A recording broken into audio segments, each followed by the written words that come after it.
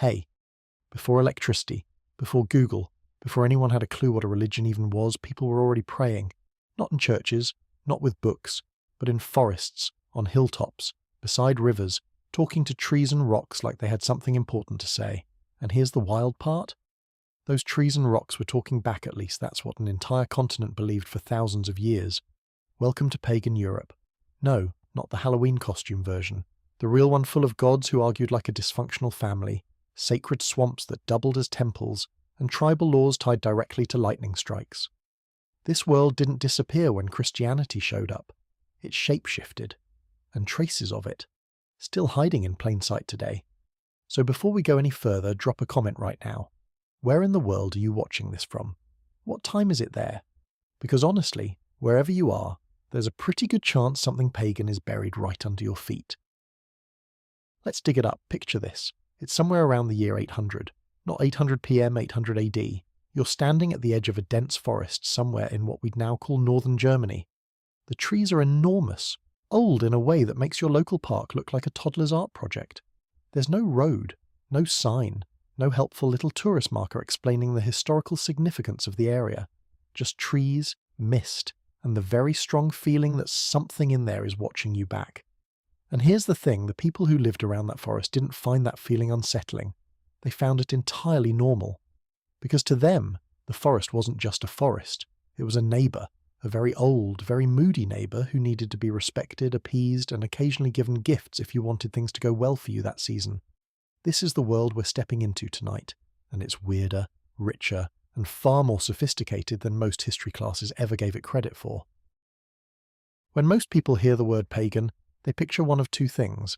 Either they imagine some kind of vague fantasy setting robes, firelight, chanting, or they picture something primitive, crude, pre-Enlightenment in the most dismissive sense of the word, the idea being that before Christianity swept through Europe, people were basically fumbling around in the spiritual dark, making things up as they went, scared of thunder and appeasing rocks, which is a wonderfully condescending interpretation that also happens to be almost entirely wrong. The spiritual systems that existed across pre-Christian Europe weren't accidents. They weren't superstition dressed up as religion. They were sophisticated, internally consistent worldviews built and refined over centuries, sometimes millennia, by people who were paying extremely close attention to the world around them. They just happened to be paying attention to very different things than we do now. The question at the heart of all of this is actually a fascinating one, and it doesn't get asked nearly enough. How do you build a religion without a book? No scripture, no centralized doctrine, no official council deciding what's theologically correct. How does a belief system sustain itself, grow, pass down meaning across generations, when there's no written manual to refer back to? Because the peoples of pre-Christian Europe, the Celtic tribes scattered from Ireland to Anatolia, the Germanic and Norse communities across Scandinavia and the northern plains, the Baltic groups clinging to their traditions longer than almost anyone else on the continent, none of them had sacred texts in the way we typically imagine them.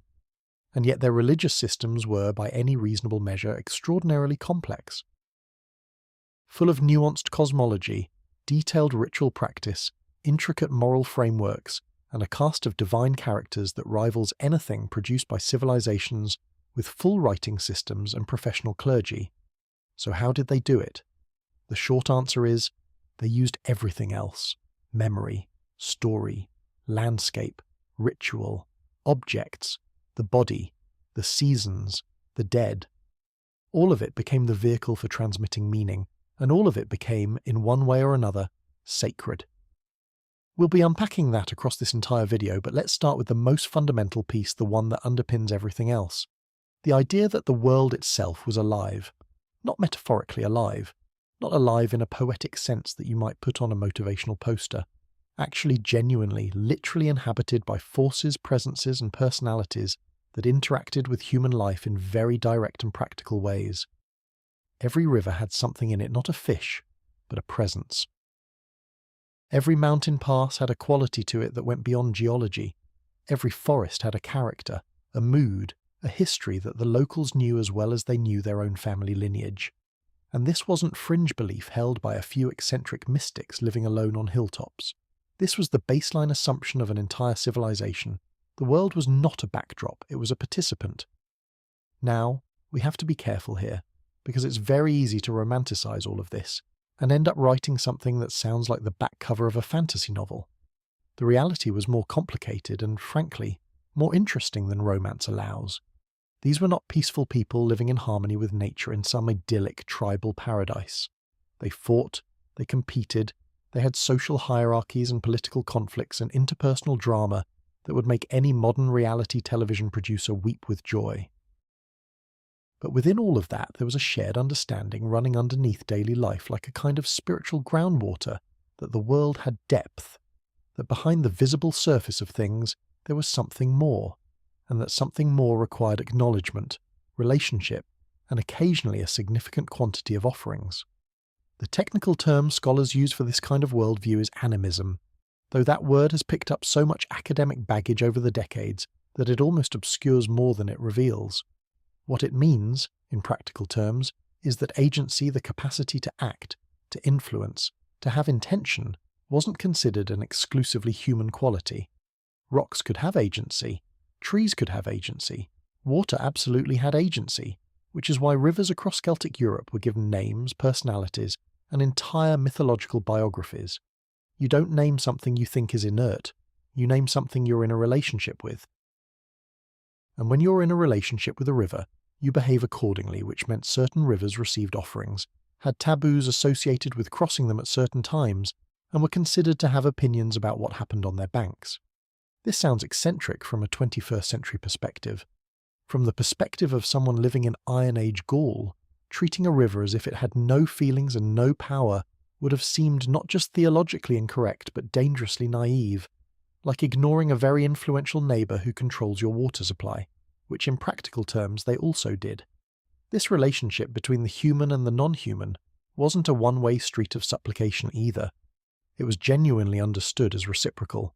You gave something, the forces around you gave something back. You maintained the relationship, and the relationship maintained you. Fail to keep up your end, skip a festival, neglect a ritual, build something in the wrong place, and things started going wrong in ways that felt distinctly personal. A bad harvest wasn't just weather. A disease spreading through a village wasn't just bacteria, a concept they didn't have, obviously, but still. These events were interpreted as ruptures in a relationship that needed repairing, which practically speaking gave people both a framework for understanding misfortune and a sense of agency in responding to it. You couldn't stop rain by praying to a monotheistic God who controlled all things, but you could absolutely renegotiate your standing with the spirit of the particular river that had been flooding your fields. That's actionable. That's a theology built for actual use. What makes this especially interesting is how it shaped the relationship between religion and daily life. In most modern conceptions of religion, there's a fairly clear boundary. Church is one thing, Tuesday afternoon is another. You might carry your beliefs into your Tuesday, but the sacred and the mundane occupy different categories. In pagan Europe, that boundary didn't exist in any meaningful way. Sacred time and ordinary time overlapped constantly. Every meal was potentially a ritual. Every journey required acknowledgement of the powers at work along the route. Every season brought obligations that were simultaneously agricultural and theological. The planting of crops wasn't just farming, it was a negotiation with the forces of growth. The harvest wasn't just collecting food, it was the conclusion of a relationship that had been carefully tended all year. Work and worship weren't separate categories. They were the same category, operating at different volumes. This is part of why the question, what did pagans believe, is so difficult to answer neatly. It's a bit like asking what water tastes like to a fish. The belief system wasn't a discrete set of propositions you held in your head. It was the texture of reality itself, experienced continuously through everyday actions. You didn't practice your religion the way you might schedule a yoga class. You were living inside it all the time, whether you were threshing grain, crossing a river, giving birth, or negotiating a trade deal. All of it was threaded through with meaning that connected back to the larger animated world. Now let's talk about geography, because the sheer scale of what we're covering matters. Pre-Christian European religious traditions weren't a single thing. With regional variations, they were a collection of genuinely distinct systems that shared certain deep family resemblances, like cousins who grew up in different countries. In the far northwest, you had the Irish and their extraordinarily rich mythological tradition, full of divine races and heroic cycles that were eventually written down by Christian monks with, one suspects, considerable editorializing. Across the water in Britain, the traditions were related but distinct, complicated further by successive waves of migration and invasion. On the continent, Celtic-speaking peoples had spread across an enormous swathe of territory, from modern-day Spain through France and into Central Europe and beyond, each regional group maintaining its own local variations while sharing broader cultural patterns. Further north and east, Germanic-speaking groups occupied an expanding territory, and their religious practices, while related in deep structural ways to the Celtic material, had their own character and their own cast of divine personalities.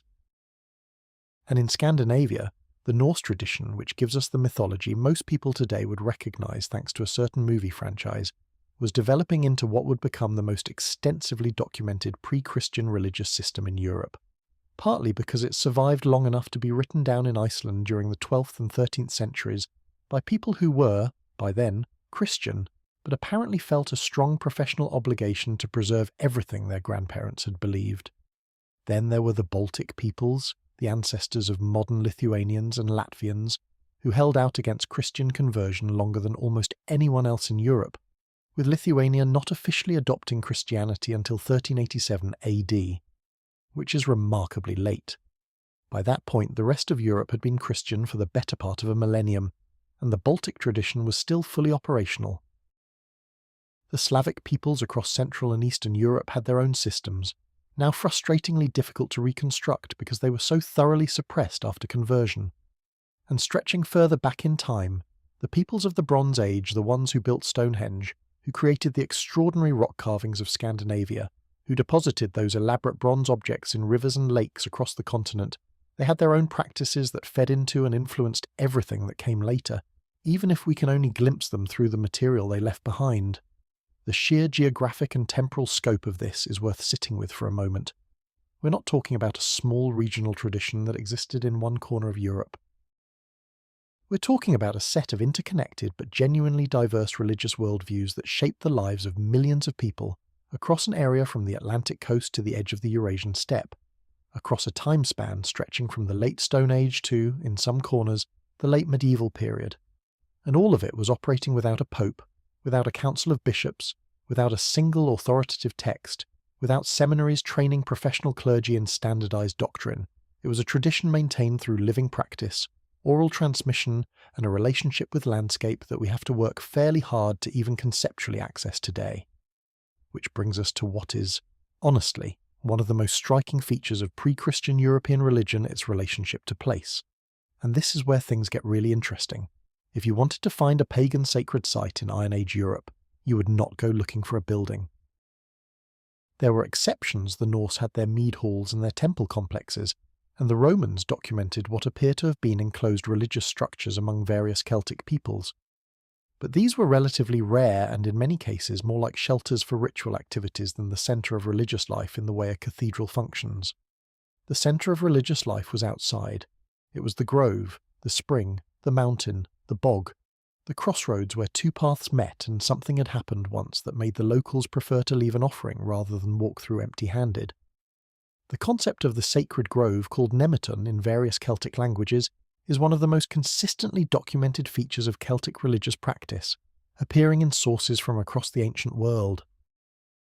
Greek and Roman writers who encountered Celtic peoples were often struck by the importance of these wooded sanctuaries, describing them with a mixture of curiosity and something that reads very much like unease.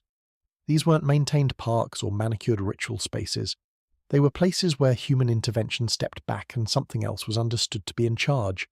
Certain trees would be marked, certain clearings maintained, certain features of a particular stone, a spring, an old hollow in the earth would be the focus of activity.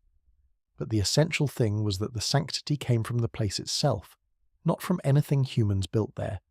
This is a genuinely different theological model than most Western religious traditions operate on. In the Abrahamic faiths, sacred space is typically created through human action consecration, construction, ritual dedication. The building makes the space holy. In the pagan European model, the relationship was often reversed. The place had inherent qualities that humans recognized and responded to. You didn't sanctify the grove, The grove had always been what it was. Your job was to notice it, honour it, and behave appropriately within it. The distinction sounds abstract, but it has enormous practical implications. It means that sacred sites couldn't simply be relocated or replaced. You couldn't just build an equivalent grove somewhere more convenient. The specificity of place was the whole point. This particular hill, this particular spring, this particular bend in the river, not a similar one elsewhere. This one. The practical upshot of this was that sacred landscapes were extraordinarily diverse and locally specific. A tribe in what is now southwestern France would have their own set of significant places, springs that were sacred to them, passes that required acknowledgement, natural features that carried ritual meaning, and these would be entirely different from the sacred geography of a group 100 miles away, even if the two groups shared a language and a general religious framework.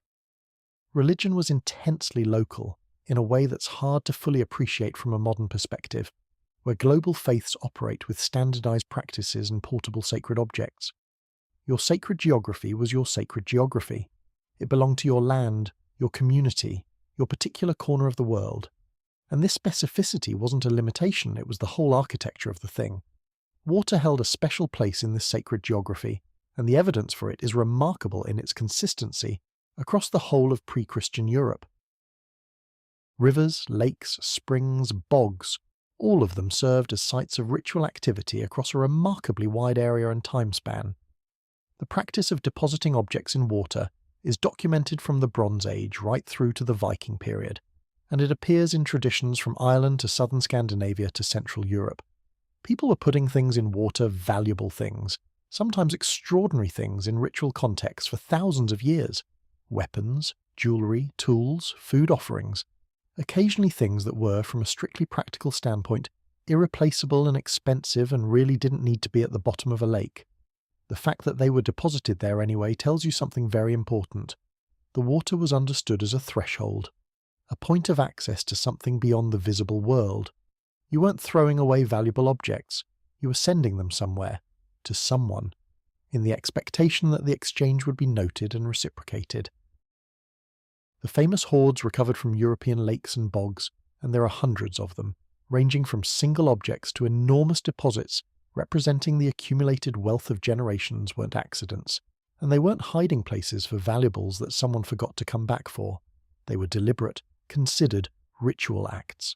The careful deposition of significant objects at significant places in the context of ongoing relationships with the forces understood to inhabit those waters. Some of the objects show evidence of having been deliberately damaged before being deposited, swords bent, shields crumpled, high-quality metalwork carefully broken. This killing of objects is interpreted by scholars as a way of transferring them fully into the other realm, making them unusable in the human world and therefore fully available to wherever they were being sent, which is, if you think about it, a very sophisticated theological concept expressed through a very direct material action. The bogs of northern Europe deserve their own extended consideration, partly because they're so atmospherically dramatic and partly because they've preserved things that simply don't survive anywhere else. The chemistry of bog water, highly acidic, low in oxygen, creates conditions that can preserve organic material for thousands of years with extraordinary fidelity, which is how we have, in museums across Scandinavia and the British Isles and the Netherlands, examples of what are called bog bodies, human remains, sometimes extraordinarily well preserved, that were placed in bogs in the Iron Age and survived intact into the modern era. The most famous is probably Tollen Man, found in Denmark in 1950, so well preserved that the initial report described him as if he were a recent crime victim, rather than a person from the 4th century BC. His face, his stubble, even the rope that had been used to end his life, all of it there, 2,500 years later. Which is, depending on your frame of reference, either a remarkable triumph of preservation chemistry or extremely unsettling, and honestly probably both. The interpretation of bog bodies is contested and nuanced, and we should be careful not to flatten it into a single tidy narrative. What we can say with reasonable confidence is that many of these individuals were placed in bogs deliberately, in what appear to be ritual contexts, often with evidence of careful preparation. Some show signs of having been given significant quantities of food before death. Some were killed in multiple ways simultaneously, a fact which scholars interpret as deliberate overkill for ritual purposes, rather than a simple execution. Many were placed with specific objects, and the bogs themselves, as liminal zones between land and water, between the world of the living and whatever lay beneath the surface, were evidently understood as appropriate places for significant transactions. Whether every bog body represents what scholars call a ritual killing, or whether some were criminals or outcasts deposited in a way that marked their removal from society, or whether the reality is more complex than either category, captures all of that remains debated. But the bogs were clearly special. They occupied a peculiar sacred category in the mental landscape of these communities. Springs were the other great focus of water-based sacred activity, and here the evidence is so consistent and so widespread that it's almost impossible not to be impressed by the sheer persistence of the tradition. Sacred springs appear in the record from the Bronze Age onward, consistently associated with healing, with prophecy, with the boundary between the human world and something else. The Celtic goddess Sulis, whose sacred spring at Bath in what is now England was one of the most extensively developed religious sites in pre-Roman Britain, survived the Roman conquest not by being suppressed, but by being incorporated. Sulis became Sulis Minerva, a neat theological negotiation that let both sides feel they'd gotten something out of the deal.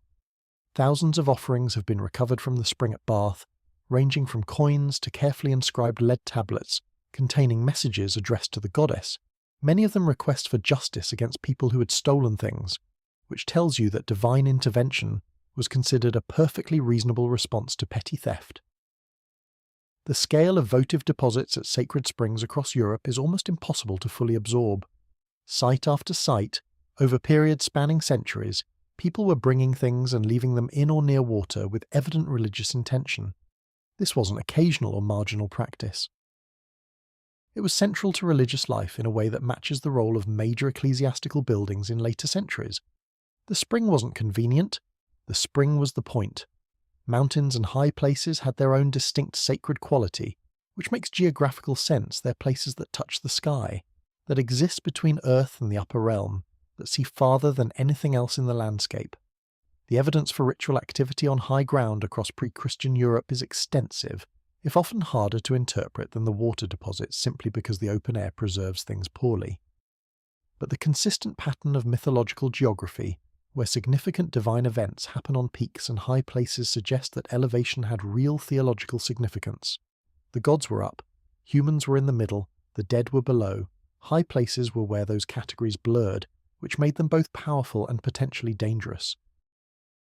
You went to the mountaintop when you needed access to something that wasn't available at sea level: forests, and we need to appreciate that much of pre-Christian Europe was far more heavily forested than it is today, occupied a category all their own. The forest in the ancient European imagination was simultaneously the most normal and the most uncanny of environments.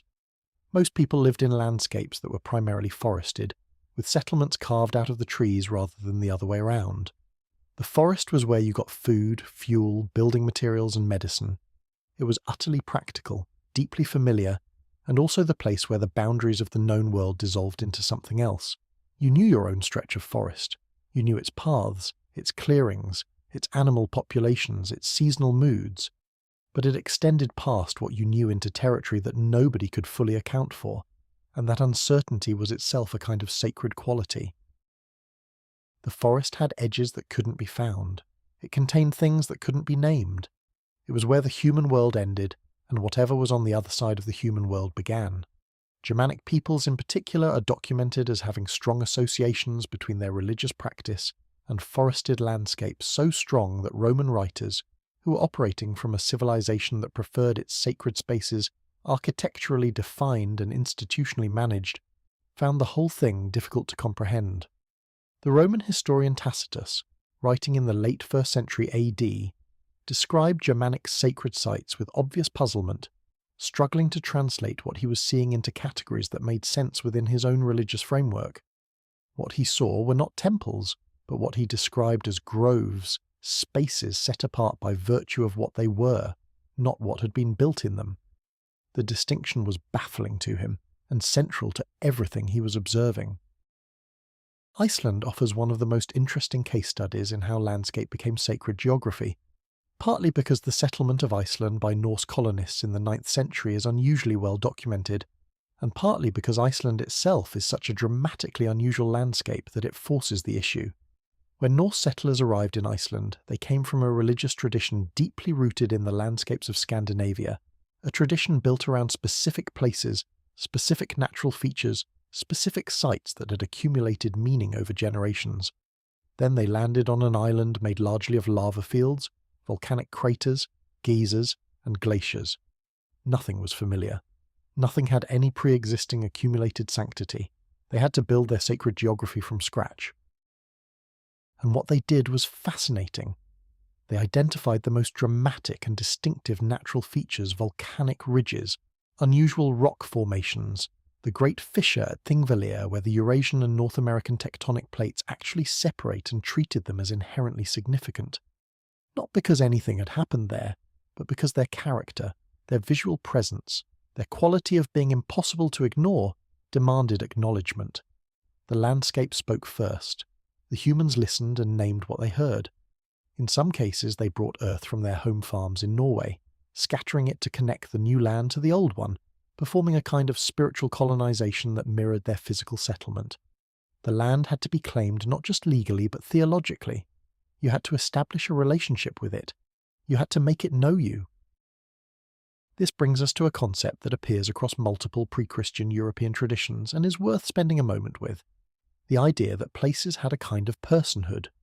Not just spiritual presence, but genuine individuality. The Irish concept of the tuath.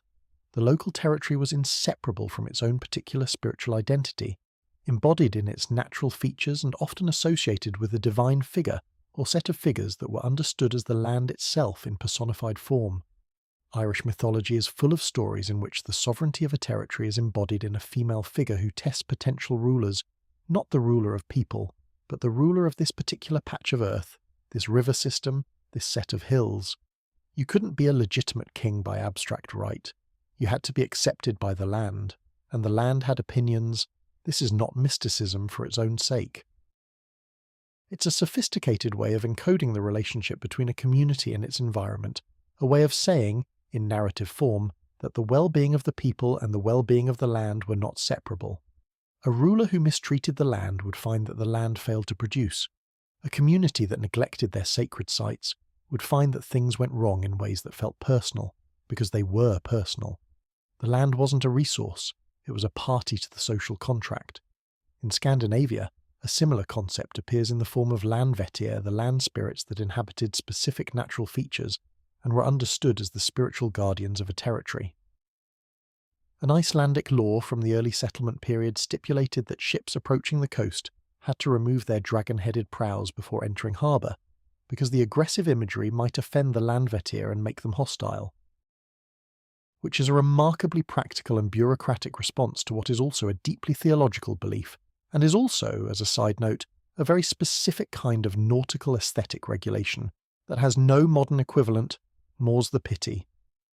The four landvettir of Iceland, a bull, an eagle, a dragon, and a giant, still appear on the Icelandic coat of arms, which is perhaps one of the most elegant examples of pagan symbolism quietly surviving into the modern era while everyone politely pretends it isn't.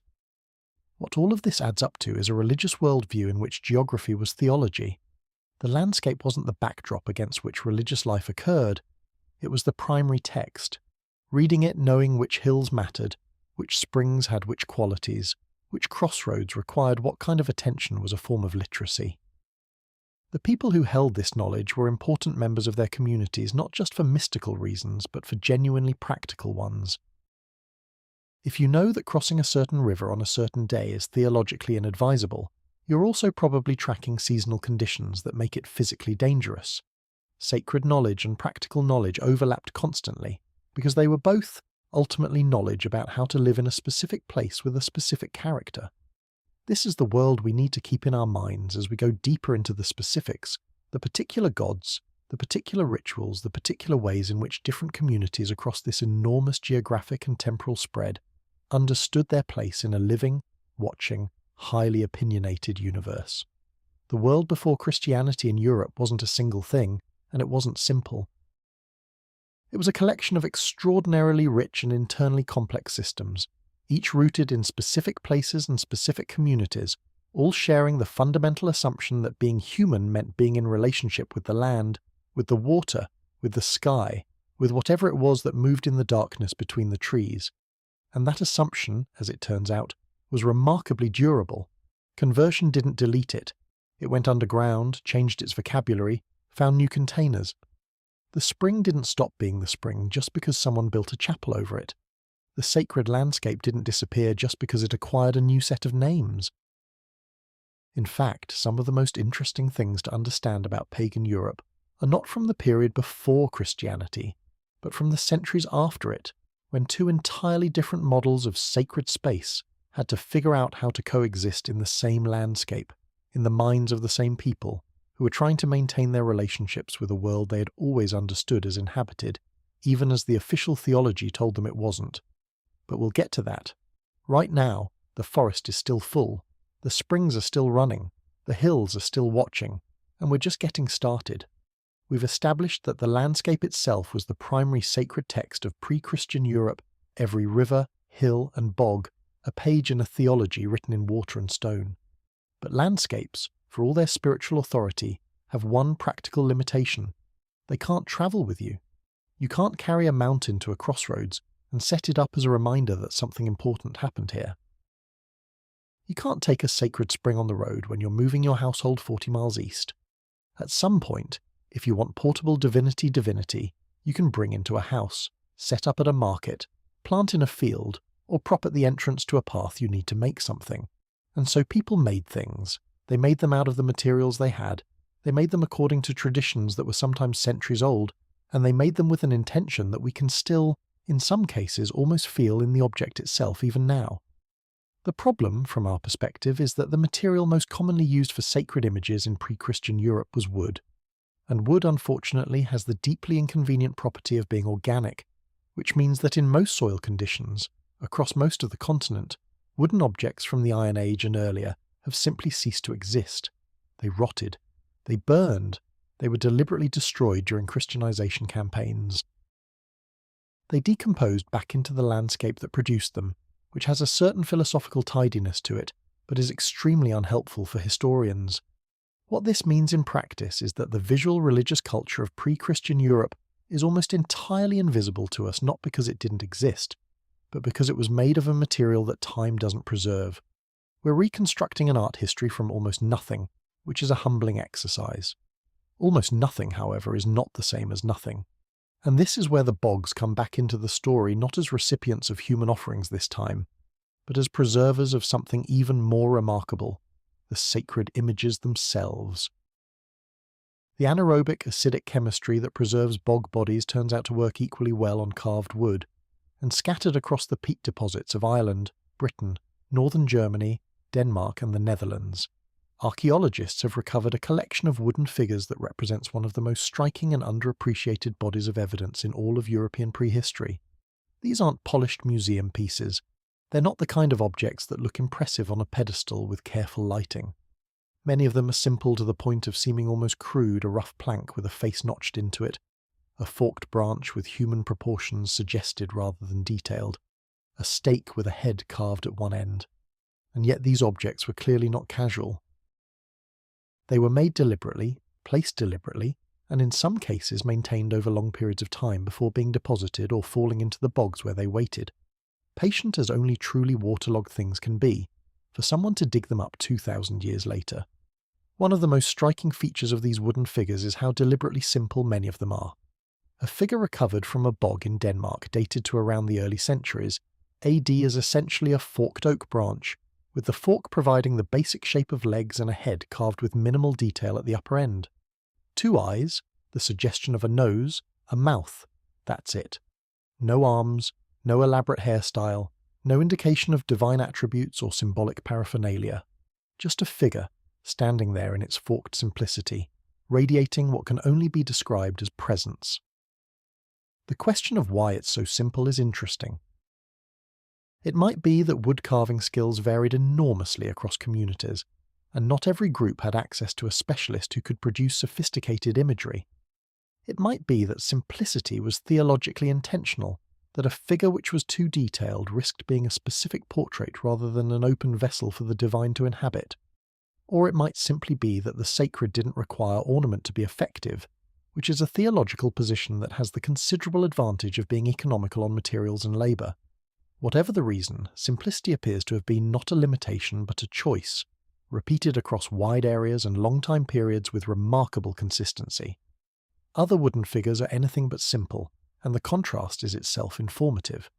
At sites associated with healing springs and wells, places where people came with specific requests and specific problems, the wooden imagery is often far more carefully worked. Faces are individualized. Bodies are proportioned with attention to anatomy. In some cases, figures have been carved to represent specific body parts, a leg, an arm, an eye in what is clearly a votive tradition. You dedicate an image of the afflicted part to the deity of the healing spring in the hope that the deity will attend to the problem. This was a practice the Romans formalized extensively, and the extraordinary collections of votive body parts recovered from certain healing shrine sites across Europe suggest that it was widely popular across different cultural traditions. People were, in a very literal sense, submitting help requests in sculptural form, which has a certain direct and practical appeal. No ambiguity about what you're asking for. You show the spring exactly what needs fixing. The spring presumably gets the message. The stylistic diversity in these wooden figures is one of the most telling things about them. There is no single canonical style, no universal representation of the divine that appears consistently across the whole of pre-Christian Europe, the way, say, the image of a saint tends to follow recognizable conventions within Christian art. Each regional tradition, each community, seems to have maintained its own visual vocabulary for the sacred, its own way of carving a face, its own conventions about scale and proportion, and whether a figure needed to look like a human at all. Some figures are clearly anthropomorphic, human-shaped, with human features, human posture.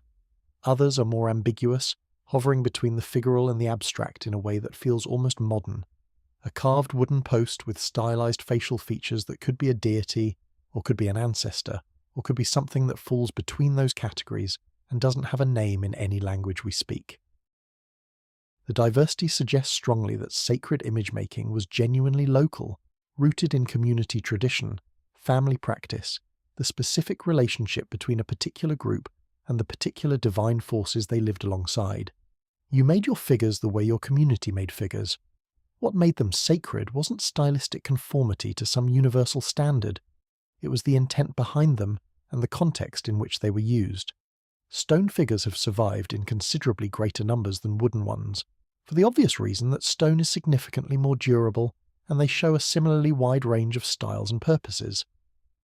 The stone warriors of Central Europe monolithic carved figures, typically male, typically armed, found in burial contexts across a broad area from the Rhineland to the Balkans, represent one of the most consistent and widespread traditions of sacred sculpture in pre-Christian Europe. These are imposing objects, life-sized or larger, carved with careful attention to weaponry and equipment, set up at graves or boundaries or important landscape features in a way that makes their function as markers of significant space unmistakable. They weren't decorative. They weren't portraits in any modern sense. They were presences placed at points in the landscape that required a presence guardians of the threshold between spaces, between states, between the living and the dead. The double-headed figures deserve particular attention because they appear across a surprising range of European traditions and carry with them a specific set of meanings that are worth unpacking. Two faces looking in opposite directions simultaneously inward and outward, past and future, the world of the living and the world of the dead. This is a theological statement carved in stone. The deity or spirit represented in this form is one that stands at transitions, that occupies the in-between, that can see both ways at once. Crossroads figures with this double aspect quality appear in Celtic contexts, in Germanic ones, in Slavic traditions, and they echo the much better documented Roman Janus, the two-faced god of thresholds, whose name gives January its name in the modern calendar. The consistency of this image across unrelated or only distantly related traditions suggests that it's responding to something fundamental in the logic of sacred space. The places between places require guardians who belong to neither side, who can operate in both directions simultaneously. The crossroads deity, wherever you find it, is the one you address when you're in transition-changing states, moving between worlds, carrying something from one condition to another, which, when you think about it, describes a significant proportion of human experience. Boundary markers more generally were a significant category of sacred objects, and understanding them requires appreciating how differently space was categorized in pre-Christian European thought. The boundary between your territory and your neighbors wasn't just a legal line. It was a threshold with its own quality, its own requirements, its own potential dangers. Crossing it required awareness, sometimes required acknowledgement of the forces that operated at that specific transition point. Carved posts, standing stones, and other markers at field boundaries, path junctions and territorial edges weren't simply property markers in the modern legal sense, they were also declarations of relationship. This space is known, this threshold is watched. The forces that operate here have been acknowledged. Anyone moving through this point has been formally introduced, in a sense, to the local sacred geography. The practice of setting up figures at doorways and house entrances extends this same logic into domestic space. The threshold of a house was understood as a genuinely significant transition point, not just architecturally but spiritually. Something watched over the doorway. Something needed to be present that would mediate between the interior world of the household and whatever was outside it. Across a wide range of European traditions, doorways received special attention.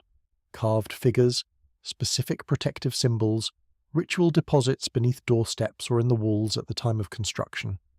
Building a house wasn't just a construction project. It was the establishment of a protected space within the larger animated world, and the boundaries of that space required deliberate spiritual attention. The household gods of Roman tradition, those small figures you might have seen in a museum case somewhere, looking slightly self-important, are part of the same broad pattern. The divine didn't only inhabit dramatic natural features, it also lived in the corner of your kitchen, watching the cooking fire with what one hopes was approval. The relationship between sacred images and the communities that made and used them was dynamic rather than static. These were not objects to be admired at a distance. They were things to be addressed, maintained, moved, and sometimes argued with.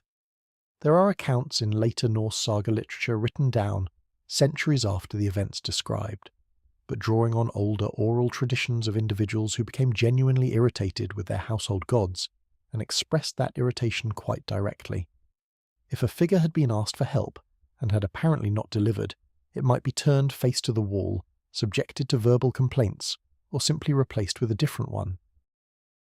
This was not disrespect so much as the natural behaviour of someone in a practical relationship. You don't maintain a polite fiction when your negotiating partner hasn't held up their end. The theology of reciprocity that underpinned the entire worldview meant that sacred figures were participants in exchanges, and participants who didn't perform could reasonably expect feedback, which is admittedly a more transactional approach to religion than most modern traditions would endorse, but it has the merit of clarity. The transmission of knowledge about how to make and use these objects was entirely oral and entirely local. There were no sacred image guilds, no standardized manuals, no ecclesiastical oversight ensuring that your figure was theologically correct. The knowledge lived in families, in communities, in the continuous practice of making and placing and using. A grandmother showed a grandchild. A community specialist, someone who had developed a particular skill or a particular relationship with the figures they made, passed on what they knew to an apprentice. When communities were disrupted by war, by migration, by disease, this knowledge was disrupted too, sometimes catastrophically. And when Christianity arrived with its own iconographic tradition, and its own very specific ideas about what sacred images should look like, the indigenous tradition of image-making was squeezed between displacement and adaptation, slowly losing ground over generations until it survived primarily in folk practices, in the continued use of protective symbols at doorways, in the small figures sometimes found tucked into the walls of old buildings during renovation, hidden but not entirely gone. The sheer number of small votive figurines recovered from across pre-Christian Europe in metal, as well as wood and stone, suggests that sacred image-making was a genuinely widespread domestic practice, not confined to official religious sites or specialist practitioners. Tiny bronze figures, miniature versions of weapons and tools, small clay images, all of these appear in quantities that indicate regular personal religious practice at a household level. People made and kept and used their own small sacred objects in ways that never showed up in any official religious context, because they weren't part of official religious practice.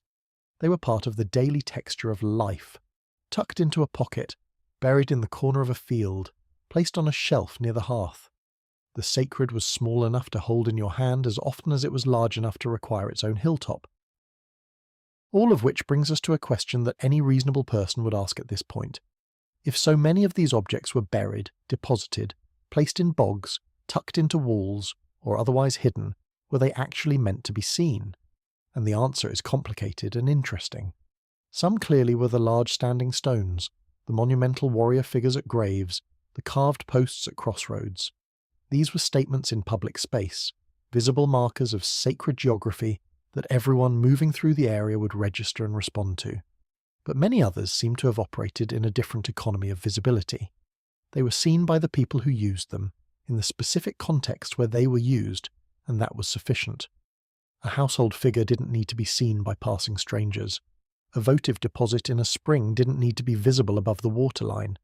The point wasn't display, it was contact.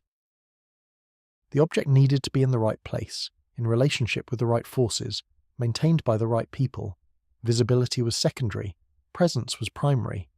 This distinction matters because it upends the assumption that religious significance requires public spectacle. Much of the most intense religious life in pre-Christian Europe was intimate, private, conducted between small groups or individuals and the specific figures and places that formed the core of their particular sacred world. The dramatic public rituals certainly existed, we'll get to those. They were genuinely impressive, but underneath the public layer was a continuous, quiet, private practice that was in many ways the actual engine of the belief system. The figure you talked to in the morning before you started work, the threshold you acknowledged when you left the house, the small offering you left at the spring on the way to market, none of it spectacular, all of it sustained. The ancestors occupied a space in this world that we need to understand properly to grasp what came next. The burial mounds, the great earthworks, the entire material and theological apparatus that pre-Christian Europe built around its dead. And to understand the ancestors' role, you need to let go of the modern separation between the living and the dead as absolute categories. In pre-Christian European thought, death was a transition rather than a termination. The dead went somewhere, and where they went was not necessarily far away. In fact, for many communities, the dead remained essentially local. They inhabited a parallel layer of the same landscape, accessible under specific conditions, at specific times and places through specific means. They had opinions about what happened among the living. They could be consulted. They could be offended. They required maintenance. This is not a morbid theology. It's actually a deeply communitarian one, a theology in which community extends across the boundary of death, and includes people who are no longer biologically present, but remain socially active in meaningful ways.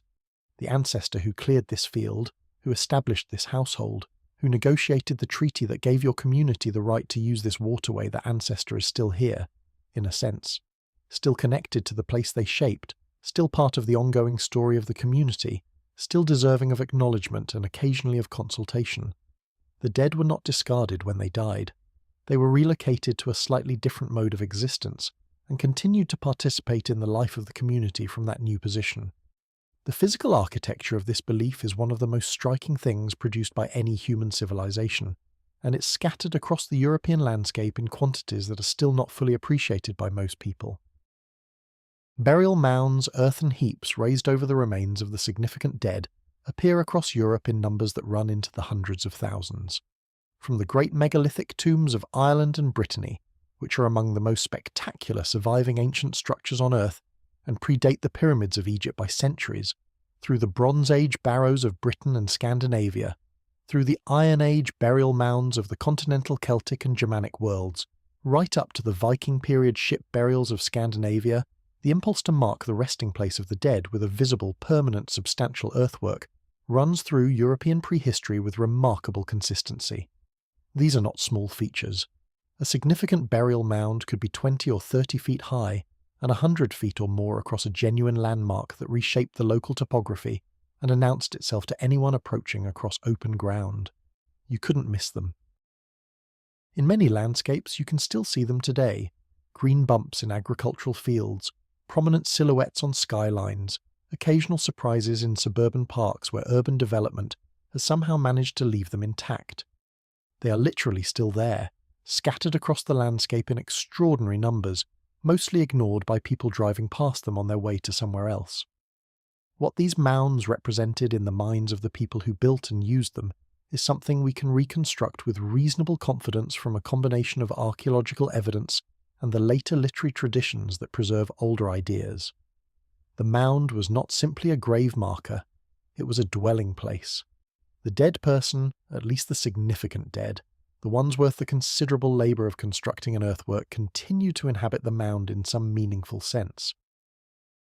In Irish tradition, the great prehistoric megalithic tombs were understood in later mythology as the dwellings of the Tuatha De Danann, the divine race that had inhabited Ireland before the coming of mortals, and had retreated underground rather than disappearing entirely. The Passage Tomb at Newgrange, that astonishing Neolithic structure on the Boyne River, whose main passage aligns with the winter solstice sunrise, was called Brú na Boyne, in Irish tradition the dwelling of the god Dagda, not the tomb of the god, the dwelling. The god was understood to be in residence. The structure was still occupied, in the most significant possible sense of that word. This idea that the mounds were inhabited rather than merely commemorative had practical implications that shaped how people interacted with them for thousands of years after they were built. The mound wasn't a place you visited to remember someone. It was a place where you could potentially communicate with whoever was inside if you knew the right approach and had the right reason. Certain times of year, particularly the great seasonal transitions, the boundaries between summer and winter, between the growing season and the dead months, were understood as periods when the boundary between the world of the living and the world within the mounds became permeable. During these liminal times, it was possible to encounter what lived inside. Not as a frightening thing necessarily, though it could certainly become that if you were careless, but as a genuinely available communication, a moment when the dead were close enough to hear, and sometimes to answer. The most extensively documented version of this in Irish tradition is the festival of Samhain, celebrated at the end of October, the boundary between the harvest season and the dark half of the year, which most people today know in its heavily commercialised descendant form as Halloween. At Samhain, the mounds opened, the inhabitants moved, the boundary became negotiable. This wasn't understood as a supernatural intrusion into ordinary reality. It was the periodic normalisation of a relationship that was always present but usually more discreet. The dead were always there. At Samhain, they were just more visible. You left food out. You were careful about where you went after dark. You acknowledged the presence of the community that extended beyond the living, because they were your community too. The modern Halloween tradition of leaving out candy for whatever knocks on your door is, if you want to push the genealogy fairly hard, not entirely disconnected from this, though the theological framework has admittedly undergone some significant revision. In Scandinavia, the relationship between the living and the mound-dwelling dead found its most vivid expression in the practice of Hagbua mound-dwellers, figures described in the saga literature as the continuing inhabitants of burial mounds, powerful and sometimes dangerous presences who retain the personality and the concerns of the individual buried within. A Norse chieftain buried in his mound with his weapons and his wealth was not absent. He was just in a different room. He still had opinions about what happened to his land, his family, his reputation. Disturbing the mound without appropriate reason and approach could provoke a response that you would find significantly unpleasant.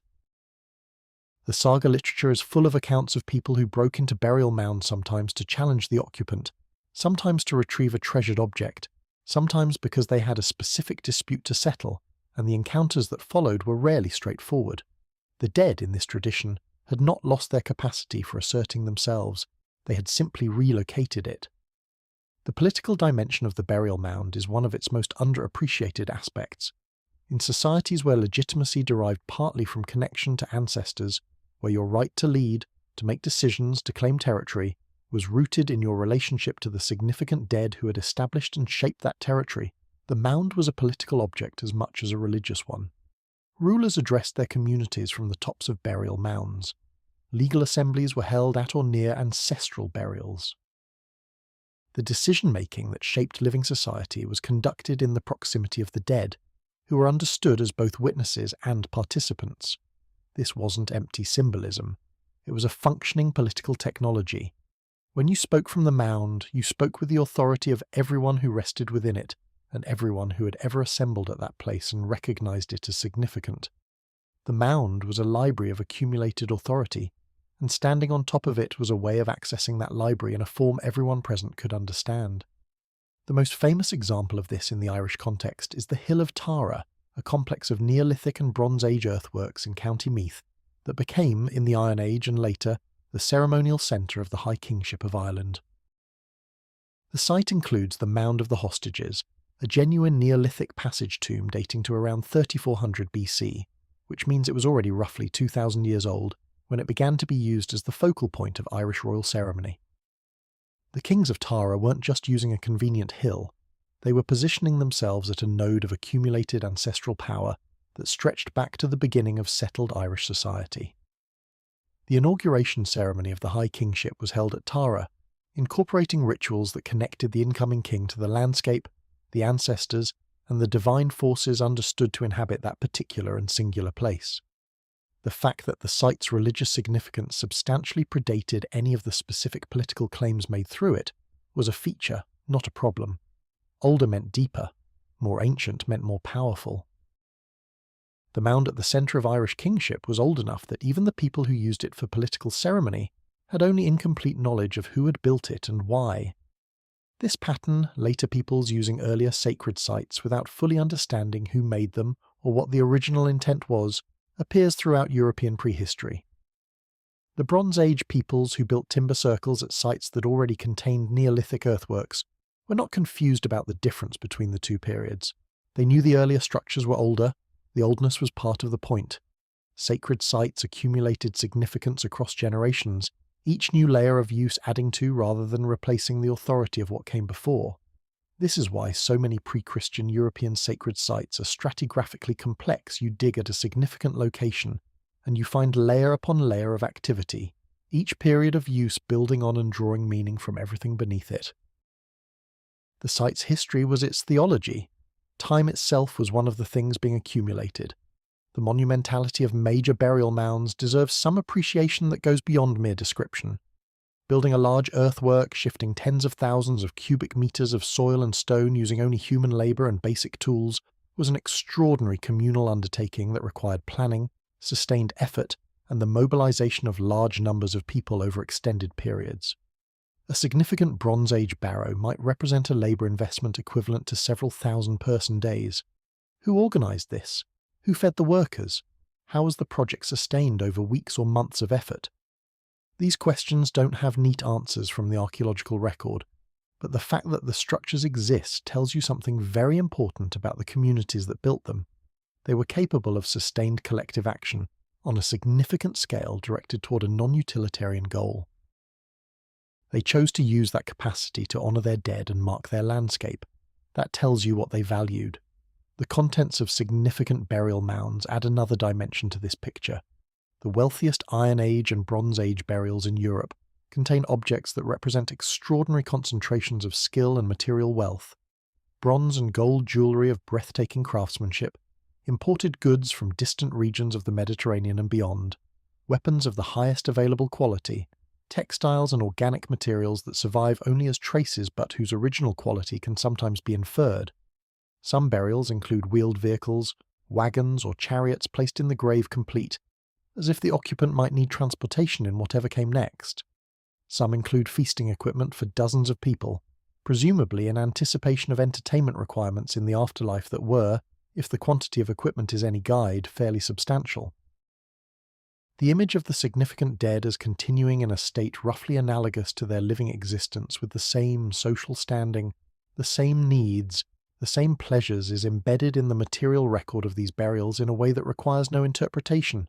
It's just there, in the objects themselves.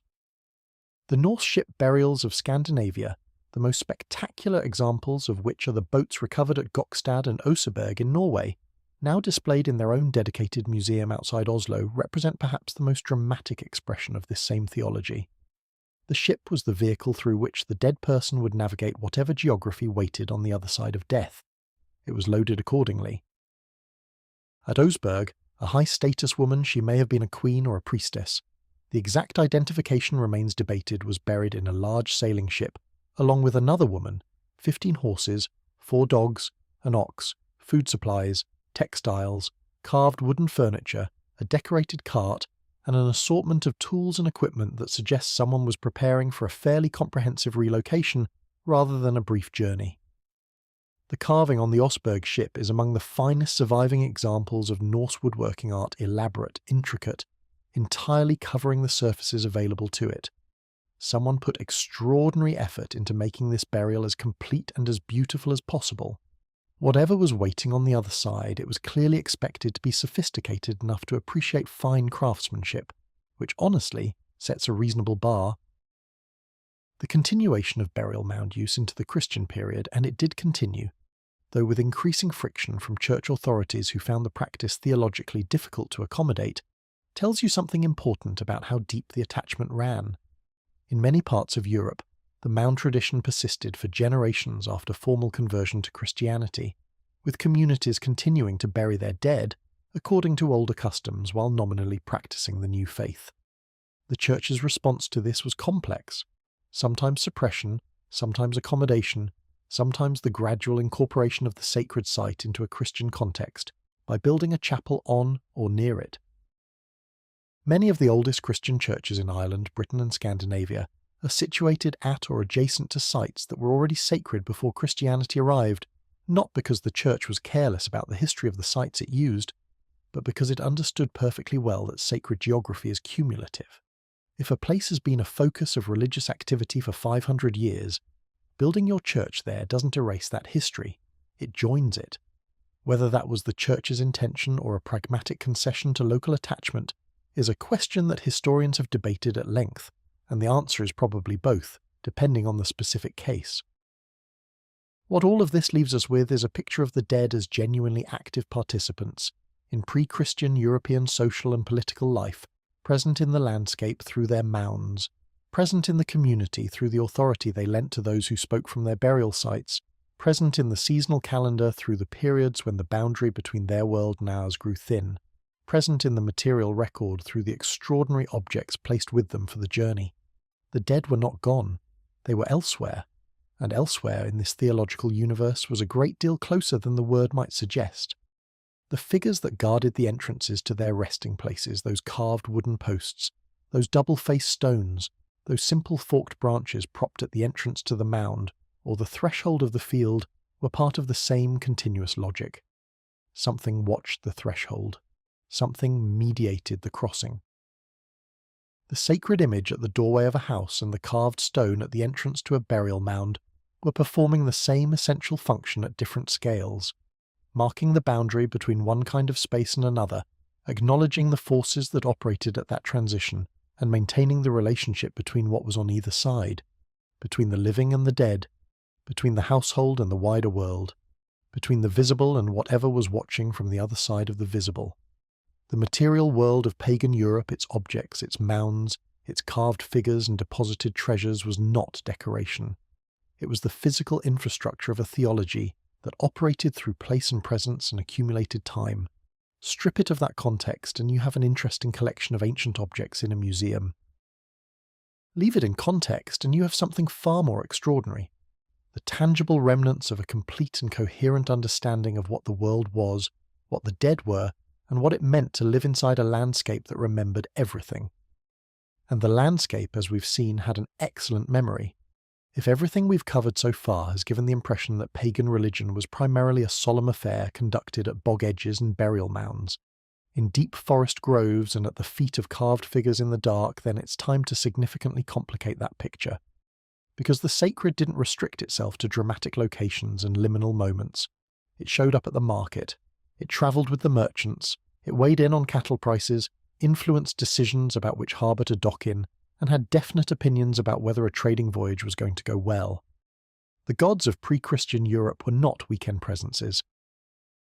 They were full-time participants in economic life, and the people who moved goods, negotiated prices, and extended credit across the ancient European world treated them accordingly with the kind of practical, ongoing attention you'd give any business partner whose goodwill you couldn't afford to lose. The idea that religion and commerce were separate spheres of human activity is, historically speaking, a fairly recent and geographically specific notion. For most of human history, and across most of the world, the sacred and the economic were deeply intertwined. not because ancient people were confused about the difference, but because they understood something that tends to get lost in modern, secular economic frameworks, that trade involves trust, risk, and outcomes that can't be fully controlled, and that in a world understood as animated by divine forces, you didn't approach any of those things without acknowledging the relevant parties. A merchant crossing unfamiliar territory, dealing with people whose languages he barely spoke, extending goods on credit to strangers he might never see again, that was an enterprise with a lot of moving parts, many of them invisible, and the invisible ones required attention just as much as the logistical ones did. The Norse trading world offers some of the most vivid evidence for this integration of religious practice into commercial life, partly because the Old Norse sources are relatively extensive and partly because Norse merchants ranged so far and traded with so many different cultures that their religious practices in foreign contexts were sometimes noticed and recorded by observers who found them notable. The Arabic writer Ahmad ibn Fadlan, who encountered a group of Norse traders on the Volga River in the early 10th century AD and wrote about them with the meticulous curiosity of someone who had clearly never seen anything quite like this before, provides one of the most remarkable eyewitness accounts of ancient religion in action that survives from anywhere in the world. His account is specific, detailed, and written from the perspective of someone who found the practices he was observing genuinely puzzling, which makes it considerably more reliable than sources that were simply hostile. What Ibn Fadlan described was a group of traders who, upon arriving at their trading post, immediately set up wooden figures, the chief idol surrounded by smaller ones, and went directly to them before doing anything else commercially relevant. The led merchant would prostrate himself before the chief figure and make his request: good business, profitable trades, willing buyers. The specific goods he needed. This wasn't a brief formality before the real business began, it was the beginning of the real business. The religious and the commercial were not sequential activities. They were simultaneous. The divine consultation was the opening move in the trading strategy, not a separate preliminary that happened to precede it. What followed was even more revealing. If the trading went well, if prices were good, if buyers appeared, if the deals concluded favourably, the merchant would return to the figures with thank offerings. Animals, typically. The meat distributed, the blood given to the figures, the heads displayed on wooden poles set around the encampment. This wasn't a victory celebration with a vaguely religious flavour. It was the conclusion of a transaction. Something had been asked for and delivered. The other party to the agreement was owed payment, and payment was made publicly with appropriate ceremony. The merchant knew exactly what he was doing and why. The theology was clear and the accounting was precise. If, on the other hand, business was poor if buyers weren't appearing, if prices were unfavourable, if the whole expedition was turning into an expensive waste of time, which presumably happened with some regularity given the uncertainties of early medieval trade, then the merchant's approach shifted. Rather than appealing again to the chief figure, he would approach the smaller figures surrounding it. These represented, in Ibn Fadlan's account, the family and companions of the main deity subsidiary divine figures, with their own capacities and their own potential for intercession. The logic here is almost bureaucratic in its clarity. If the senior authority hasn't come through, try the associates, expand the network, see if someone in the divine entourage has influence over the specific problem you're facing. Which, when you think about it, is not entirely unlike the organizational strategy of someone working through a large institution and discovering that the person at the top is unavailable, but the person in the adjacent office might actually be able to help. The pragmatism of this approach is one of its most striking features, and it appears consistently across different pagan European traditions, not just among Norse traders on the Volga, but in Celtic contexts, Germanic ones, and across the broader world of pre-Christian religious practice. The gods were not distant abstract presences who required elaborate theological mediation. They were practical resources with specific capacities, engaged through specific requests, maintained through specific obligations. You asked for something. If it was delivered, you paid. If it wasn't delivered, you tried different channels. The relationship was ongoing, adjustable, and entirely focused on outcomes that mattered to the people involved. This is sometimes described by modern scholars with slightly uncomfortable terms like transactional religion, as if the practicality of the exchange represents a theological shallowness. But that misses the point considerably. It wasn't shallow, it was efficient. It was religion built for the actual conditions of actual life, complete with the flexibility to respond when the first approach didn't work. The market itself was a sacred space in ways that go beyond the individual merchant's private ritual practice. Across pre-Christian Europe, markets and trading fairs were frequently associated with specific times and places that carried religious significance: seasonal festivals, sacred sites, locations presided over by particular divine figures whose patronage extended over both the religious gathering and the commercial one. This wasn't accidental. The conditions that made a good market: a large gathering of people from different communities, a temporary suspension of normal hostilities to allow safe passage, a framework of trust that made exchange possible, were the same conditions that religious festivals created. And religious festivals had the additional advantage of divine sanction for the safety of participants, which in a world without effective centralized legal enforcement was not a trivial consideration.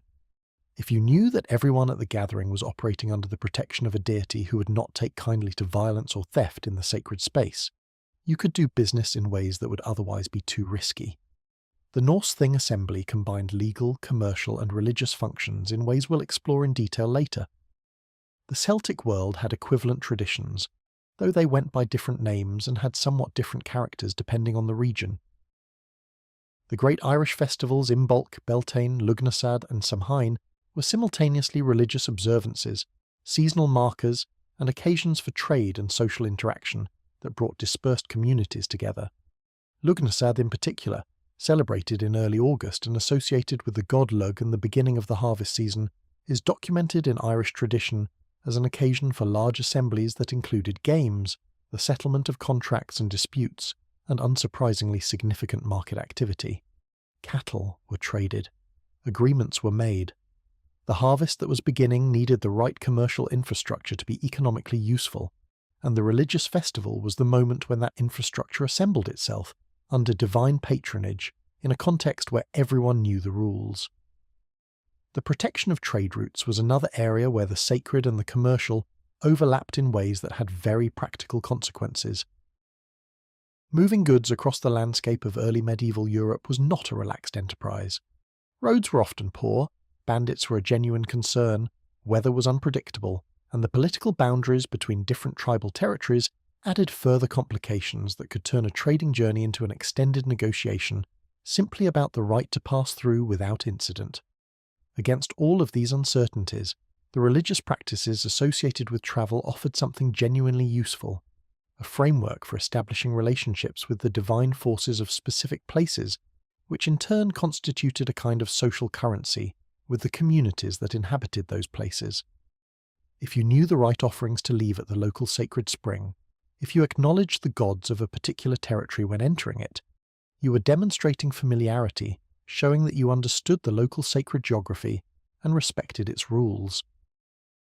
This made you legible as someone who could be trusted, at least marginally, more than an outsider who showed no such awareness.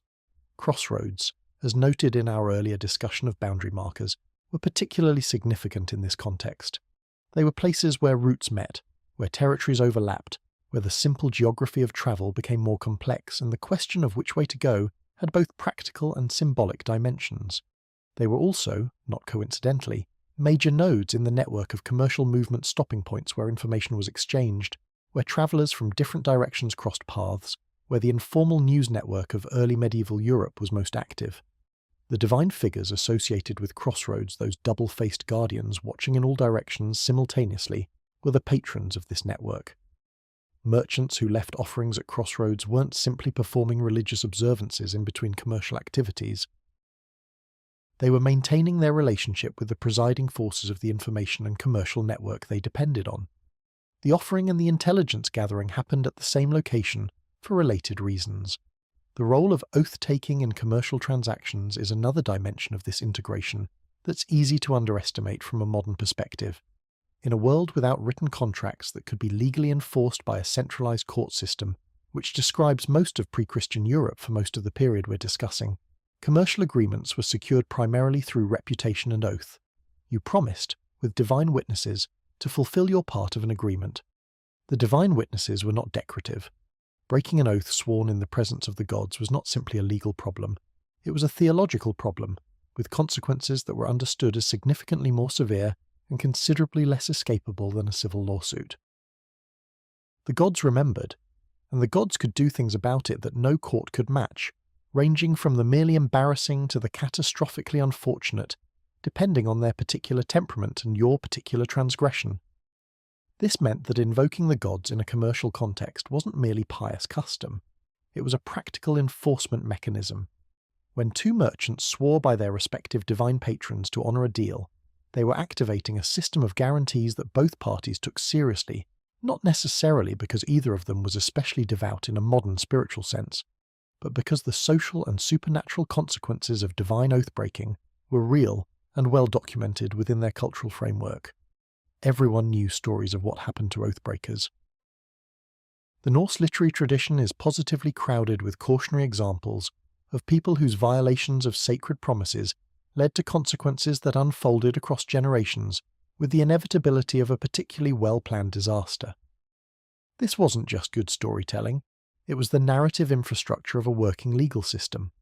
The gods associated with commerce, travel, and the maintenance of agreements were significant figures in most pagan European pantheons, though they often don't get the dramatic attention of the war deities or the creator figures. Mercury, or his various Celtic and Germanic equivalents, appears consistently across Roman period inscriptions from across Western Europe as a deity invoked by merchants, travellers, and those engaged in trade, often with a specificity about the nature of the request that tells you exactly what people thought he was for. Not a vague blessing on business generally, but specific requests. A safe journey from this point to that one, a profitable reception at a specific market, the successful conclusion of a particular negotiation. The divine was functional, specific, and practical. Nobody was going to the temple to contemplate the mysteries when what they actually needed was the wagon to get over the mountain pass before the weather changed. Mercury's Celtic equivalent, often identified with Lugh in the Irish context, was similarly multifunctional in ways that reflect the genuine complexity of the commercial world.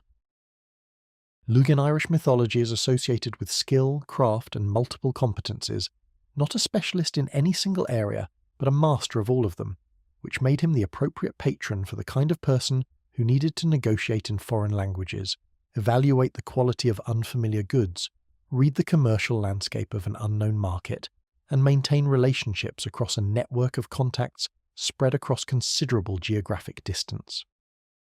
Being a successful trader in early medieval Europe required an enormous range of competencies and the flexibility to apply them across constantly changing contexts. Having a divine patron who embodied exactly that range of competencies made a kind of theological sense that maps precisely onto the practical requirements of the profession. The role of women in the religious dimensions of commercial life is often overlooked in accounts that focus primarily on the dramatic public festivals and the large-scale political assemblies. But the domestic and small-scale commercial spheres where much of the actual economic activity of daily life took place were deeply infused with religious practice that was largely managed by women, and that management was not peripheral. The household was an economic unit as much as a social one, producing goods for trade as well as for consumption, maintaining relationships with neighbouring households through networks of exchange that were simultaneously commercial and social and religious.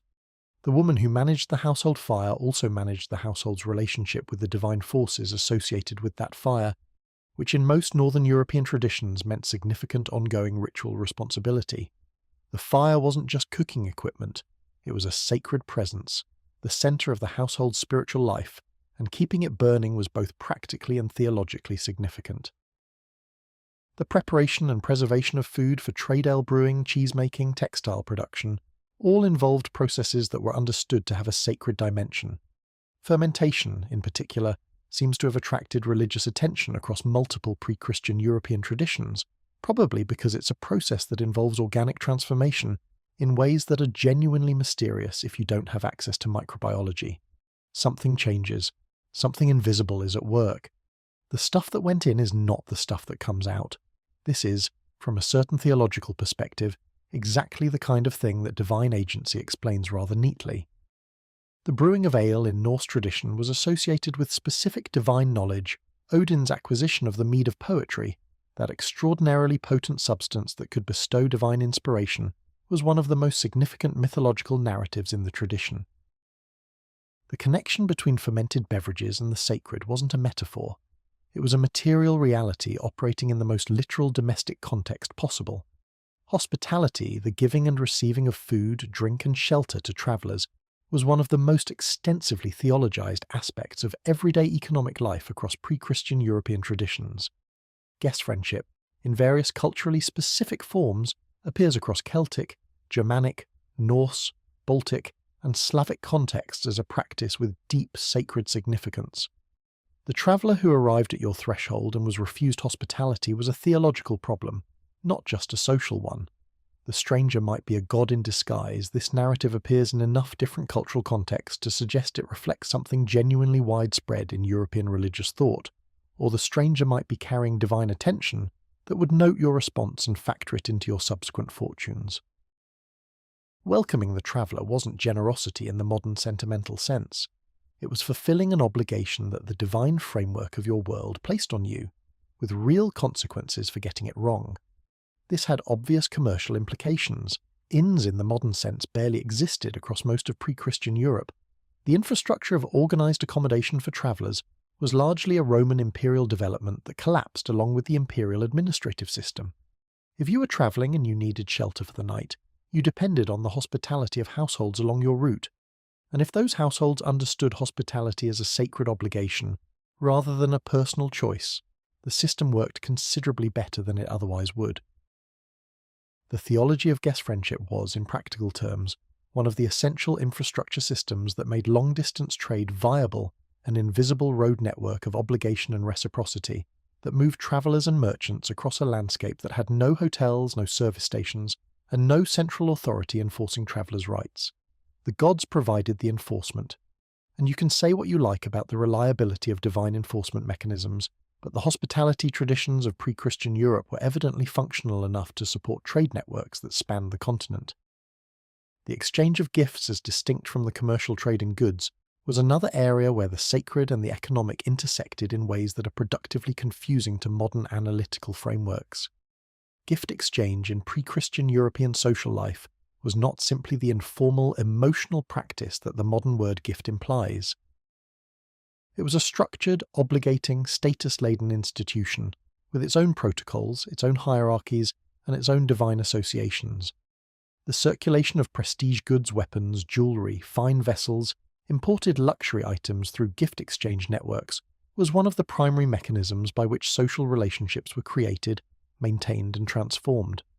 And it was explicitly religious in character, because the model for human gift exchange was the exchange relationship between humans and gods. You gave something to the divine in the form of sacrifice, votive deposit, or ritual offering, and the divine gave something back.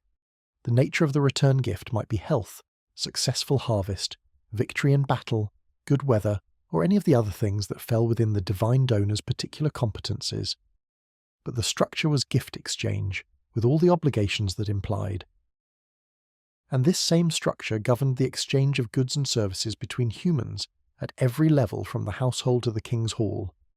When a Norse jarl gave a magnificent sword to a loyal follower, the follower owed something in return, not money, not a receipt, but allegiance, service, presence in battle, continued loyalty. The sword was not payment for services already rendered. It was the opening move in an ongoing exchange relationship. The gods and the humans were, in this sense, operating the same social technology at different scales. Gift exchange was the grammar of all significant relationships, divine and human alike. This created an interesting situation for merchants who dealt primarily in commercial exchange, the straightforward sale of goods for money or equivalent value, with no ongoing relational obligation implied. Commercial exchange and gift exchange operated according to different rules, and navigating between them required social and theological awareness. A successful merchant had to know when he was in commercial exchange territory and when he was in gift exchange territory, because treating gift exchange as commerce was an insult, and treating commercial exchange as gift exchange was, at minimum, a significant miscalculation. The divine figures presiding over these different kinds of exchange had different characters and different expectations, and getting the categories confused was the kind of mistake that tended to have consequences that significantly exceeded the value of any transaction involved. The seasonal festivals that organised the economic year were also, of course, the occasions for the most significant public religious activity of any given year and understanding them as purely religious events or purely economic ones misses the point equally in both directions. Samhain marked the end of the grazing season, when cattle were brought down from summer pastures and decisions made about which animals would be kept through the winter and which would be slaughtered now before the fodder ran out. This was an economic decision of the first importance for any pastoral community.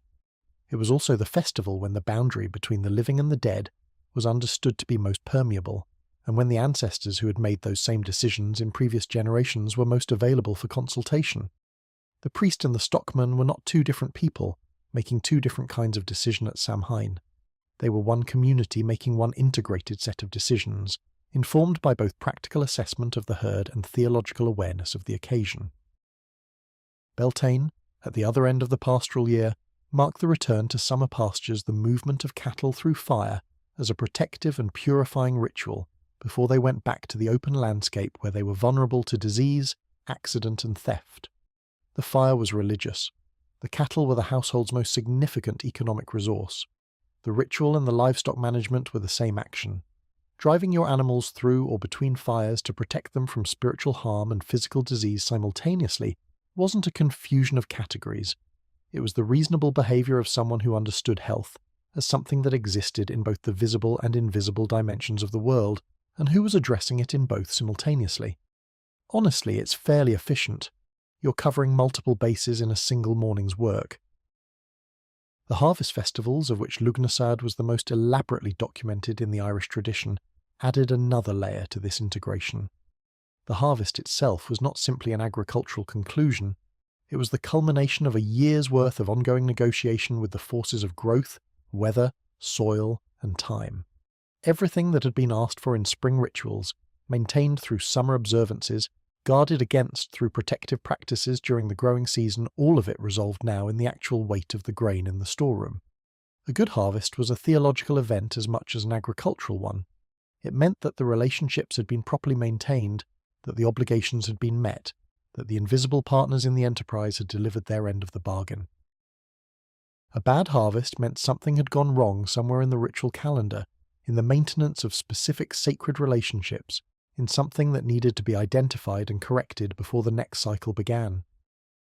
The harvest feast that followed a successful crop was not just a celebration, it was the formal conclusion of a year's worth of exchange, with appropriate acknowledgement of all parties, divine and human, who had contributed to the outcome. The archaeological record of this integration of the sacred and the economic is extensive and often vivid. Trading sites from the Viking Age, the Emporia, as archaeologists call them, those semi-urban commercial centres that developed around the coasts of Scandinavia, the British Isles, and the continent from roughly the 7th century AD onward, contain evidence of religious activity embedded directly in the commercial landscape. Votive deposits appear in and around these sites. Specific areas within them seem to have had sacred associations. The layout of some sites suggests deliberate spatial organisation that reflected a religious as well as a commercial logic. You didn't leave the sacred behind when you entered the market. The market had its own sacred geography, presided over by its own divine patrons, requiring its own ritual acknowledgement. The practice of including religious objects in hoards of commercial wealth, those buried collections of silver, coins and valuables that turn up periodically in the European soil courtesy of metal detectorists and archaeological excavations, is another indicator of this integration. Some of these hoards appear to be emergency deposits, wealth buried for safekeeping during dangerous times by people who didn't survive to retrieve it. But others appear to be deliberate ritual deposits of wealth, the sacred and the commercial stored together, offered together, or deposited together in a way that reflects their fundamental integration in the minds of the people who assembled them. The distinction between treasure and offering wasn't always clear, because in a world where the gods were business partners, wealth that was entirely secular was actually a relatively unusual category. The concept of luck and its divine underpinning ran through all of this with a consistency that's worth noting. The Old Norse word hamingja, often translated as luck or fortune, was understood as an inherited transmissible quality that existed in families and individuals as a kind of divine endowment. You could have good hamingja or poor hamingja, you could inherit it from your ancestors or lose it through bad behaviour. You could recognize it in others. A man with strong Hemingja was visibly fortunate, successful, attended by good outcomes in a way that wasn't simply the result of skill or effort. This wasn't magical thinking in the dismissive sense that phrase is usually deployed. It was a way of articulating something that any experienced person in a risky, uncertain world could observe, that some people, across their lives, seem to be accompanied by favourable outcomes at a rate that exceeds what skill and effort alone would predict, while others seem to encounter consistent misfortune regardless of effort. The theological explanation that this differential is related to the quality of your relationship with divine forces, the integrity of your ancestors, the maintenance of your sacred obligations is one way of making sense of that observation. It also had the practical advantage of making the quality improvable. If luck was related to sacred conduct, then improving your sacred conduct was a reasonable investment strategy. This theology of luck as a divine endowment that could be maintained, lost, and to some degree cultivated permeated commercial decision-making in ways that are hard to overstate. Which trading partner to trust? The one with better Hemingja? Which voyage to join? The one led by a man whose recent history of outcomes suggested his divine relationships were in good standing? Which harbour to enter? The one where the omens were favourable? None of these were irrational considerations within the framework of a world understood as animated by divine forces with ongoing interest in human affairs. They were, in fact, quite rational responses to the information that included not just the visible, practical factors, but the invisible ones that the theological framework made legible. And this is, ultimately, what ties all of these threads together into a coherent picture of religion in everyday economic life. It wasn't that pre-Christian Europeans were more superstitious than their successors, or less practically minded. It was that their understanding of what practical meant was broader. The visible world and the invisible world were aspects of the same reality, and managing your life effectively meant attending to both.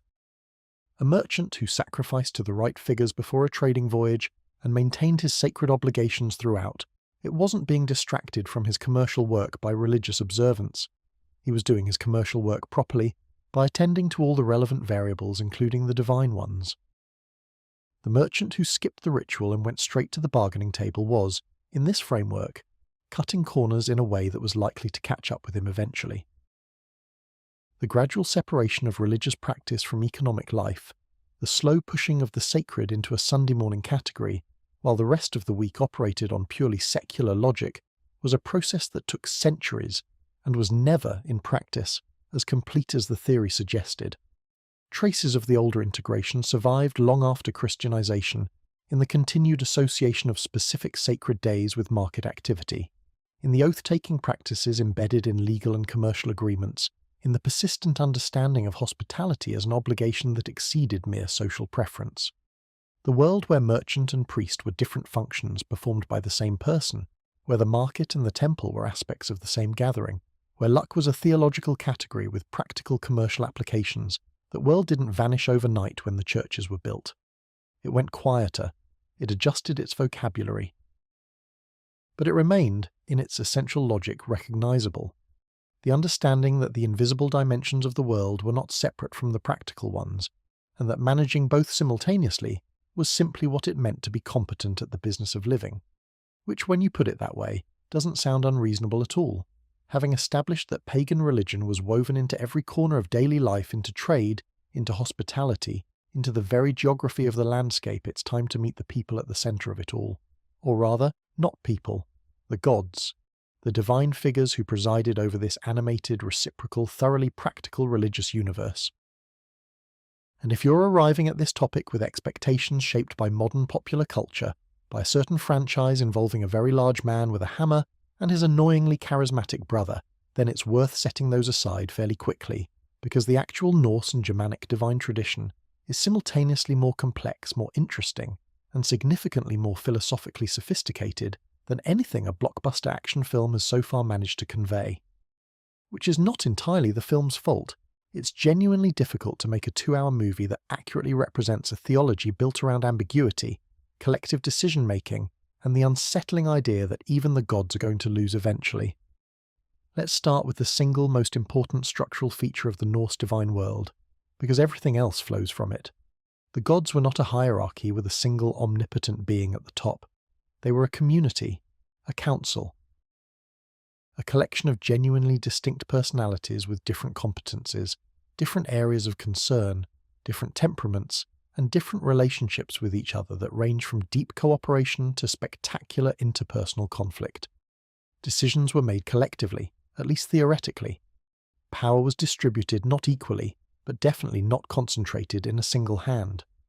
No one among the Aesir, the primary group of Norse deities, held the kind of absolute authority that the monotheistic traditions associate with the divine. Not even Odin, who was nominally the oldest and most senior of them, wielded the kind of unchallenged omnipotence that the word God implies to most modern ears. He was first among equals, which is a very different thing, and the equals were quite willing to push back. This has profound theological implications that the Norse tradition took seriously. A world governed by a divine council rather than a single sovereign is a world where the outcome of any given situation is genuinely uncertain, because it depends on negotiation, politics, persuasion, and the particular dynamics between specific divine personalities at specific moments. The gods could disagree, they could be wrong, they could be outmaneuvered by each other, tricked by outside forces, or simply confronted with situations that exceeded their collective ability to resolve. This is not a weakness in the theology, it is the theology. The Norse divine world was not a comforting guarantee of cosmic order, maintained by an all-powerful benevolent authority. It was a precarious balance maintained by a group of powerful, fallible, deeply invested individuals doing their best in a universe that was, at the structural level, not ultimately on their side. Which is, if you think about it, not entirely unlike the human condition as most people actually experience it. Odin is where you have to start, not because he was the most important god in the daily religious life of most people, he probably wasn't, but because he is the most conceptually complex figure in the tradition and the one whose character most clearly expresses the underlying philosophy. Odin is the god of wisdom, war, poetry, magic, death, and royalty. That list is not a confusion of categories. It is a precise description of someone who understood that all of those things are, at their core, variations on the same pursuit. Knowledge that costs something, power that requires sacrifice, and the willingness to pay prices that most people would find unreasonably steep. The defining characteristic of Odin is that he acquires everything he has by giving something up. He sacrificed one of his eyes to drink from the well of cosmic wisdom, a well guarded by a figure called Mimir, whose head, in some accounts, Odin eventually preserved and continued to consult, which is either a sign of deep respect for learning or a somewhat extreme approach to information management, depending on how you look at it.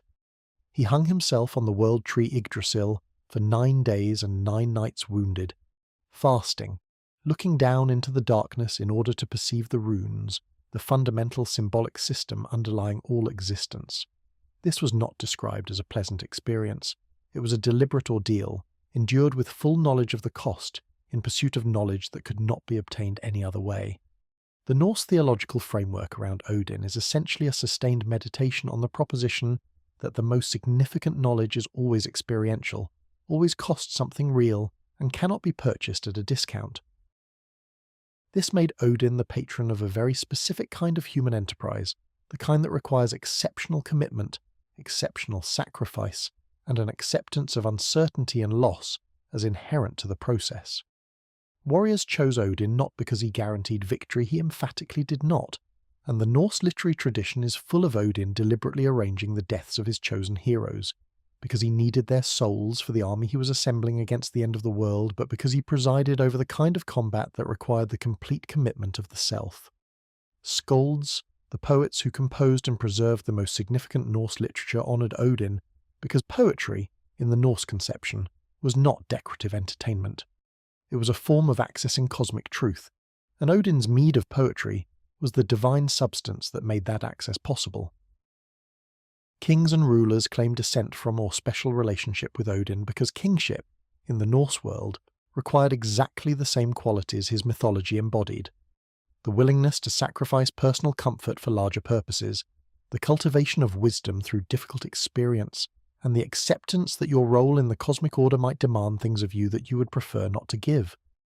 The magic Odin practiced, called Seda, is particularly interesting and frequently misunderstood. Seda was a form of prophetic and manipulative magic that the Norse sources describe with a certain amount of ambivalence, because it was primarily associated with women and was understood as involving a kind of passive receptive state that the Norse masculine code found mildly uncomfortable. The fact that Odin practiced it and was apparently very good at it was something the tradition acknowledged, with that specific Norse quality of acknowledging things while not entirely being comfortable about them. Odin learned Seda from Freyja, which is itself an interesting detail, the most senior male deity in the pantheon, acquiring his most powerful magical technique from a female one, in an exchange that implies a degree of equality between them that the social structures of Norse human society didn't necessarily reflect. The theology was, in some ways, more flexible than the sociology. Odin's ravens Hugin and Munin, usually translated as thought and memory, flew out across the world every day and returned to sit on his shoulders and report what they had seen. This is a genuinely elegant mythological image for what Odin represents, a consciousness that extends outward into all corners of the world, gathering information continuously, processing it through the twin faculties of active thought and accumulated memory. Every day, the sources note, Odin worried that the ravens might not return, and he worried about memory more than thought, which is a small detail that contains an enormous amount of philosophical content if you sit with it. The fear of losing memory, of losing the accumulated record of everything experienced and learned, is the fear of losing the only thing that makes experience meaningful. It is, in a quiet way, one of the most psychologically acute observations in any mythology anywhere. Thor is easier to understand in one sense and more frequently misunderstood in another. The easy part is that Thor is big, strong, direct, and not particularly subtle, which makes him considerably more accessible as a divine personality than his father. The misunderstanding is the persistent modern image of Thor as primarily a warrior deity, a god of battle whose main contribution is hitting things very hard, which, while not entirely inaccurate, drastically undersells what he actually represented to the people who worshipped him most devotedly. The most dedicated worshippers of Thor were not warriors. They were farmers. Specifically, they were the free farmers of Scandinavia, the Bondi, the landowning class that formed the backbone of Norse society, and who had an extremely practical set of concerns about weather, crop yields, livestock health, and the maintenance of the predictable seasonal patterns on which their livelihoods depended. Thor's hammer, Mjolnir, was not primarily a weapon in the understanding of his deities. It was a consecrating instrument, the thing that sanctified marriages, blessed newborn children, hallowed the dead for proper burial, and kept the boundaries of the ordered world secure against the forces of chaos that pressed against them from outside. When a Norse farmer wore a small hammer pendant around his neck, and those pendants have been found in extraordinary numbers across the Scandinavian archaeological record, he was not advertising his enthusiasm for combat. He was carrying a protective symbol that connected him to the divine force, most directly concerned with the safety and stability of his world. Thor's primary adversaries in Norse mythology are the Jotnar, the giants, though that word is somewhat misleading, since they were not simply large aggressive creatures but rather the embodiment of natural forces in their untamed, overwhelming, potentially destructive aspect. The storms that could destroy a harvest, the frost that could kill livestock, the floods that could collapse a farmstead, these were the things that Thor's hammer kept at bay. His constant journeys to the eastern regions where the Jotnar lived, his ongoing conflicts with them, his periodic and extremely undignified adventures in giant country, all of it represents, at the theological level, the continuous work required to maintain the boundary between the ordered human world and the forces that would, given the chance, reduce it to chaos. This was not glorious, dramatic, once-and-for-all heroic work. It was the kind of work that never ends, that has to be done again every season, every year, indefinitely, which is in fact exactly what farming is like. No wonder the farmers liked him. There's also the matter of Thor's personality, which the Norse literary tradition treats with genuine affection and occasional gentle comedy. He was not subtle. He did not think before he acted, which created situations that required other people to do significant cleanup work afterward. He ate and drank in quantities that astonished even by the standards of Norse mythology, which had fairly generous benchmarks in this department. He was occasionally deceived by opponents more cunning than himself, and when he discovered he had been deceived, he was furious in a very direct, uncomplicated way that the sources describe with what can only be called fond amusement.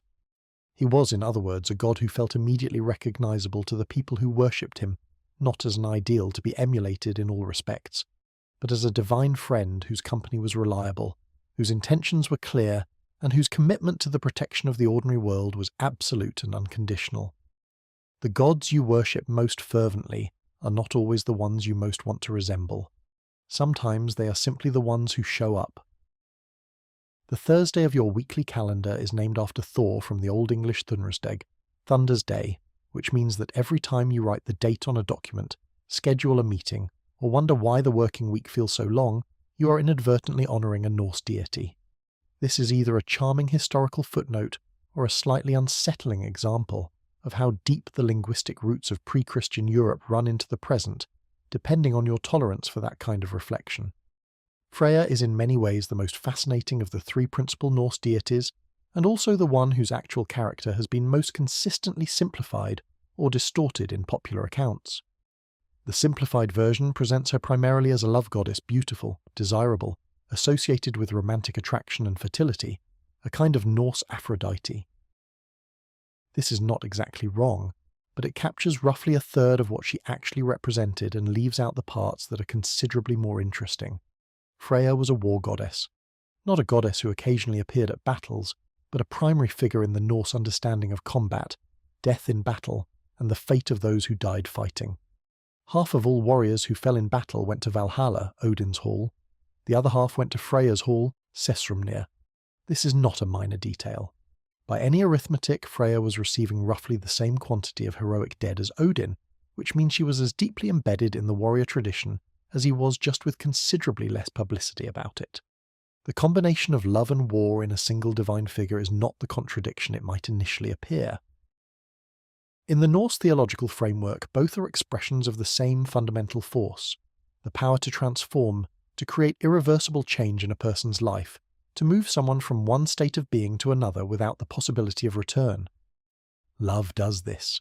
Combat does this. Both involve a kind of surrender to forces larger than individual control. Both can be experienced as simultaneously overwhelming and transcendent. The Norse tradition, which was quite comfortable with theological complexity, saw no reason to assign these to different divine personalities just because they might seem inconsistent to an outside observer. Freyja was also the primary practitioner of Seda, that prophetic, fate-shaping magic that we encountered in Odin's biography, and was the one who taught it to him. Her cats, her flying cloak made of falcon feathers, her necklace Brisingamen obtained through what the sources describe with commendable understatement as a complicated arrangement, all of these are elements of a divine personality that operated at the intersection of beauty, desire, transformation, and power. She wept golden tears when her husband Odr was absent, and those tears were not a symbol of weakness, they were literally gold, which in Norse symbolic logic meant that even her grief was something precious, something that created value rather than simply expressing loss. The historical worship of Freyja was widespread, deep-rooted, and unlike the worship of some other Norse deities who were more associated with aristocratic and warrior culture, extended through all levels of society, including the rural farming communities that formed the majority of the Norse population. Her association with fertility in the most comprehensive sense, the fertility of land, of livestock, of human relationships, of creative and magical endeavour, made her relevant to almost everyone. The Old Norse word Seidkona, the female practitioner of Seda, carried an association with Freyja's tradition that suggests she had an active priestess tradition associated with her worship.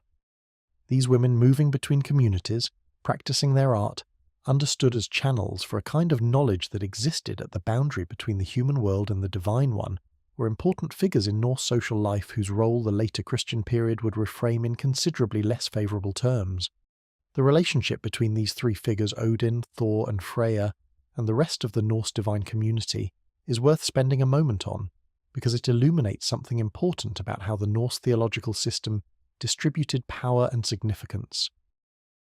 The Norse pantheon was not arranged in a rigid hierarchy with the three most famous deities at the top and everyone else filling supporting roles. Each god and goddess had their own specific domain, their own particular worshippers, their own network of myths and meanings. Tyr, the one-handed god who had sacrificed his hand to help bind the monstrous wolf Fenrir, was the deity most directly associated with legal process and justice, The oaths sworn at Thing assemblies were in his particular domain, and Tuesday carries his name in the same way Thursday carries Thor's. Frigg, Odin's wife, was a figure of profound importance in the household and family tradition, knowing the fates of all beings but never speaking of them, which is either tremendous self-discipline or the most consequential poker face in all of mythology. Njord, associated with sea and wind, was the patron of seafarers and fishermen in a maritime culture where that was a very significant constituency. Baldur, whose death at the hands of the trickster Loki set in motion the chain of events leading toward the end of the world, represented something like the principle of beauty and goodness, the divine quality that, once lost, makes everything darker and colder, which is either a profound theological insight or the Norse equivalent of turning off the lights. The collective functioning of this divine community, the way they gathered, deliberated, disagreed, and arrived at positions through discussion rather than fiat, is one of the most distinctive features of the Norse theological system, and the one that most clearly distinguishes it from monotheistic frameworks. In the Norse sources, the gods hold councils. They vote, or at least consult with each other. Individual deities advocate for different positions. Odin overrides others sometimes, and is sometimes overridden or outmaneuvered. The divine community makes mistakes. It faces crises it doesn't immediately know how to resolve. It operates under constraints that it did not choose and cannot entirely overcome. This is a theology built for a world that doesn't have neat answers, a world where wisdom helps but doesn't guarantee outcomes, where collective effort matters but doesn't ensure victory, where even the most powerful beings are operating within a cosmic structure that has its own logic and its own eventual end. That eventual end, Ragnarök, the twilight of the gods, is the detail about Norse mythology that most distinguishes it from most other divine narratives. The Norse gods are going to lose, not to human sin or divine punishment, but simply because the structure of time in this universe has an ending, and the ending involves the death of most of the gods in a final catastrophic battle against the forces they have been holding back throughout cosmic history. Odin knows this. He has seen it in his prophetic visions. He spends the entire mythological age preparing for it, gathering heroes in Valhalla, accumulating knowledge, making alliances, and he knows with absolute certainty that his preparations will not be sufficient to change the outcome. The wolf Fenrir will kill him. The world serpent will kill Thor. The fire giant Surt will burn the world, and then, in some accounts, a new world will rise from the water green, renewed, inhabited by surviving gods and the humans who make it through. But this eschatological hope is quiet and uncertain in a way that distinguishes it sharply from the triumphant resurrection narratives of other traditions. The theology of Ragnarök is a theology of courage without guaranteed reward. The Norse warrior ethic, which held that fighting well mattered more than surviving, that the quality of your conduct in the face of inevitable loss defined you more truly than any victory, was not separate from this theological framework. It was the direct human expression of it. If even the gods fight on knowing they will lose, then humans who maintain their courage and integrity in the face of mortal uncertainty are not doing something merely admirable. They are participating in the same essential drama as the divine community they worship. The gods and the humans are, in this sense, on the same side of the same existential situation. Finite beings in a universe that does not offer ultimate guarantees, choosing how to conduct themselves within the time they have. This is why the Norse tradition is so full of heroes who choose death over compromise, who refuse the escape route when it would require abandoning their principles, who meet clearly suicidal situations without flinching, not because they didn't understand the odds, but because they understood the theology. A universe governed by a divine community that fights on knowing it will lose is a universe that takes seriously the question of how you behave when the outcome isn't favourable. And the answer the tradition offers, with remarkable consistency, is the same way you would if you were going to win. The other major divine grouping in Norse tradition, the Vanir, adds another dimension to this picture that is often overlooked in popular accounts.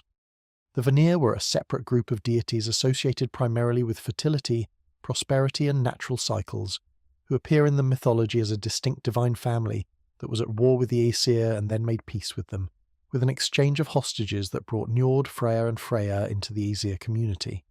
Freyja's brother, associated with sunshine, rain and agricultural abundance, was one of the most widely worshipped deities in Norse Scandinavia, particularly in Sweden, where his cult at Uppsala was among the most important religious centres in the pre-Christian north.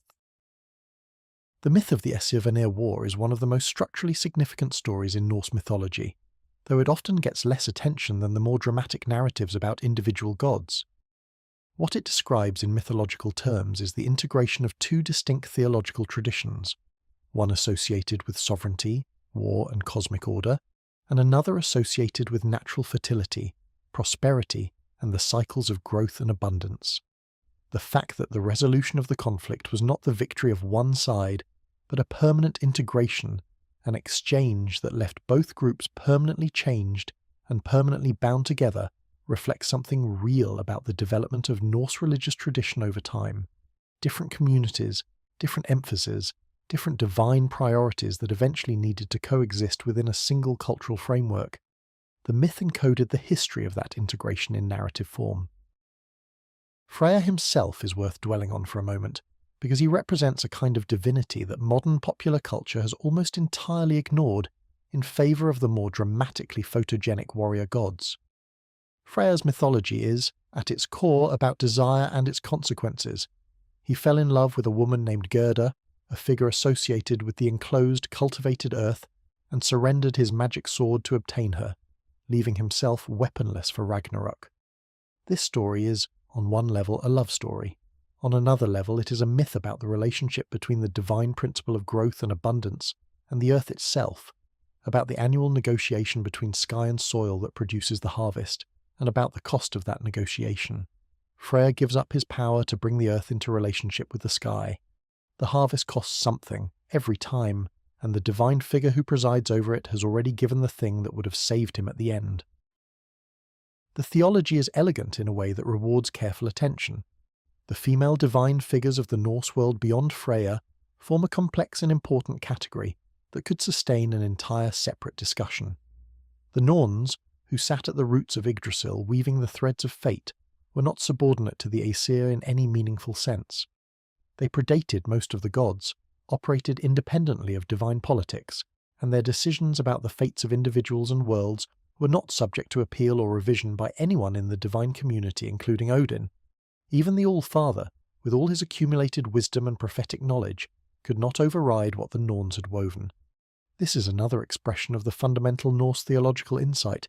Even the most powerful forces in the cosmos are operating within a structure that transcends their power. The gods are mighty. The Norns are simply prior. The Valkyries, those divine figures who chose which warriors lived and which died on the battlefield, operated in the space between the divine and the human with a specificity and immediacy that other divine categories lacked. They were present at battles, making individual choices about individual fates, carrying the chosen dead to Valhalla in a function that was simultaneously military, theological, and deeply personal. The Valkyrie who chose you was, in a sense, the most direct divine contact most warriors would ever have, the moment when the divine will manifested not as a distant cosmic principle, but as a specific choice about your specific life. Right now, in the middle of this particular field, at this particular moment of maximum extremity. The Disir female ancestral spirits associated with a particular family's fate and well-being brought the female divine presence into the domestic and generational sphere in a way that complemented the more public divine figures. These were not gods in the full cosmic sense. They were closer to the powerful dead who maintained their connection with the living family they had belonged to, watching over children, influencing the fortune of descendants, requiring acknowledgement and offering at specific times of the year. The Feast of the Disir, held in late autumn, was a major occasion in the Norse ritual calendar, whose domestic and intimate character was quite different from the public temple ceremonies associated with the major deities. The Disir were, in a sense, the divine in its most personal expression, not cosmic forces operating at the level of worlds and fates, but presences with a specific investment in specific people, in the continuity of specific bloodlines and specific places. What all of these figures share, what makes them a coherent system, despite their enormous diversity of character and function, is the underlying premise of relationship. The Norse gods were not self-sufficient. They needed the world, needed the humans in it, needed the ongoing network of reciprocal obligation and exchange that kept the cosmic machinery running. Odin needed his ravens and his information networks. Thor needed worshippers who would maintain their farms and their communities against chaos. Freya needed the Seidknur who channeled her traditions into human life. The gods needed the sacrifices, the oaths, the offerings, not because they were spiritually hungry in a pathetic sense, but because the relationship between divine and human was genuinely constitutive. The world was held together by the network of exchanges connecting every level of existence. Cut the threads and things started to unravel, from the smallest household luck upward to the cosmic stability that kept Fenrir in his chains and the world's serpent under the ocean. This is what most clearly separates the Norse divine world from the monotheistic framework that eventually replaced it in Scandinavia. In monotheistic theology, God is entirely self-sufficient, and human worship is primarily a human need, a reaching toward the divine that benefits the worshipper, rather than fulfilling any need of the divine itself. In the Norse framework, the gods genuinely needed the relationship. It ran in both directions with real obligations on both sides, and the maintenance of the relationship was a collective project that the gods and humans were engaged in together. The sacrifices at the great temple at Uppsala held every 9 years, with offerings of every kind placed in the sacred grove, were not expressions of human smallness before overwhelming divine power. They were contributions to a shared project.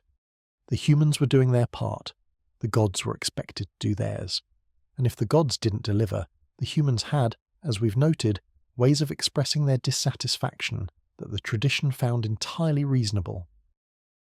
A theology built on genuine mutual obligation rather than one-way deference produces a very different human posture toward the divine than a theology built on omnipotent authority.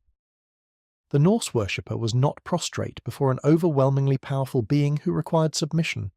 He or she was a participant in an ongoing arrangement with partners who were considerably more powerful, but not, in the final analysis, entirely different in kind.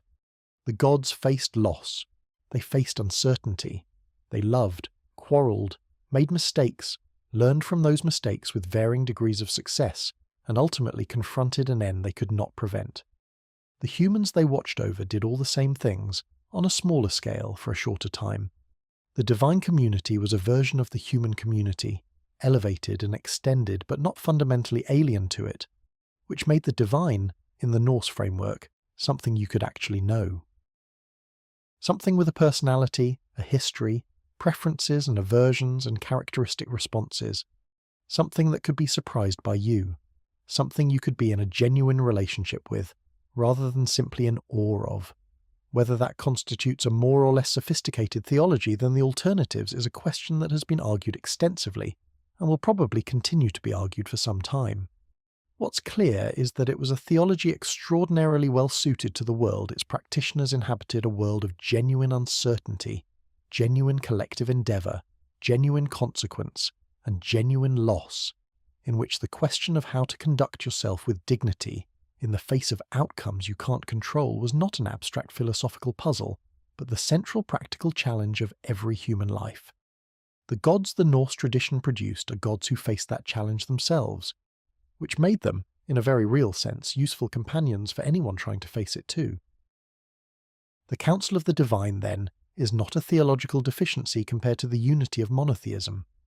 It is a different answer to the question of what the highest powers in the universe are like, and the Norse answer that they are like an extraordinary, ancient, deeply experienced community, trying their best in a cosmos that doesn't offer guarantees, is one that has its own austere and bracing dignity. They knew what was coming. They prepared anyway.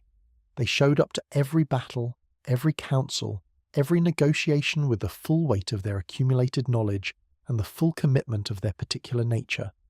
And they expected the people who honoured them to do the same. No promises of ultimate victory, no guarantee of perfect protection. Just the company of figures who understood the situation and met it with their eyes open. Which, for the people who relied on them across centuries of Norse life, appears to have been enough.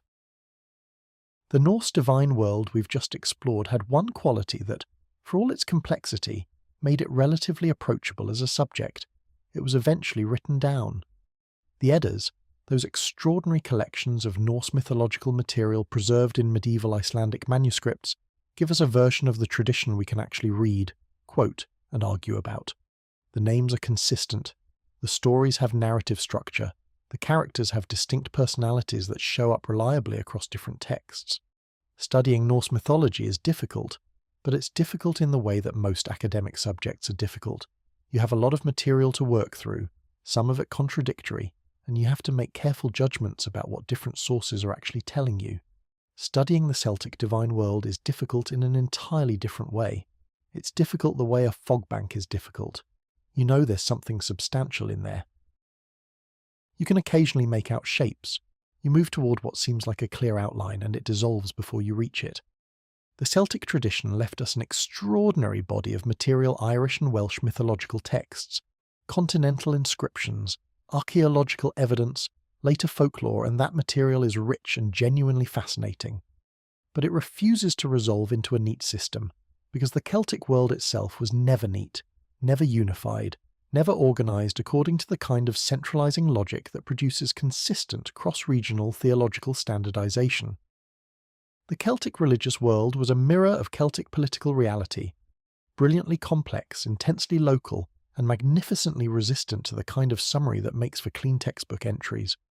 The first thing you have to understand about the Celts as a category is that they were never a single people with a single culture and a single political organisation. They were a collection of related but distinct societies spread across an enormous geographic range at the height of Celtic cultural expansion. Celtic-speaking peoples occupied territory from Ireland in the west to Anatolia in the east, from the Scottish Highlands in the north to the Iberian Peninsula in the south. They shared certain cultural features, certain artistic traditions, certain broad structural similarities in how they organised their societies and understood the divine world. But they did not have a Celtic capital, a Celtic emperor, a Celtic pope, or a Celtic council that met annually to decide what was officially Celtic. Each region, each tribe, each community maintained its own traditions with a fierce local specificity that made uniformity not just absent, but actively unwanted. This matters theologically because it means that the attempt to reconstruct a unified Celtic pantheon, the kind of project that produced books with titles like The Complete Guide to Celtic Gods, which suggest a comprehensiveness that the material simply cannot support, is, to be generous, an optimistic enterprise. The gods of Iron Age Gaul were related to the gods of Iron Age Ireland. In the way that cousins are related, you can see the family resemblance, you can trace the shared inheritance, but they are distinct individuals with distinct histories and distinct local associations that don't map cleanly onto each other. A god worshipped under one name in what is now southern France appears under a different name in northern Britain, with a somewhat different character, a somewhat different set of associated myths, and a very different relationship with the local sacred geography. Which one is the real version? The question has no useful answer, because the question assumes a kind of canonical authority that the Celtic tradition never possessed and never wanted. What you find instead, across the Celtic world, is a set of recurring divine types or archetypes, not identical figures appearing everywhere under different names, but related expressions of similar divine concerns that each local tradition worked out in its own way. The divine smith, the sovereign goddess, the divine youth, the triple mother. These patterns appear and reappear across Celtic evidence from different regions and periods, not as evidence of a single unified mythology, but as evidence of shared deep structures that different communities elaborated independently. It's the difference between a family of related languages and a single language spoken with regional accents. The relationship is real. The diversity is equally real. The Druids occupied the institutional centre of this decentralised religious world, and they are one of the most persistently misrepresented groups in all of European history. The popular image white robes, Stonehenge, cosmic mysticism, perhaps a convenient crystal or two, has essentially nothing to do with the historical Druids, who are primarily a learned professional class performing a very specific set of social functions in Iron Age Celtic society. Roman writers, who were observing them from the outside with a mixture of curiosity and political anxiety, described Druids as presiding over sacrifice, adjudicating legal disputes, managing educational traditions, preserving genealogical and cosmological knowledge, and serving as the cultural memory of their communities. This is not mysticism in the modern sense. It is a description of an extremely well-organised professional class performing essential social functions that in other societies would be distributed among priests, judges, historians, and teachers. The Druids had apparently consolidated all of those roles into a single professional tradition, which was efficient if nothing else. Their training lasted, according to ancient sources, up to 20 years, an extraordinarily long apprenticeship that involved the memorization of vast quantities of material that was never written down. This was not because Celtic peoples were incapable of writing. They had writing systems and used them for specific purposes, but because the Druidic tradition apparently held that certain kinds of knowledge were too important to be entrusted to text, where anyone might read them without the necessary context and training. The knowledge had to live in trained minds, transmitted orally from teacher to student across generations, with all the living interpretive context intact. This made the tradition remarkably robust.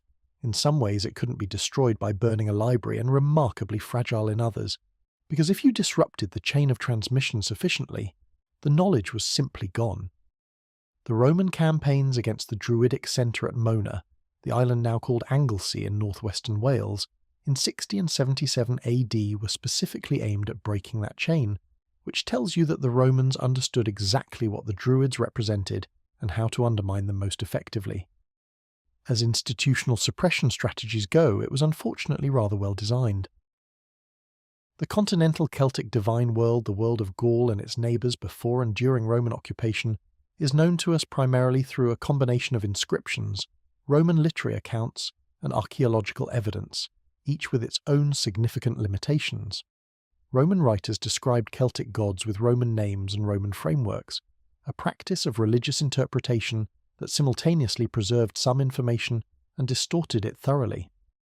The practice of identifying a local deity with a Roman equivalent Lu identified with Mercury, the Dagda partly identified with Jupiter, a triple mother goddess partially identified with Juno, tells you something about the functional similarities Romans perceived between Celtic and Roman divine figures, but it tells you almost nothing about what the Celtic figures actually meant to their own worshippers.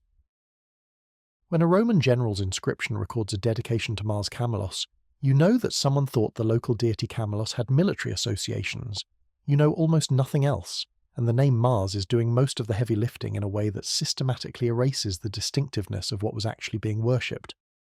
What emerges from the inscriptional evidence across Gaul and Roman Britain, despite all these interpretive problems, is a picture of extraordinary divine diversity.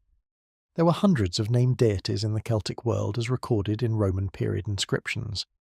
Most of them appear only once or twice, in inscriptions from a single location or region. This is not evidence of a confused or underdeveloped religious tradition. It is evidence of exactly what the overall structure of Celtic society would predict: a deeply local religious world in which each community maintained its own particular divine relationships with the specific landscape and the specific history of their specific place. The deity of this spring was not the deity of that spring 20 miles away. They might be related, might share certain qualities, might respond to similar approaches, but they were distinct presences with distinct characters rooted in the specific places they inhabited. The inscriptional record of Roman Gaul and Britain is essentially a snapshot of hundreds of distinct local divine ecosystems, each one a complete world in miniature.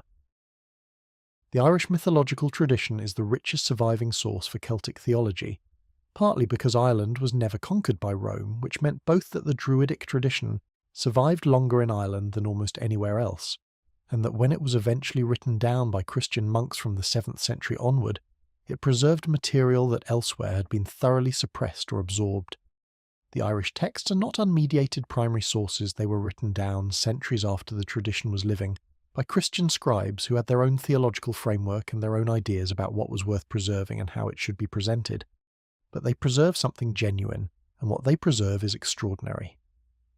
The Tuatha Dé Danann, the divine race of Irish mythology, are one of the most remarkable divine families in any European tradition. They are not described as eternal, otherworldly beings who exist entirely outside the human sphere. They are more like an earlier race of people beings who arrived in Ireland before humans, brought their arts and their sacred knowledge with them, fought 2 great battles to establish their presence, and then retreated underground when the ancestors of the Irish finally arrived. They didn't leave. They went into the landscape. The hills, the mounds, the sacred sites of Ireland became their dwelling places, and from those dwelling places they continued to interact with the human world in ways that range from helpful to thoroughly inconvenient depending on the circumstances and the relationship maintained. This theological model in which the divine beings are not above the world but inside it, not transcendent but literally immanent in the specific geography of the land, is a particularly clear expression of the animistic worldview we established at the beginning. The Tuatha De Danann are the landscape's personality, the accumulated sacred character of Ireland's specific hills and rivers and plains given divine form and divine agency. They didn't create Ireland. They are Ireland in the sense that matters theologically. The sovereignty of the land and the personality of its divine inhabitants are not two different things. They are the same thing expressed in two different vocabularies. The Dagda, whose name means something like the good god, where good means skilled and effective rather than morally virtuous, a distinction that the character's mythology makes absolutely necessary, is one of the most vivid figures in Irish tradition, and one of the most deliberately earthy expressions of divine power you will find anywhere. He was enormous, dressed badly, carried a club so large it required wheels to transport, dragged its end along the ground, leaving tracks deep enough to serve as boundary ditches which, as a method of territorial demarcation, was certainly dramatic and possessed a cauldron of inexhaustible abundance from which no one went away unsatisfied.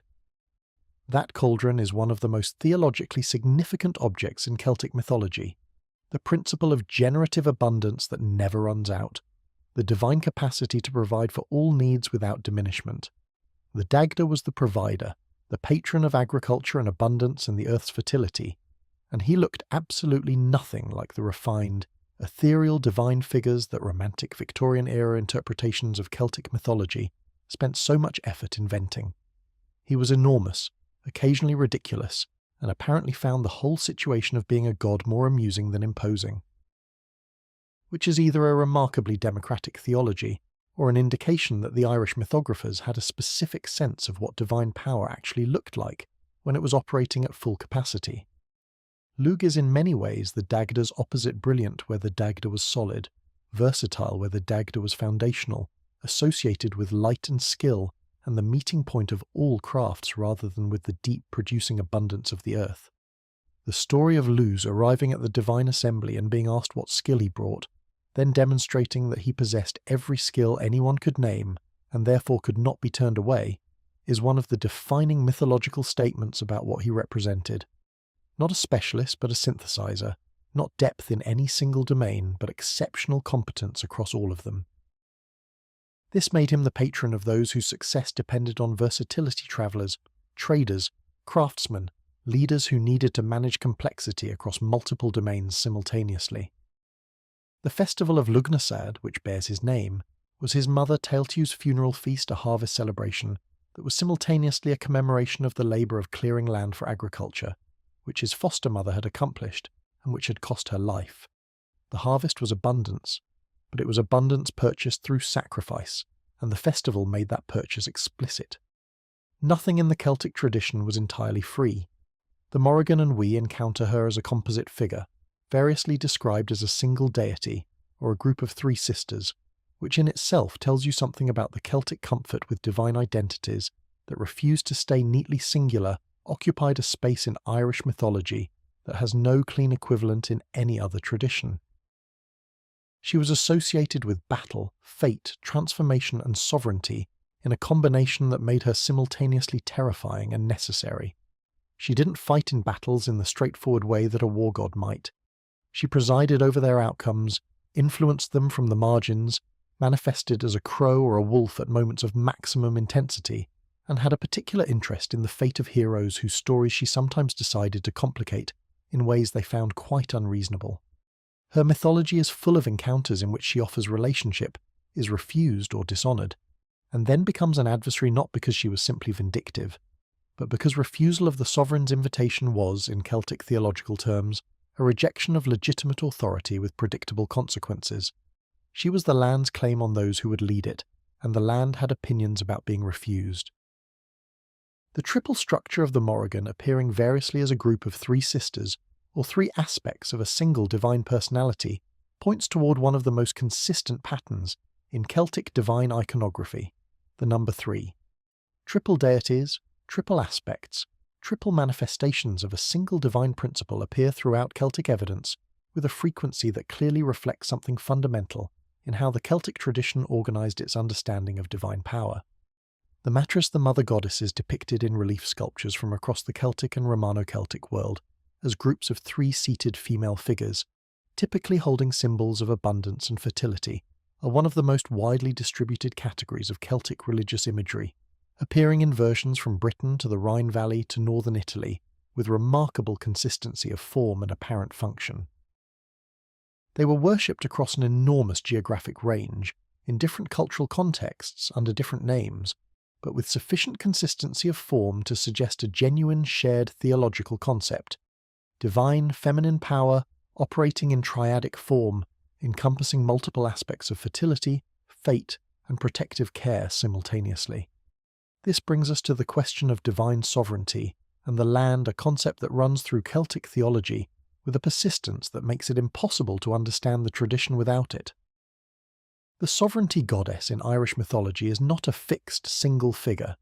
She's a function, a role, filled by different divine personalities in different contexts, always expressing the same theological idea: that legitimate authority over a territory is not a purely human political achievement.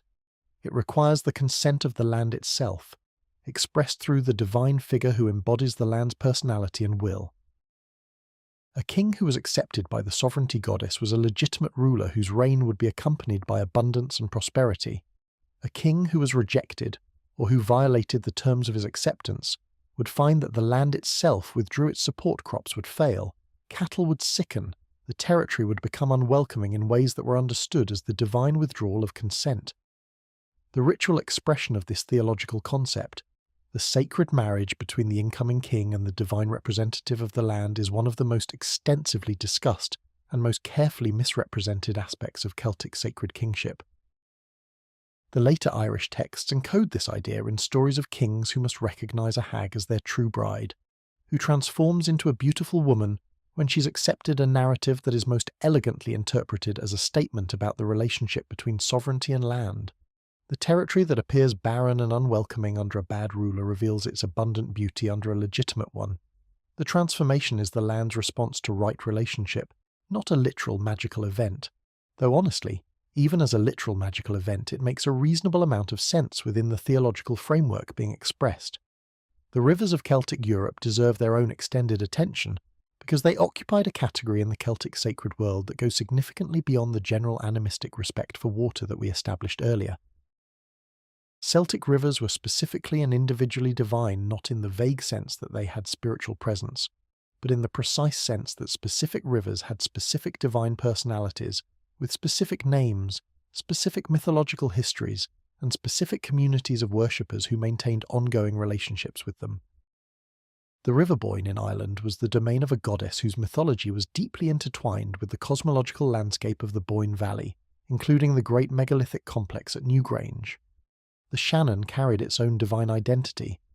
The Severn in Britain had a goddess whose name was Latinized by the Romans as Sabrina, preserved today in Sabrina, the name that Victorian literature applied to the river's spirit and that eventually, through a long series of cultural filters, contributed a name to a fictional teenage witch that has nothing whatsoever to do with pre-Christian hydrology.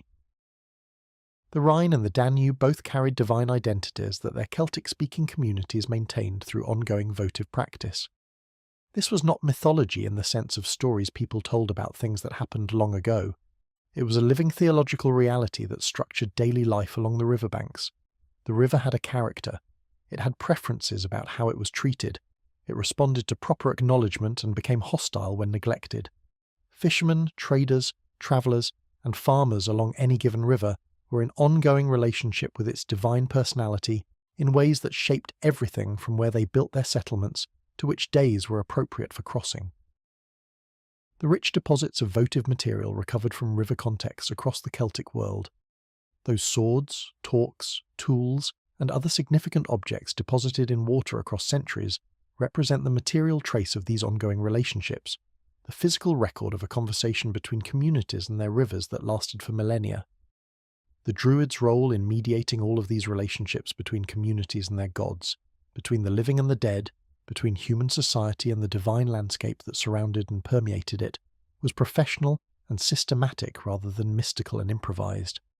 They maintained the ritual calendar, officiated at the great seasonal ceremonies, adjudicated disputes that had theological dimensions, which in this tradition included most significant disputes, and preserved the genealogical and cosmological knowledge that gave communities their sense of place in both time and the sacred geography.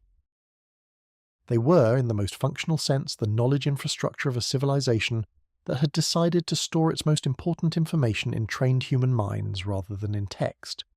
Whether that was a wise decision depends on your perspective and your acquaintance with the subsequent history, but it worked for a very long time before the combination of Roman conquest and eventual Christianization disrupted the transmission chain too severely to recover. The continental Celtic world, particularly Gaul, also had a category of religious specialists distinct from but related to the Druids, figures the ancient sources call Vates, associated with divination and the interpretation of omens, and bards, the professional poets whose role in preserving and transmitting the tradition's knowledge was every bit as important as the Druids' ritual function. The bards of Celtic society were not entertainment providers in the modern sense. They were memory keepers, genealogists, political commentators, and vehicles for divine communication, whose praise could elevate and whose satire could damage in ways that went beyond the merely social. A poet's satire in Irish tradition could, according to the mythological sources, cause physical blemishes to appear on its target, a somewhat extreme form of literary criticism that presumably encouraged people to stay on the bard's good side. The power of words, in a tradition that stored everything important in oral form, was genuinely understood as a form of divine force, and the people who mastered that force were consequently dangerous in ways that went beyond their social prestige. Now let's move to the female divine in the broader pagan European context, because what we've seen in both Norse and Celtic traditions represents only part of a pattern that runs across the whole of pre-Christian European religion, with a consistency that has been significantly underappreciated in mainstream accounts. The tendency in popular presentations of pagan mythology to focus on the warrior gods and the dramatic cosmic narratives, the battles, the monsters, the apocalyptic events has systematically obscured the fact that, for most people in most pre-Christian European communities, the divine figures they had the most immediate, ongoing personal relationship with were female. Not the dramatic, individually characterized goddesses of the mythological texts, but a more intimate, more domestic, more deeply rooted category of female divine presence that was woven into daily life at a level even more fundamental than the seasonal festivals and the great sanctuary rituals. The triple goddess pattern we noted in both Norse tradition and Celtic tradition is not a coincidence of parallel development. It appears to represent a genuinely ancient and deeply embedded theological structure that antedates the specific mythological systems we've been discussing and persists across an enormous range of European traditions.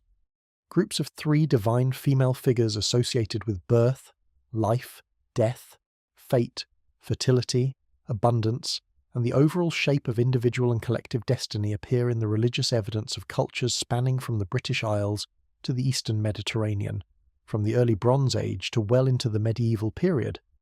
The Norse Norns, the Celtic Matras, the Roman Parcae, the Greek Moirai, these are not separate inventions. They are regional expressions of a theological concept that had already been old when the specific mythological traditions we know were still forming.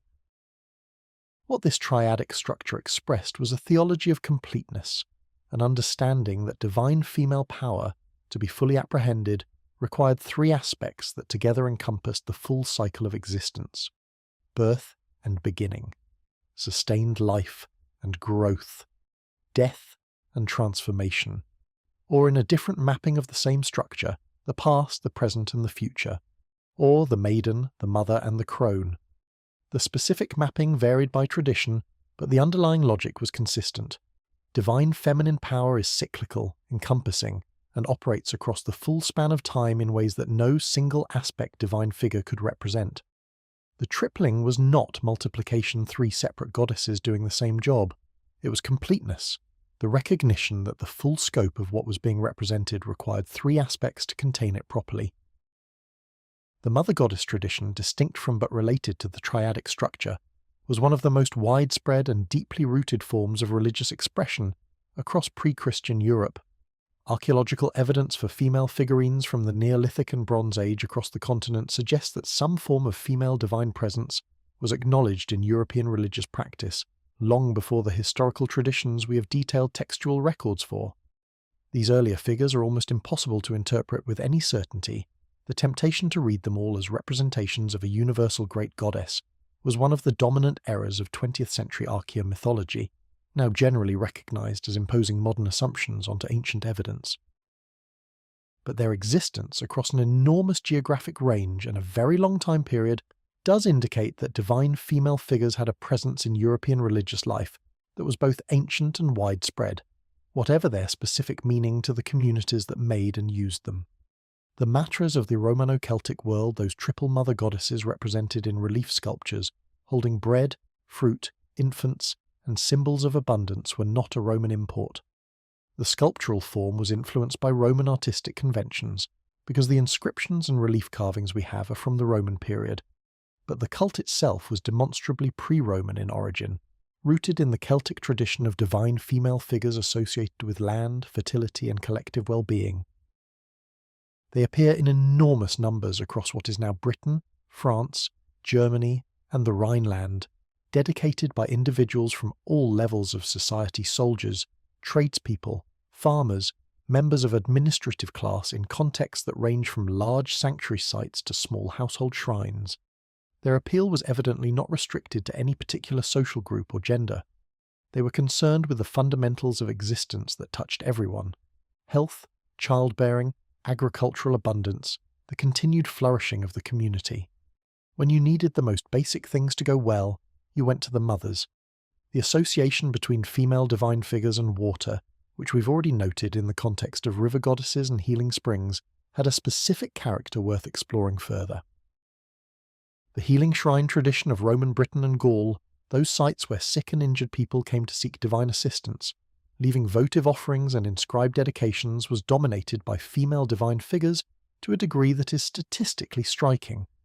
The great healing sanctuary sites were overwhelmingly presided over by goddesses: Sulis at Bath, Coventina at her remarkable well shrine in Northumberland, Arnemetia at Buxton, Senua at a site in Hertfordshire. Female divine figures associated with specific springs and wells, who were understood as possessing the knowledge and power to intervene in the workings of the human body in ways that went beyond the capacity of human medicine.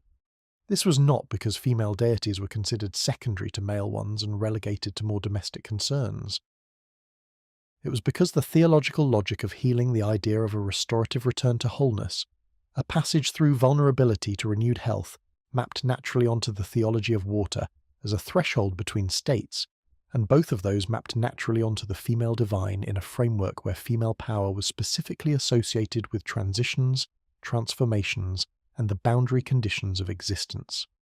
The concept of the sovereignty goddess, which we encountered in Celtic tradition, had broader parallels across European paganism in the idea of the land as an inherently female divine entity. This was not an Irish quirk. The land, in pre-Christian European thought across multiple traditions, was understood as feminine in its essential character, not as a sentimental metaphor but as a theological statement about the nature of generative power, the capacity for life to emerge from apparent stillness and produce abundance through cyclical transformation. The earth's fertility, the actual practical fertility of soil and seed and seasonal return, was divine female power made physical. When farmers performed the rituals associated with planting and harvest, they were not anthropomorphizing nature in a loose metaphorical sense. They were engaging in literal relationship with divine female presence that was understood as genuinely present in the ground beneath their feet, responsive to proper acknowledgement, resentful of neglect, and directly responsible for whether the crops came in.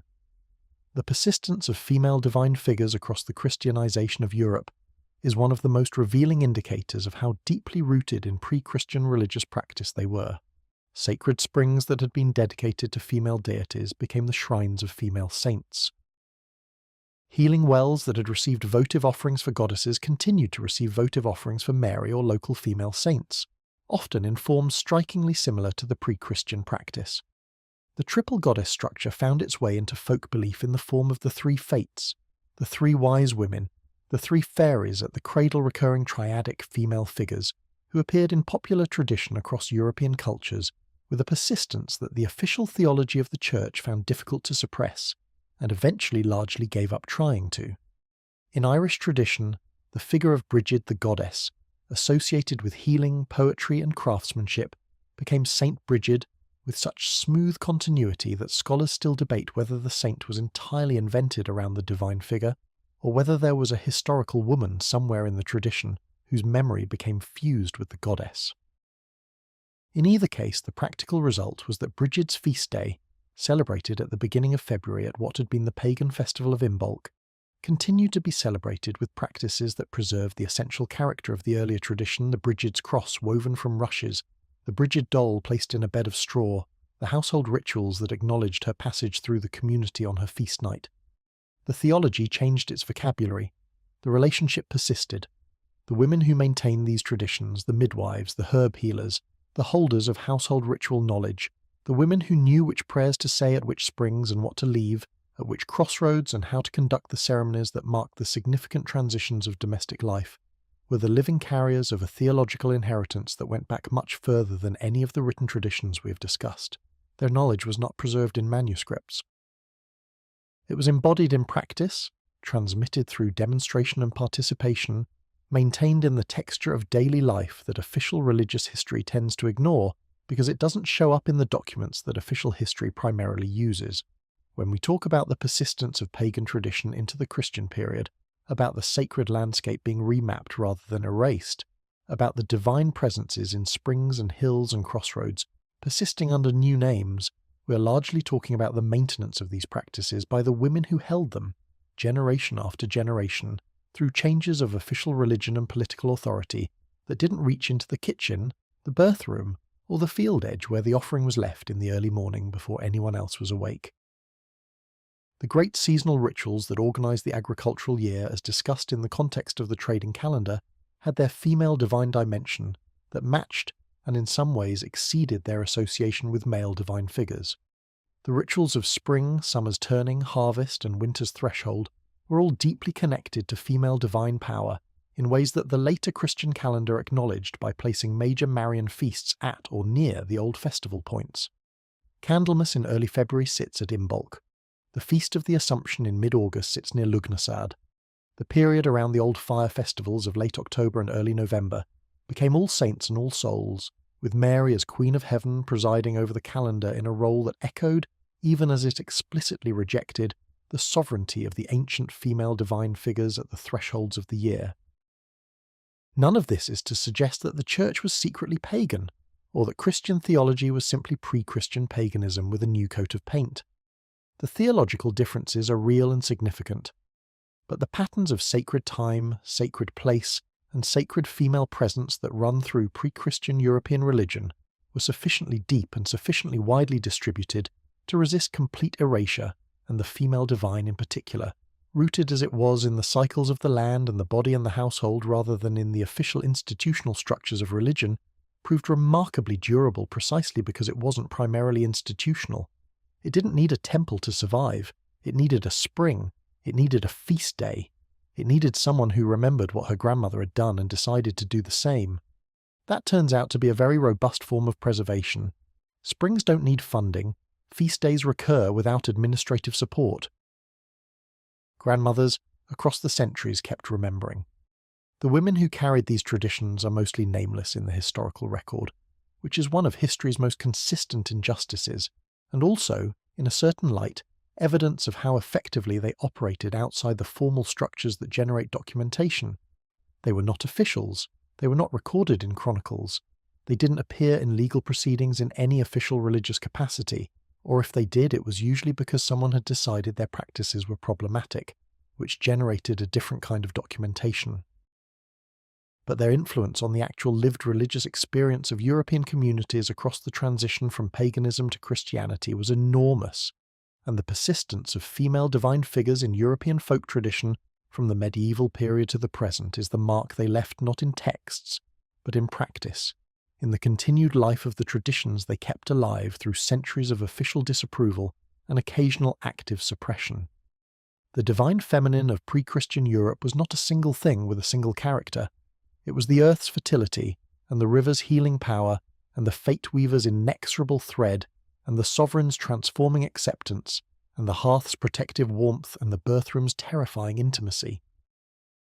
It was the spring that cured the sick and the bog that preserved the dead and the triple mothers at the crossroads, blessing travellers and the crows circling above the battlefield and the women at the loom whose patterns contained the future. All of these were aspects of a divine presence that ran through the European landscape as continuously and as fundamentally as water runs through soil everywhere, invisible most of the time, sustaining everything, and absolutely impossible to remove entirely even when someone made a determined effort to do so. The landscape remembered, and the women who tended it helped it remember. Every community that has ever existed has had to grapple with the same uncomfortable theological problem. If the divine powers that govern the world are wise, benevolent, and committed to order, why is the world so frequently chaotic, unpredictable, and populated by outcomes that no reasonable divine administration would have approved? Why do careful plans fail? Why do well-intentioned actions produce disasters? Why does the universe, on a fairly regular basis, seem to be actively conspiring to undermine exactly the kind of order that everyone, divine and human alike, would apparently prefer? Different religious traditions have answered this question in different ways. Some posit a cosmic adversary whose entire purpose is to oppose the good. Some attribute it to human moral failure. Some simply embrace mystery and move on. The pre-Christian European traditions took a different and in many ways more sophisticated approach. They put a specific personality in charge of it. They gave chaos a face, a name, a history, a set of motivations, and perhaps most importantly a seat at the divine table, and they called that personality the trickster.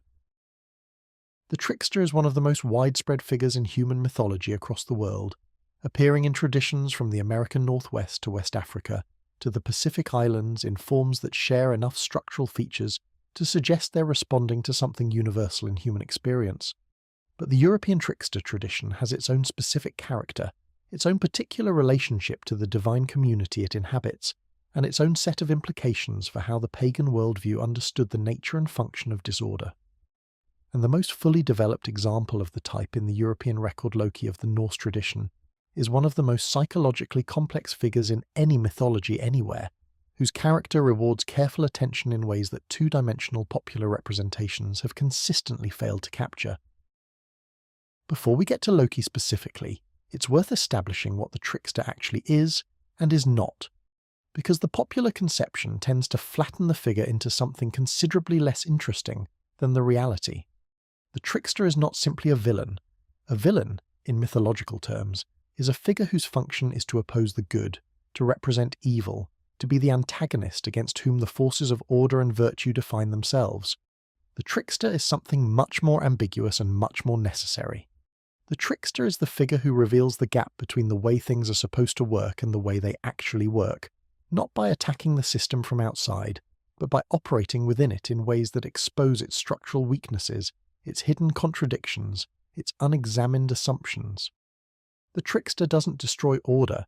The trickster demonstrates, repeatedly and often quite expensively, exactly where order was already failing to do what it claimed to be doing. This is an important distinction because it changes how you read every trickster story in the tradition. When the trickster causes a catastrophe, the question is never simply, what terrible thing did this figure do? The question is, what pre-existing fragility in the system made this catastrophe possible? The trickster is the catalyst, not the cause. Which is not, it should be noted, a particularly comforting distinction if you are one of the gods who has just suffered the consequences of the trickster's latest initiative, but it is theologically significant in ways that the tradition clearly understood. The structural position of the trickster within the divine community is itself revealing. In virtually every tradition where the trickster appears at a significant level of development, this figure is not an outsider, not a demon or a spirit of chaos pressing in from outside the ordered world. The trickster is inside, sits at the feast table, is known to everyone. Is, frequently, kin to the central divine figures in ways that make straightforward exclusion impossible. Loki is blood brother to Odin. He has been woven into the fabric of the divine community at the deepest possible level, which means his disruptive presence cannot be resolved simply by removing him. He is part of the structure. His chaos is internal chaos, which is the only kind of chaos that really matters, because internal contradictions cannot be addressed by building higher walls. Loki's character in the Norse sources is one of the most carefully and consistently drawn in the tradition, which is interesting, given that his mythology is also full of deliberate inconsistency, self-contradiction, and behaviour that seems designed to prevent any single settled interpretation of who he actually is. He is simultaneously the gods' most useful ally and their most dangerous liability. He solves problems with a brilliance and creativity that nobody else in the divine community can match. He creates problems that nobody else in the divine community would have been capable of inventing.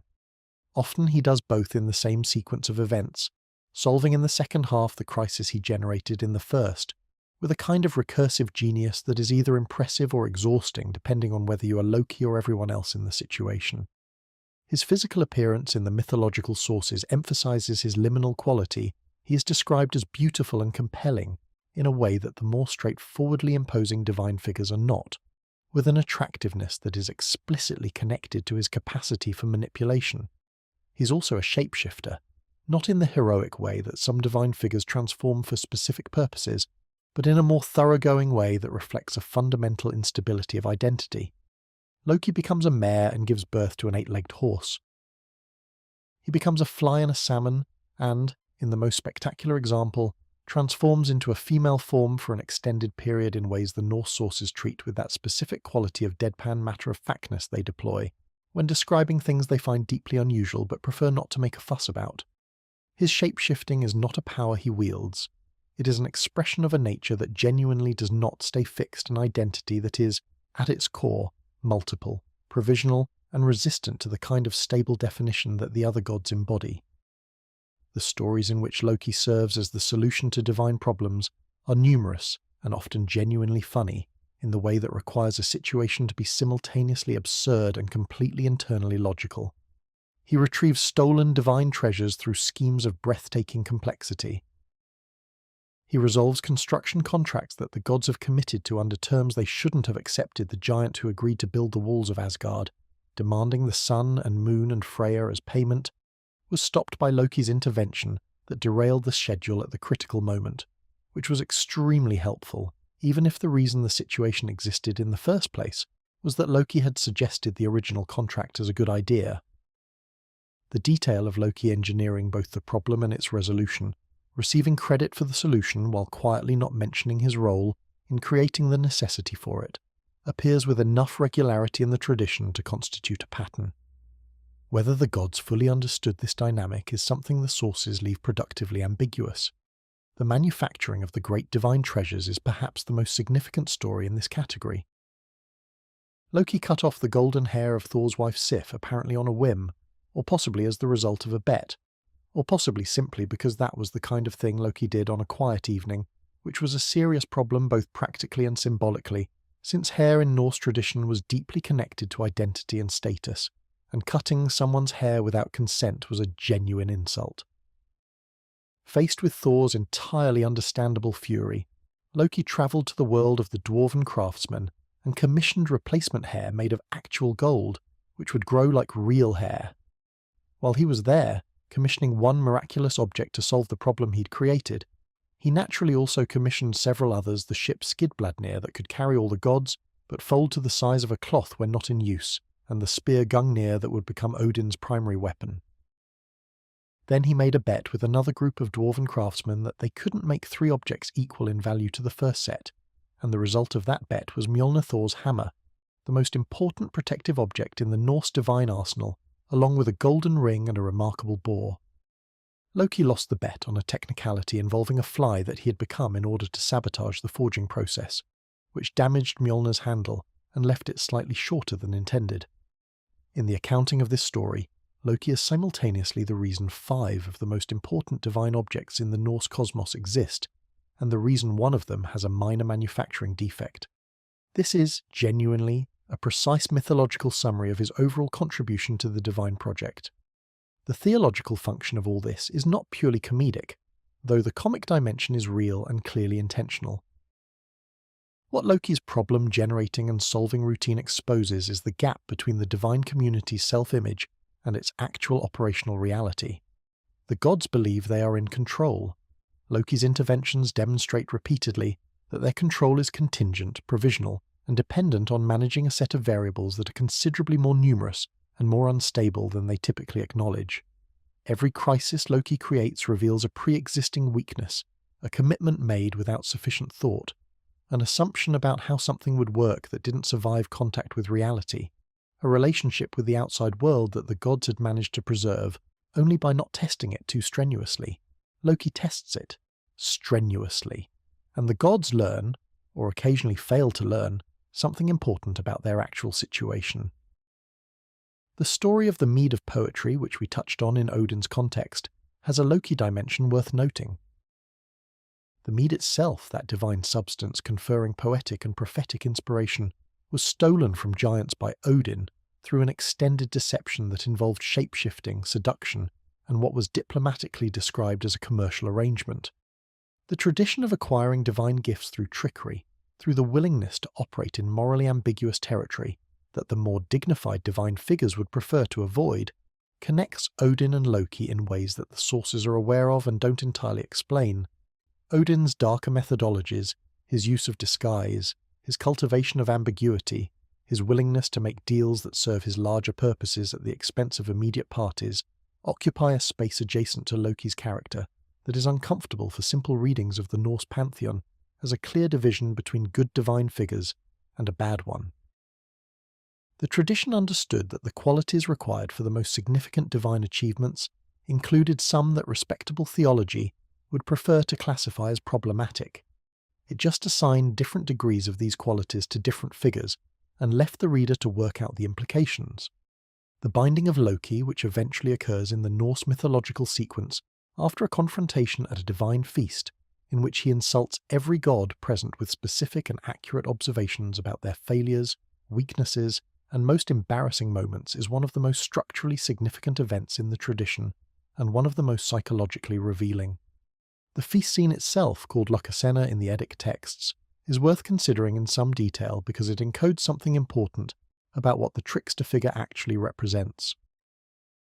Loki arrives at a feast to which he has been explicitly not invited, demands admittance on the grounds of his ancient sworn brotherhood with Odin, and then proceeds to systematically strip away the public dignity of every divine figure present with accusations that are specific, personal, and this is the crucial detail not actually denied. He doesn't make things up. He tells uncomfortable truths. Odin had conducted himself questionably in various past situations. Certain gods had done things they preferred not to discuss in company. Freya's mythology contained episodes the tradition recorded with a certain diplomatic economy of language. Loki's accusations land because they are accurate, and the gods' inability to refute them is the entire point. Order, at the Feast of the Gods, is maintained partly by the agreement of everyone present not to say certain things out loud. Loki says them. The feast falls apart. Not because Loki introduced new information, but because he forced an acknowledgement of information that was already known and being collectively ignored. This is what makes the trickster philosophically necessary, rather than simply dramatically convenient. A community that can only maintain its functioning by suppressing certain truths is a community with a structural problem. The trickster's function is to make that suppression temporarily impossible, forcing the community to confront what it has been managing by not looking at it. This is not comfortable. It is not welcome. The gods respond to Loki's truthful disruption at the feast by eventually capturing him and binding him in a cave with considerable theatrical unpleasantness, which is, from a certain perspective, exactly the response you might expect from a community that has just been told things it didn't want to hear about itself. Silence the messenger. Which the Norse tradition clearly understood as a response that addressed the symptom while leaving the underlying problem entirely intact, since the binding of Loki is specifically the event that begins the countdown to Ragnarok. Suppressing the trickster doesn't restore stable order. It converts unstable order into the specific, slow-burning instability that ends the world. The Germanic tradition outside the specifically Norse sources is less extensively preserved, but contains echoes of the trickster type in ways that suggest the figure was not exclusively a Norse development. Certain divine figures in continental Germanic tradition have characteristics that overlap with the trickster archetype, a tendency toward ambiguity, an association with boundaries and transitions, a relationship to divine power that operates through cleverness rather than direct force. The association of particular supernatural figures with fire in the Germanic world has sometimes been connected to the trickster tradition, since fire is one of the most obvious natural analogies for the trickster's character. Useful, essential, genuinely necessary, and absolutely catastrophic if it gets out of the context where it can be managed. The fireside is civilization. The wildfire is what civilization is always one moment's inattention away from becoming. The Celtic trickster tradition operates at a somewhat different register, and is, as with most things Celtic, considerably harder to systematize.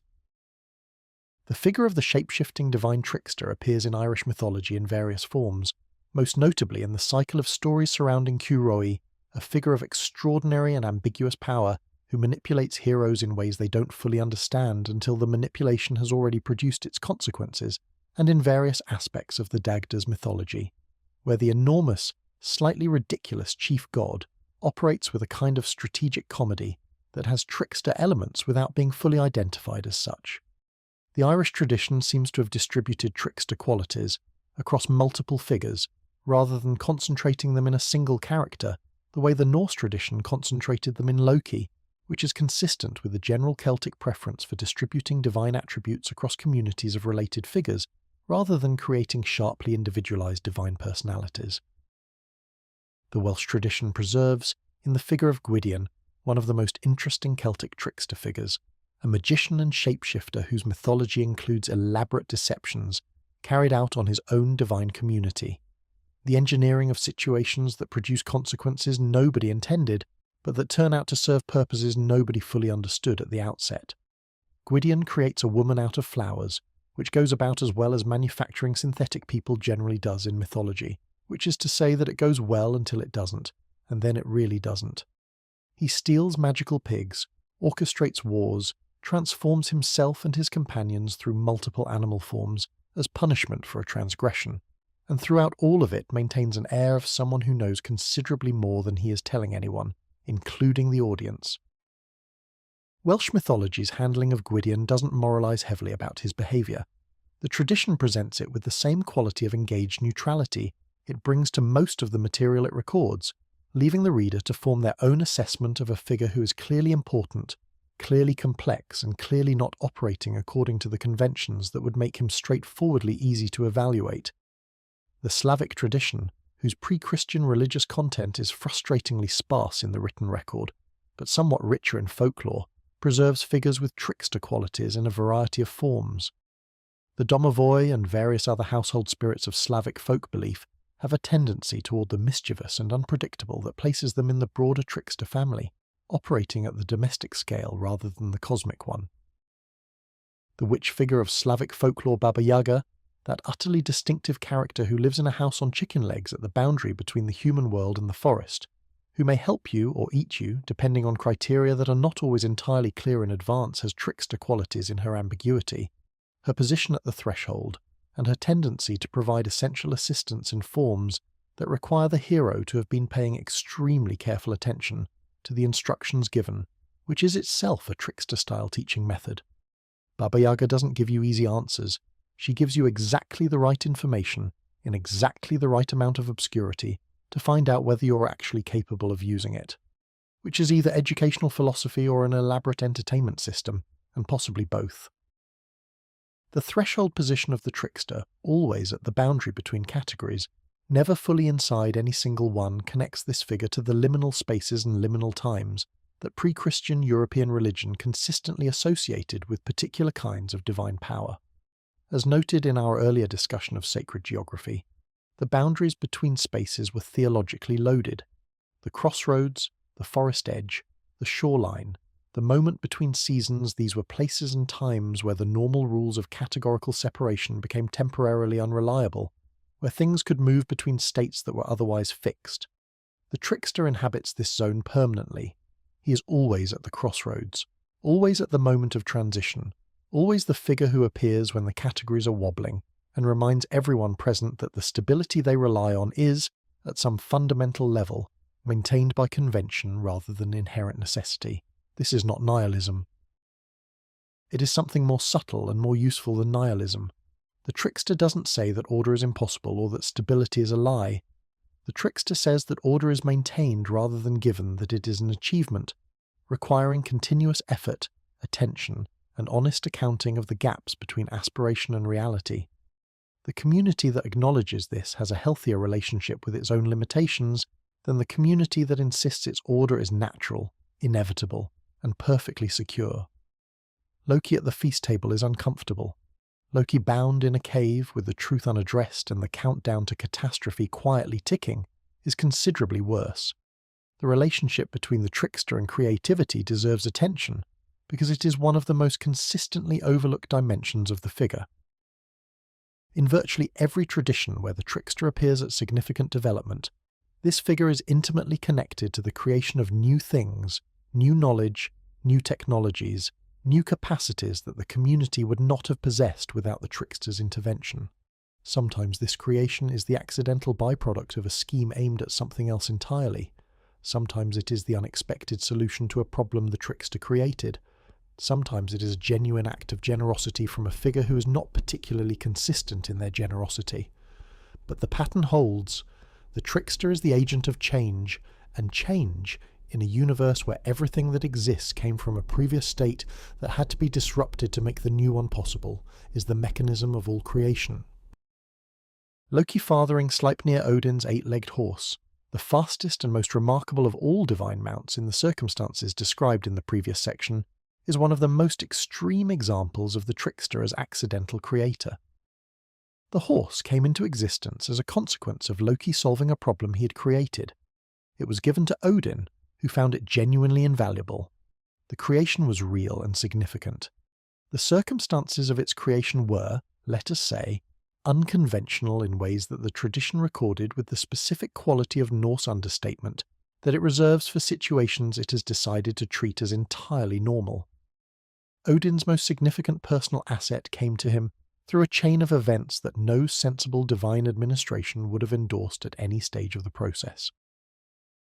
This is the trickster contribution to cosmic inventory, the things that matter most, the things that could not have been planned or commissioned through normal channels, the things that exist precisely because something went sideways in an interesting way.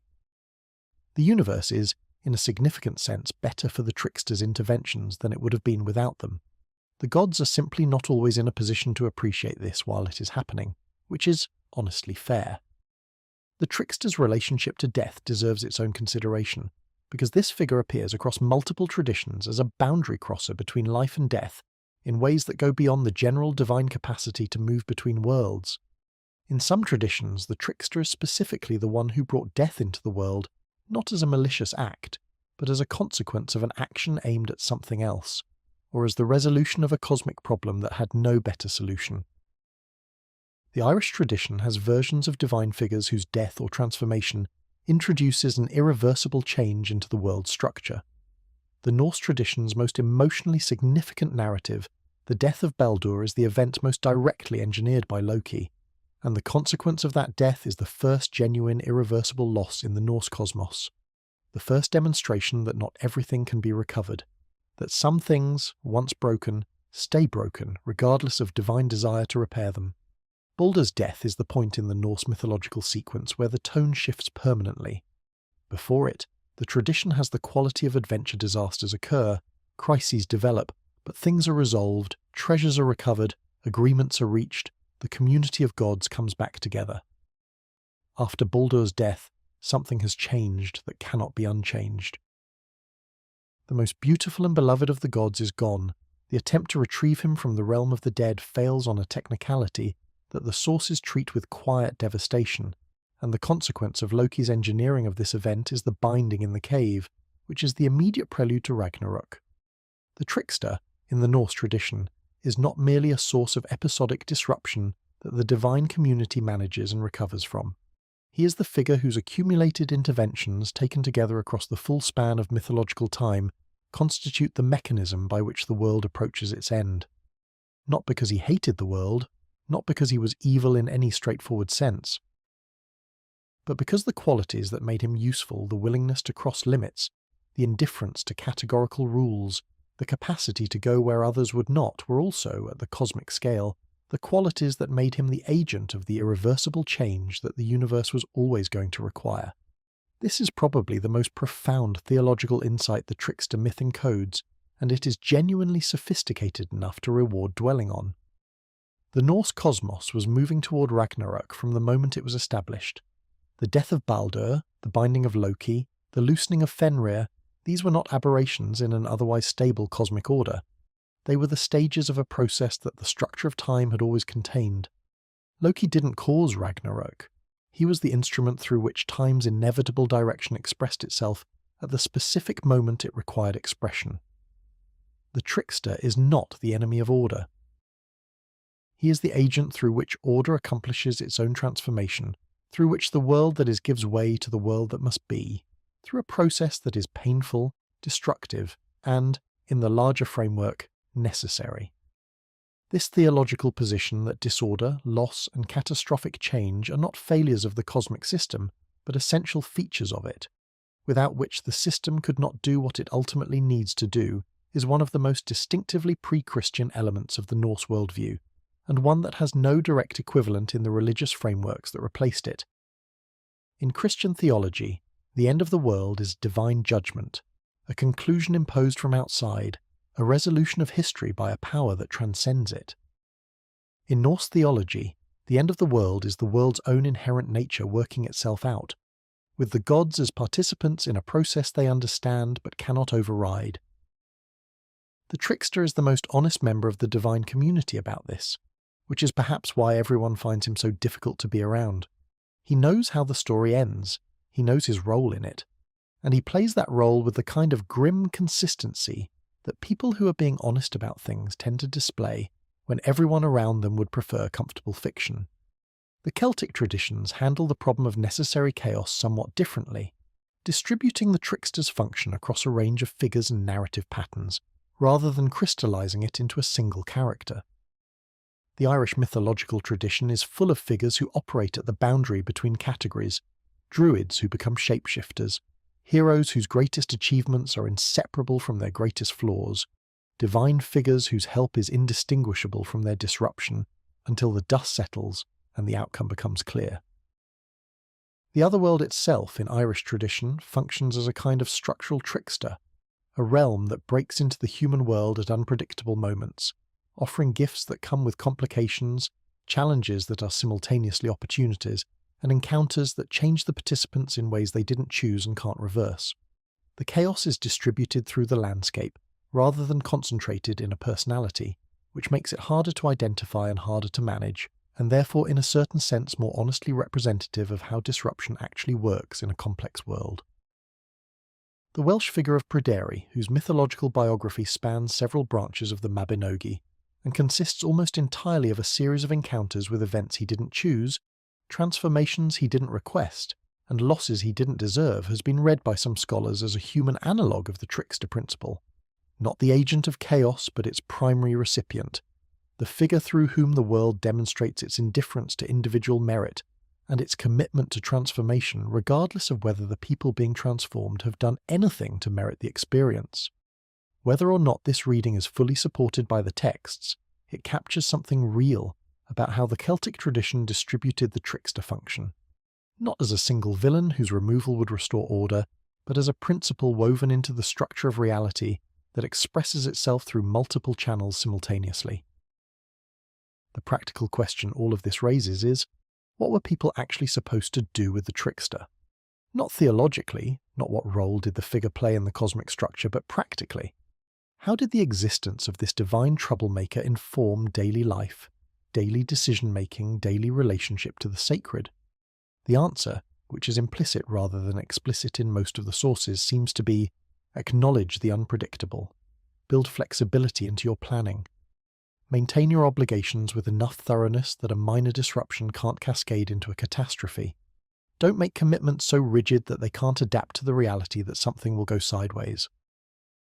The trickster's consistent demonstration that the best-laid plans of gods and humans tend to develop unexpected complications was not an invitation to paralysis or fatalism. It was a reminder to hold your plans loosely, to maintain your humour when things went wrong because things were inevitably going to go wrong in ways nobody had anticipated, and to be the kind of person who could improvise when the situation demanded it. rather than someone so committed to the plan that you couldn't respond to what was actually happening. There is also, threading through all of this, a note of genuine affection in how the Norse tradition presents Loki. He is dangerous, he is disruptive, he causes a disproportionate quantity of the divine community's most significant problems, and yet the sources that preserve his mythology, most of which were written down by Christian scholars in medieval Iceland, who were under absolutely no theological obligation to treat pre-Christian divine figures, sympathetically treat him with a quality of engaged interest that goes beyond neutral documentation. His wit is recorded with evident appreciation. His more spectacular solutions to impossible problems are presented with what amounts to admiration.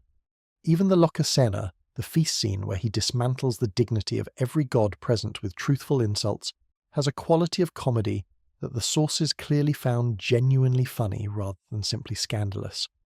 The trickster, for all his destructive implications, was apparently good company, which might be the most human observation in all of Norse mythology, that the person most likely to cause you problems is often also the most interesting person in the room, and that the qualities that make them dangerous are inseparable from the qualities that make them valuable. Managing that tension, rather than resolving it by eliminating one side, was what the pagan European mythological tradition proposed as the appropriate response. Keep the trickster at the table, watch him carefully. And maybe don't let him redesign any construction contracts, but otherwise let him talk. You might learn something you needed to know. The binding of Loki, as we've noted, is the moment when the divine community decides it has had enough of this approach and opts for containment instead. The tradition's implicit judgment on that decision, given that the immediate consequence is the approach of Ragnarok, is as clear as anything in Norse mythology ever gets, which is to say, it is not stated directly but is entirely impossible to miss if you've been paying attention. Some tensions cannot be resolved by suppression. Some truths, once acknowledged and then forcibly silenced, accumulate rather than dissipate. The trickster bound is not the trickster neutralized. It is the trickster's influence converted from the unpredictable, manageable disruption of someone at the table into the slow, inexorable build of a pressure that has nowhere constructive to go. It is, in its quiet way, one of the more politically perceptive observations in all of European mythology. And it came from a tradition that watched the world carefully enough to notice that the interesting thing about the troublemaker at the feast is not the trouble they cause, it is what happens when you finally throw them out. The trickster's most destabilizing quality, as we've just established, was his tendency to reveal the gap between how communities claim to operate and how they actually operated, which makes it fitting that we turn now to the institution where pre-Christian European communities made their most explicit claims about how they operated where law was announced, disputes were settled, and the collective will of free people was formally expressed. The thing, the assembly. The gathering that was simultaneously a legal institution, a political event, a market, a social occasion, and this is the part that tends to get lost in modern accounts, a thoroughly sacred ceremony, conducted in a space understood as divinely presided over and opened under divine protection, that was both theological and entirely practical. The thing tradition of the Norse and Germanic world is one of the most significant political institutions of pre-Christian European civilization, and also one of the most consistently misrepresented. The popular image of pre-Christian Germanic peoples as governed by brute force and personal charisma, where the strongest man with the loudest voice and the biggest sword made all the decisions, is almost the exact opposite of the reality. The thing was a formal legislative and judicial assembly with established procedures, defined rights of participation, recognized roles for different categories of participant, and a framework of sacral authority that made its decisions binding in ways that personal force alone could never have achieved. It was, in the functional sense, a genuine democratic institution, not a modern liberal democracy with universal suffrage and constitutional protections, but a system in which a significant portion of the adult male population had formal rights of participation, in which decisions required broad consensus, and in which even the most powerful individuals were constrained by the assembly's authority in ways they couldn't simply override. The word thing itself, Old Norse thing, meant simply assembly or gathering, and variants of it appear in the names of legislative bodies across the Scandinavian world down to the present day. The Norwegian Storting, the Icelandic Althing, the Danish Folketing, all of them carry the ancient word forward, which is either a pleasing example of cultural continuity, or a reminder that the legal frameworks of modern Scandinavian democracy have roots in a tradition that predates Christianity by a considerable margin, depending on how you prefer to feel about it. The sacred dimension of the thing was not an optional overlay added to a primarily secular institution. It was constitutive part of what made the assembly work at all. The opening of the thing invoked divine authority in ways that transformed a gathering of potentially contentious individuals into something with a different character, a different set of rules, and a different set of consequences for violations. The specific divine patronage varied by tradition and region in Norse contexts. Thor's Day was the preferred time for legal assembly, connecting the judicial function with the god most associated with the maintenance of order and the protection of the settled world, which is exactly the right divine patron for an institution whose primary function was preventing the kind of disputes that would otherwise be resolved through feud. Other Germanic contexts invoked other divine figures, but the consistent element was the invocation itself, the explicit acknowledgement that what was about to happen was not merely human business, conducted according to human authority, but a sacred activity conducted under divine witness. The practical implications of this sacred framing were extensive and genuinely significant. The most important was the formal prohibition on violence within the assembly space and the assembly period, which the Norse sources call the Thingsfrid, the thing peace. This was not simply a request for civility or a social expectation that people would behave well. It was a binding sacred obligation whose violation was a serious transgression against the divine authority that presided over the gathering. Weapons were deposited at the boundary of the assembly space before entry, not as a security measure in the modern sense, but as a formal acknowledgement that you were entering a space where the normal rules governing armed individuals were suspended by higher authority. You could carry your sword to the thing. You left it at the edge. The difference between the weapon at your hip and the weapon in the designated pile was the difference between a private individual and a citizen of the assembly, and the transition was marked by the physical act of deposit, because physical acts were how this tradition marked transitions of any significance. This peace was reciprocal in the theological sense that the entire pagan European tradition understood reciprocity. The humans maintained peace within the sacred space, and the divine authority maintained the conditions that made the assembly possible. The protection that everyone at the gathering relied on the ability to travel to and from the assembly without being attacked by enemies, the temporary suspension of active feuds for the duration, the security of merchants and plaintiffs and even those accused of crimes making their way to face judgment, all of this was underwritten by the sacred framework. The thing peace extended in practice to the roads leading to and from the assembly, creating a protected corridor through which people could travel to participate. Without the theological backing that made violation of this peace a transgression against the divine rather than merely against the community, it's difficult to see how such a system could have functioned in a landscape without centralized law enforcement. The gods provided the enforcement infrastructure that the human political system couldn't maintain alone. The location of assemblies was chosen with the same attention to sacred geography that governed every significant activity in this tradition. The most important thing sites were not selected for administrative convenience, a central location, easy access, good water supply, though these factors mattered. They were selected because the site itself had the right quality, the right character, the right accumulation of significance to serve as the kind of space where the community could function as a community in its fullest sense. Which is to say, they were usually places that were already sacred for other reasons.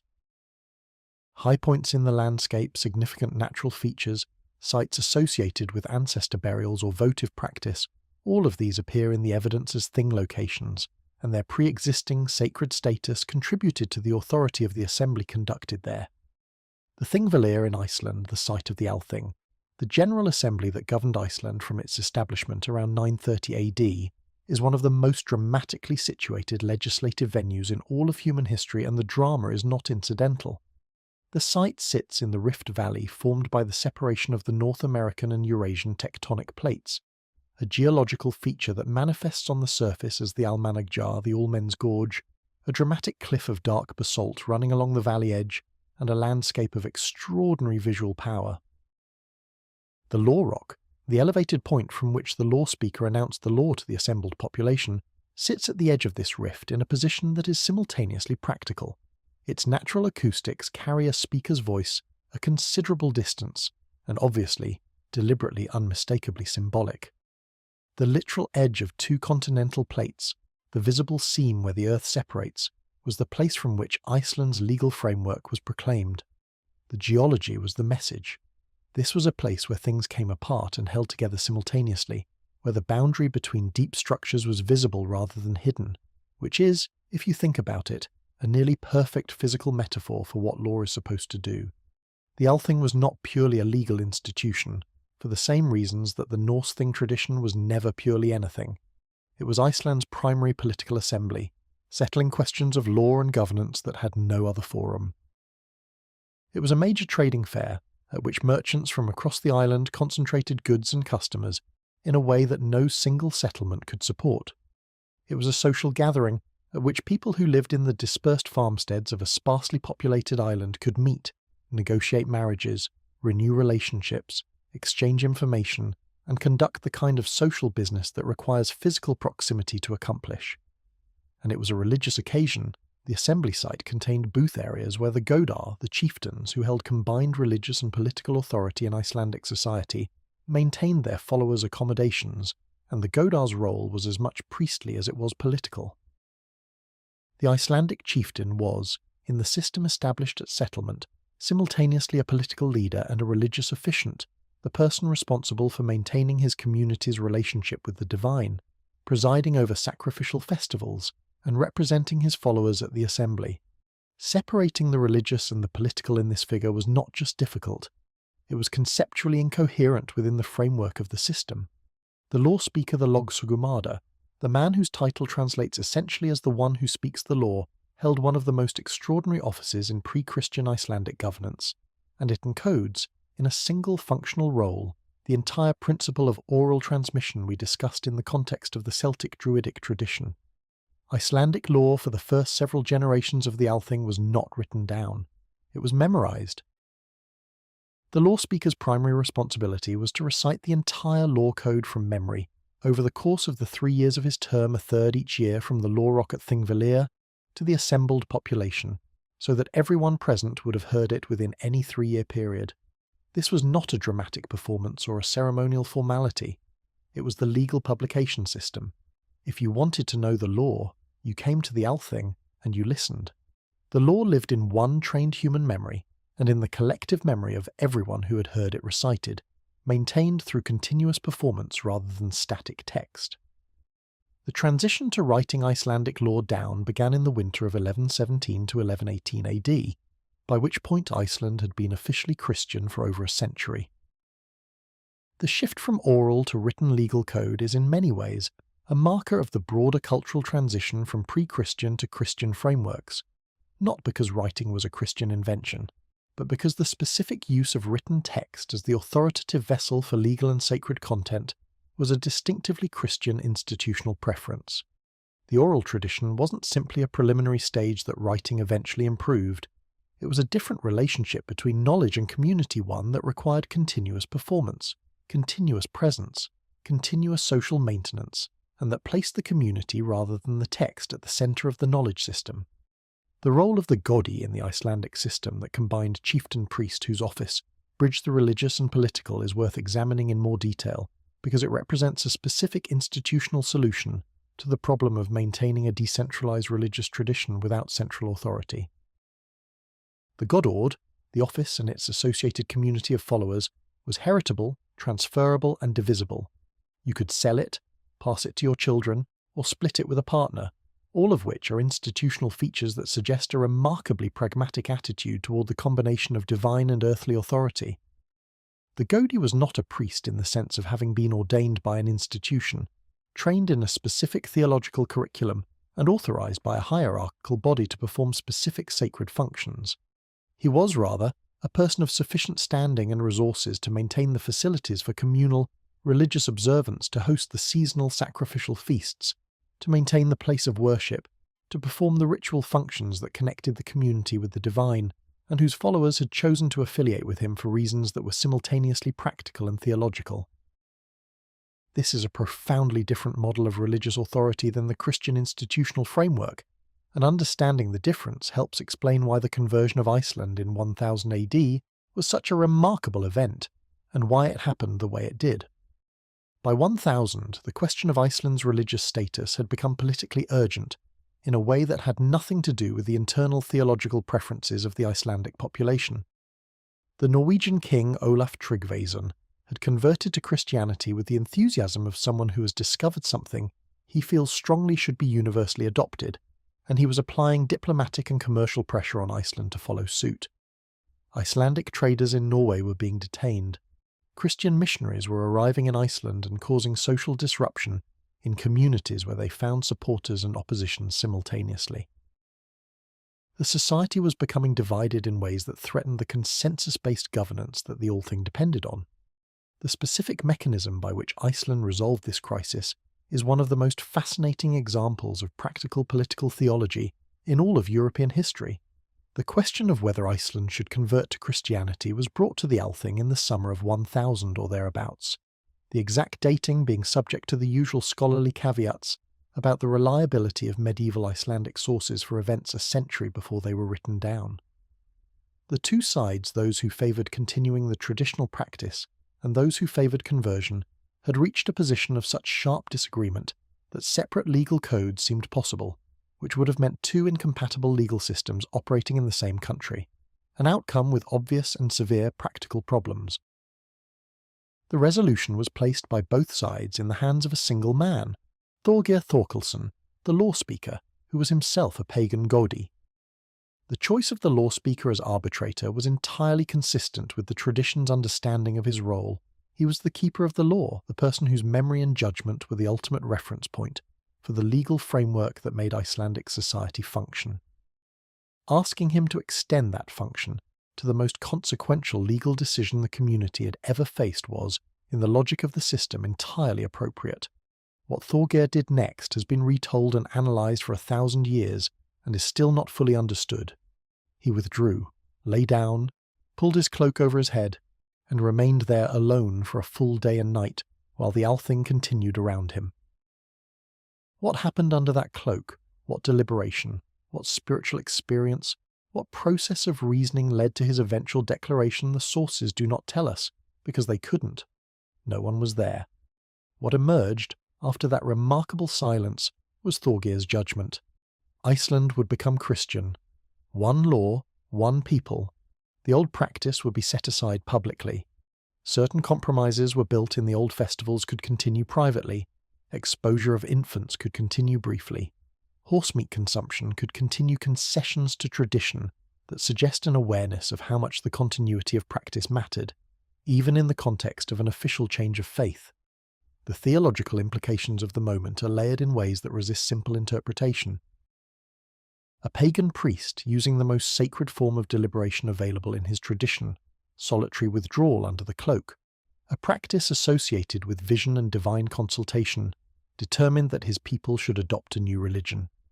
He did this from the law rock at Thingvellir, at the edge of the continental rift, in the most sacred location in Iceland, using the full authority of his sacred political office to make a decision that officially ended the tradition that gave that office its meaning, and everyone accepted it. Not without grief, not without some protest, but without the civil war that would have been the alternative.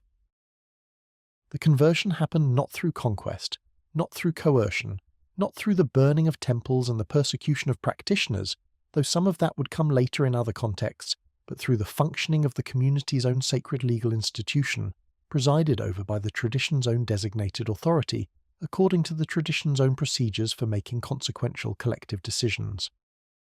What this tells us about the relationship between law and the sacred in pagan Europe is something more nuanced than simple conflation of the two categories. It wasn't that law and religion were identical, that every legal rule was a religious commandment, and every religious observance was a legal obligation. It was that both law and religion were expressions of the same underlying structure, the community's self-understanding, its framework for organizing collective life, its procedures for managing the tensions and conflicts that arise in any group of people who have to share territory and resources and make decisions together. When Thorgeir decided that the community needed one law, he was making a legal judgment that was also a theological one, and the tradition gave him the authority to make it precisely because it didn't distinguish between those categories in the way that later frameworks would. The continental Germanic assembly tradition, from which the Norse thing derived and which operated across a much larger geographic range, had similar structures and similar sacred dimensions, though the evidence is patchier and the specific forms varied considerably by region and period. The Carolingian legal tradition that emerged in the 8th and 9th centuries AD explicitly incorporated elements of the earlier assembly tradition into its framework, which tells you both that the tradition was still functioning at that period and that the incoming Christian administrative framework found it useful rather than simply threatening. The integration of pre-Christian assembly practices into early medieval Christian governance was not a neat process. There was genuine conflict, genuine suppression, genuine cases of Christian authorities attempting to eliminate practices they found problematic, but it was also, in many places and many respects, a negotiation. The sacred assembly ground didn't become irrelevant when the Christianity arrived. It became a church council, a royal assembly, a Christian feast day gathering. The specific theological justification changed. The structural function persisted. The Irish tradition of the Oenach, the Great Assembly held at specific sacred sites on specific occasions, had a similar combination of legal, commercial and religious functions that we've touched on in various contexts. The most famous, at Tailteann in County Meath, was traditionally associated with the Lugnasad festival and involved athletic competitions, the settlement of legal disputes, the arrangement of marriages, major trading activity, and the public proclamation of the community's laws and agreements. Irish sources describe it in terms that make clear it was understood as a sacred occasion, presided over by divine patronage, in which the ordinary rules of competition and conflict were suspended in favour of the community's collective functioning. The physical site had sacred associations extending back to the mythological period, and those associations contributed to the authority of everything that happened there. When the Oenach declined after Christianization, it did so gradually, with Christian feast days absorbing specific elements of its calendar, and with some of its athletic and social functions surviving in local gathering traditions that persisted into the early modern period and beyond. The specific connection between legal assembly and sacrifice, between the formal proclamation of law and the offering of animals to the divine authority that underwrote that law, appears in multiple traditions and is worth considering directly, because it expresses something fundamental about how this worldview understood the relationship between divine and human authority. The sacrifice at the Thing was not simply a religious ceremony that happened to precede legal business, the way a modern legislative body might open with a prayer that everyone treats as a formality. It was constitutive of the assembly's authority. The divine presence invoked and fed through the sacrifice was the authority in whose name the legal decisions were made. Without that invocation, without that feeding of the relationship, the assembly's authority rested on nothing more than the combined force of the people present, which was considerable, but which was not the same thing, and was not understood as the same thing. The law required divine backing to be law rather than just power. The sacrifice was the mechanism by which that backing was secured and renewed. This has an interesting implication for the question of how justice worked in pre-Christian European legal thought. Justice, in this framework, was not simply an agreed-upon set of rules enforced by the community's power. It was an alignment with divine order, a correspondence between human arrangements and the structure that the divine world required and maintained. A legal decision that violated divine order was not just a bad decision. It was a transgression that would eventually produce consequences, because the divine order was not indifferent to being violated. The gods witnessed the assembly's decisions. The gods noted when those decisions respected the structures they had established and when they didn't. The accountability was real, if not always immediate. This gave the legal system a kind of moral depth that systems based purely on human consensus and human enforcement tend to lack a grounding in something that transcended the convenience of the powerful and the immediate preferences of the majority. The oath, which we've encountered in commercial and social contexts, was the binding mechanism of the legal system as well, and its sacred character was the source of its actual force. Oaths in the pre-Christian European legal tradition were sworn by the divine figures whose authority gave them weight by weapons, by the sacred ring that sat on the Godey's altar, by the power of the particular divine figures most appropriate to the specific transaction being secured. The perjury that violated a sworn oath was not merely a lie, it was a direct transgression against the divine figure invoked in the oath's taking. which produced consequences that the tradition documented extensively and entertainingly across its saga literature. People who committed perjury in the Norse tradition did not, in the stories, simply get away with it. They encountered difficulties that, while not always explicitly presented as divine punishment, were arranged by the narrative with a suspiciously convenient timing. The sacred ring of the Godord, a heavy ring, traditionally associated with the local temple, on which oaths were sworn and which was kept drenched in the blood of sacrificial animals, is one of the most viscerally evocative objects in the material culture of pre-Christian Norse religion. You swore your most significant oaths on an object that was simultaneously a legal instrument and a heavily used religious artifact, kept in a state of permanent ritual activation by continuous ceremonial use. The blood on the ring was not decorative. It was the accumulated record of the relationship between the divine and the human community, the physical trace of every sacrifice at which the ring had been present, every oath at which it had been invoked, every transaction of sacred significance that it had witnessed and guaranteed. To swear falsely on such an object was not simply dishonest. It was an act of profound ritual pollution, a violation of a relationship that had been built up across years or decades of careful maintenance, in a tradition that understood relationship as the foundation of everything that worked. The specific moment at which the legal assembly tradition intersected most dramatically with the broader political history of pre-Christian Europe was the period of Christianization, when the question of religious change became unavoidably political, and when the very institutions through which pagan communities governed themselves became the arenas in which the transition was negotiated. Iceland's story is the best documented, but it was not unique. Across Scandinavia, across the continental Germanic world, the reception or rejection of Christianity moved through the existing legal and assembly frameworks, rather than bypassing them. Kings who converted expected their conversion to produce community-wide conversion, because the relationship between a chieftain priest and his followers was precisely the kind of relationship through which theological positions filtered into practice. When a Norse Jarl accepted Christianity, his followers were, in the logic of the system, expected to follow. This wasn't tyranny, it was the normal functioning of the Godord structure, now applied to a theological position rather than a ritual obligation. The question of which god to worship was, in a tradition that didn't separate political and religious authority, inevitably a political question as well. The resistance to Christianization that appears in the record across multiple regions and time periods is particularly interesting when viewed through the lens of the Thing tradition. In several documented cases, communities that were under pressure from Christian rulers to convert used the assembly process to slow, modify, or formally reject that pressure in ways that required the incoming Christian framework to negotiate rather than simply mandate. The Swedish case is perhaps the most striking. The great temple complex at Uppsala, one of the most significant pre-Christian ritual centres in all of Scandinavia, remained in operation, and the associated sacrificial festivals continued to be held for generations after the formal introduction of Christianity into Sweden, partly because the legal and social framework of the Thing tradition gave communities the tools to maintain their existing practices against external pressure. The Christian bishops who wanted Uppsala's temple dismantled had to work through political processes that gave the temple's supporters formal standing to resist, which they used for quite a long time with considerable effectiveness. The eventual Christianization of the Norse world did not simply replace one religious framework with another. It transformed the existing institutional structures by changing their theological content while preserving their form, a process that was neither straightforward nor painless, but that preserved more of the earlier tradition than the official narrative of conversion typically acknowledges. The Thing continued.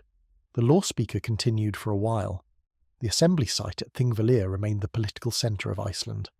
The seasonal gatherings continued, now marked by Christian feast days rather than pagan festivals, but occurring at the same times of year and serving many of the same social functions. The sacred geography of the landscape wasn't remapped from scratch. It was renegotiated new names, new justifications, the same hills and springs and gathering places, now understood within a different theological framework, but maintaining their practical centrality to how communities organized themselves.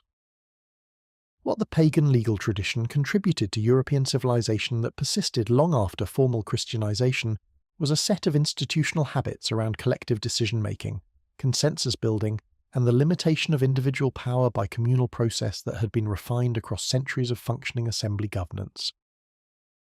The Germanic law codes that emerged from the early medieval period, the various tribal legal compilations that formed the basis of legal practice across much of Western Europe after the fall of the Roman administrative framework, incorporated elements of the assembly tradition in forms that were now written rather than oral, now theoretically Christian rather than explicitly pagan, but structurally recognizable as developments of the earlier practice. The idea that law derived its authority from something beyond the power of any individual ruler, that there was a standard against which even the most powerful person could be measured and found wanting, was not a Christian invention. It was a pre-Christian institutional inheritance, given new theological expression in the Christian framework, but rooted in a tradition that had been making that argument in assembly spaces long before the churches were built. The law rock at Thingvellir still stands. The Almannagjá still runs along its edge, the visible line where two continents refuse to fully join.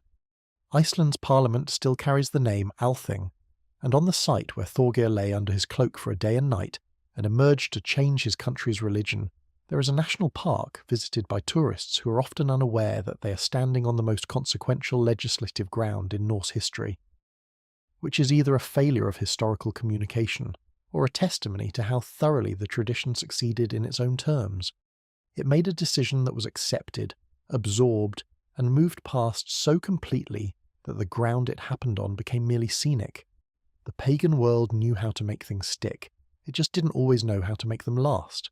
But then, nothing does. That was rather the whole point. The Icelandic assembly tradition that we've just explored was, in its way, a deeply local thing specific to a specific island, a specific people, a specific set of geographical and political circumstances that produced one of the most distinctive political cultures in medieval Europe, and yet everything about it, the sacred assembly ground, the divine patronage of legal process, the oral transmission of law, the interweaving of religious and political authority, would have been recognizable in its essential structure to communities across an enormous range of territory, from the Atlantic coast to the plains of northern India, separated by thousands of miles and thousands of years, but sharing a family of deep structural similarities that no accident could fully explain. This is not a coincidence.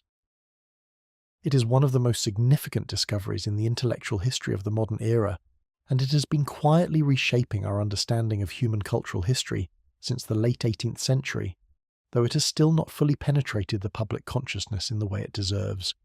The discovery that most of the languages of Europe, along with Persian, Sanskrit, and several other language families of South and Central Asia, derived from a common ancestral language now called Proto-Indo-European, was initially a linguistic finding, based on systematic comparison of grammatical structures and vocabulary that revealed patterns of shared inheritance too consistent and too specific to be explained by coincidence or contact. The word for father in Latin is pater, in Sanskrit it is pitta, in Old Irish it is athir, in Gothic it is fada. These are not borrowed words. They are inherited words, diverged across thousands of years of separate development from a common ancestor that was spoken somewhere in the Eurasian steppe, most current evidence suggesting sometime between 4,500 and 3,500 BC. The people who spoke that ancestor language spread, migrated, diversified, and eventually populated an enormous swath of territory, from Ireland to Sri Lanka, taking their language with them and letting it evolve into the bewildering variety of languages that we now recognize as the Indo-European family. What took longer to establish, and what is still, in some circles, somewhat controversial, is that they took their mythology with them too. The same comparative method that revealed the linguistic relationship between Sanskrit and Latin was eventually applied to the mythological and religious material of the cultures that spoke Indo-European languages, and the results were, to put it mildly, striking. Not just family resemblances in divine names, though those exist and are significant, but structural similarities in how divine figures were organized, what functions they performed, how conflicts between them were described, and what kind of cosmological framework they inhabited. The French scholar Georges Dumézil spent the better part of the 20th century developing and refining a theory of Indo-European religious structure that remains, despite substantial criticism and revision, one of the most productive frameworks for understanding the relationships between pagan European traditions and their distant cousins. Dumézil's core observation was that the Indo-European languages shared not just vocabulary and grammar, but a tripartite social and divine structure, a consistent tendency to organize both human society and the divine world into three functional groups. The first function was associated with sovereignty, law, and sacred knowledge, the priests, the rulers, the keepers of the community's relationship with the divine and the law. The second function was associated with physical force and warfare, the warriors, the defenders of the community's boundaries, the wielders of violence on the community's behalf. The third function was associated with fertility, abundance, and productive capacity. The farmers, the craftsmen, the people who made things grow and things work, whose contribution was not heroic but was, in the most fundamental sense, the thing that kept everyone alive. These three functions, Dumézil argued, mapped onto the divine world with remarkable consistency across Indo-European traditions. In the Norse pantheon, which we've examined in detail, Odin and Tyr represent the first function, sovereignty and law, respectively, the one through wisdom and magic and the other through the formal justice that the Thing tradition embodied. Thor represents the second function, the warrior-defender, the one who maintains the boundaries of the ordered world against the chaos pressing in from outside. Freyr and the Vanir generally represent the third function, abundance, fertility, the generative capacity of land and body that produces the community's actual sustenance. The conflict between the Aesir and the Vanir, that foundational myth of war between two divine groups, followed by integration and hostage exchange, fits neatly into Dumézil's framework as a mythological encoding of the tension and eventual reconciliation between the warrior aristocracy and the agricultural producing class. Two social groups whose relationship was perpetually fraught and whose integration into a functioning community required ongoing negotiation. The Vedic tradition of ancient India, which is the best documented of all the Indo-European religious traditions, precisely because Sanskrit texts began to be preserved in written form at a very early date, shows the same three-function structure operating across a different but recognizably related divine caste. Mitra and Varuna, the paired sovereign gods of the Rig Veda, divide the first function between them in a way that directly parallels the division between Odin and Tyr, in Norse tradition Mitra representing the contract and the social order of law, Varuna representing the mystical, binding, terror-inspiring aspect of sovereign power. The parallel is not just functional. There are specific narrative and iconographic details that connect these figures across the thousands of years and thousands of miles separating the two traditions in ways that are difficult to attribute to anything other than common inheritance. Varuna's ability to bind his enemies from a distance, his association with the cosmic order that underlies all legal order, his omniscient awareness of transgression, these are specific characteristics that map directly onto Tyr's function in Norse tradition in ways that go well beyond the general resemblance between any two law-associated divine figures. Indra, the great warrior of the Vedic pantheon, occupies the second function with the same directness that Thor occupies it in the Norse world. He is the dragon slayer, the storm deity, the wielder of the thunderbolt weapon, the figure whose victories over the monstrous forces that obstruct the community are the most dramatic events in the mythological record. The specific narrative of the hero god defeating a serpentine or draconic monster with a thunderbolt weapon appears in Vedic, Norse, Greek, Hittite, and several other Indo-European traditions with a consistency that has been called the dragon-slaying myth of the Indo-European world, a foundational story about the conquest of chaotic, blocking, hoarding forces by the warrior principle of the community. Thor killing the Midgard serpent at Ragnarok, Indra killing the serpent Vritra to release the cosmic waters, Zeus defeating Typhon. These are not independent inventions. They are variations on an inherited mythological template, preserved and locally adapted across a span of cultural evolution that stretches across most of documented human history. The Greek tradition offers some of the richest opportunities for comparative analysis, both because the Greek mythological record is so extensive and because Greek culture occupied a middle position geographically and temporally between the Western European traditions and the Eastern Indo-European ones. The Greek pantheon shows the three-function structure operating with the same basic logic: Zeus as sovereign, Ares and Athena as warrior figures of complementary aspects, Demeter and the Dionysiac tradition as the fertility-abundance complex. The specific figure of Athena born from Zeus's head, a warrior goddess who is also the patron of crafts and wisdom, has been compared to both Odin in the wisdom dimension and to the Celtic Brigid in the craft and wisdom and war combination. These are not coincidental convergences. They are the product of a shared inheritance that each tradition elaborated differently, but that retained enough structural consistency to be recognizable across the elaborations. The Indo-European evidence also illuminates the cosmological frameworks we've encountered across the different European traditions in ways that clarify their shared deep structure. The world tree Yggdrasil in Norse tradition, a cosmic axis connecting the worlds of gods, humans, and the dead, appears in variant forms across multiple Indo-European traditions.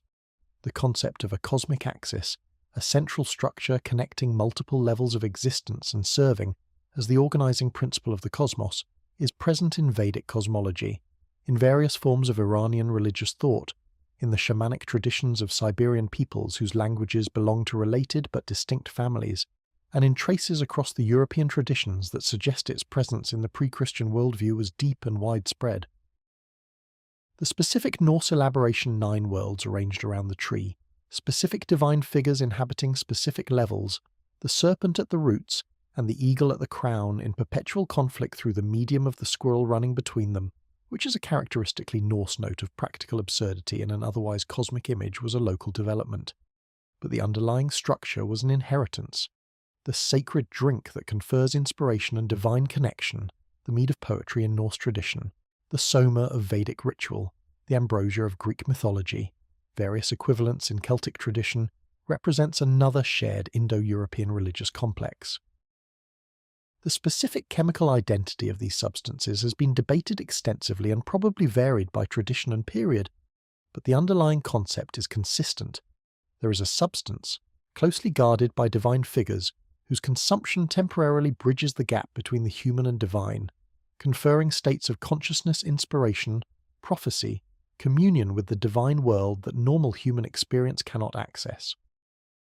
The myths surrounding the acquisition of this substance are among the most consistent in the Indo-European record stories of theft, disguise, transformation, the willingness to cross boundaries and pay unexpected prices to obtain something that cannot be gotten through ordinary channels. The parallel between Odin's acquisition of the mead of poetry through shape-shifting and deception and the Vedic narrative of a divine eagle stealing the soma from a guarded location is specific enough to qualify as a genuine shared mythological inheritance rather than a parallel development. The Proto-Indo-European language itself, that ancestral tongue, reconstructed from systematic comparison of its descendants, contained vocabulary that gives us a window into the religious world of the people who spoke it. Scholars have reconstructed PIE words for sacrifice, for libation, for the sacred fire, for the divine assembly, for the cosmic order that law and ritual were understood to maintain, and for the concept of sacred speech, the idea that certain uses of language had a power that went beyond communication, that the correctly spoken formula could influence the fabric of reality in ways that ordinary speech could not. This last concept, the sacred efficacy of correctly performed verbal formula, is one of the most consistent features of Indo-European religious thought across traditions, appearing in the Vedic understanding of mantra, in the Druidic emphasis on properly memorized oral transmission, in the Norse skaldic tradition of poetry as a form of divine power, in the Roman Carmen the sacred formula, whose correct performance was legally and spiritually binding. The idea that words, properly used, did things not just describe things or communicated things, but actually accomplished things in the fabric of reality, was apparently present in the ancestral tradition and transmitted forward across thousands of years of cultural development. The question of where the Proto-Indo-Europeans actually came from, which community, which region, which cultural complex was the source of the migrations and expansions that spread their language and cultural patterns across such an enormous range, has been one of the most debated topics in historical linguistics and archaeology for over 2 centuries. Current evidence, drawing on both genetic analysis of ancient human remains and refined archaeological analysis, points strongly toward the Pontic-Caspian steppe, the great grassland north of the Black and Caspian Seas, as the most likely homeland, with major expansion events beginning around 3500 to 3000 BC associated with populations of pastoralists who had developed horse riding and wheeled vehicle technology, and who spread both westward into Europe and southward into Anatolia, Iran, and eventually India. the spread was not a single migration event. It was a complex, multi-stage process that unfolded across centuries and involved cultural exchange, population mixing, and the gradual adoption of the incoming language and cultural patterns by existing populations, a process whose details are still being worked out and whose complexity tends to resist the simple narratives that both nationalist mythologists and their opponents have sometimes tried to impose on it. What the genetic and archaeological evidence does confirm is that the spread of Indo-European languages and cultural patterns across Europe was a real migration event that substantially altered the genetic and cultural composition of the continent. The people of Bronze Age Europe, the ones who built the megalithic monuments, created the extraordinary metalwork of the early Bronze Age and established the sacred landscapes we've been exploring were themselves the product of earlier population mixtures and cultural developments. The Indo-European component was one layer in an already complex cultural and genetic stratigraphy, adding its linguistic and mythological inheritance to what was already there, mixing with it in ways that produced the specific traditions we've been examining.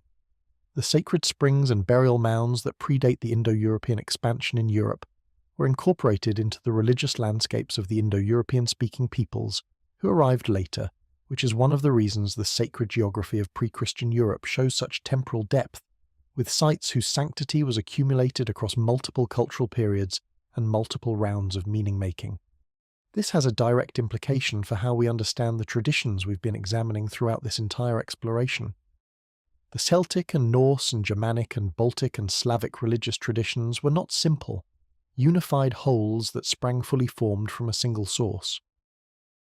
They were the products of long processes of cultural layering, in which the Indo-European inheritance mixed with pre-existing European traditions, resulting in local syntheses that had their own specific character while preserving the family resemblance that comparative mythology can detect.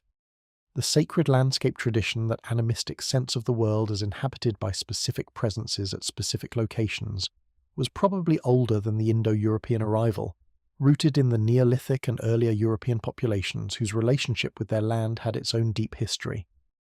The tripartite divine structure and the specific mythological templates were Indo-European contributions. The synthesis that produced the traditions we know was the product of both, and of the particular cultural dynamics of each region where the mixture occurred. The Celtic Indo-European connection is particularly clear in the Druidic tradition, whose structural parallels with the Brahmin priestly class of Vedic India are some of the most striking in the comparative record.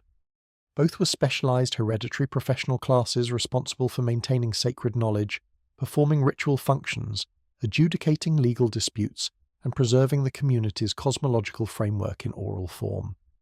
Both required extraordinarily long training periods. The 20-year apprenticeship mentioned in sources about the Druids finds its parallel in the extensive training of the Vedic Brahmin. Both were associated with the first of the three functions in Dumézil's framework, the sovereign sacred category that maintained the community's relationship with the divine order underlying all law and prosperity.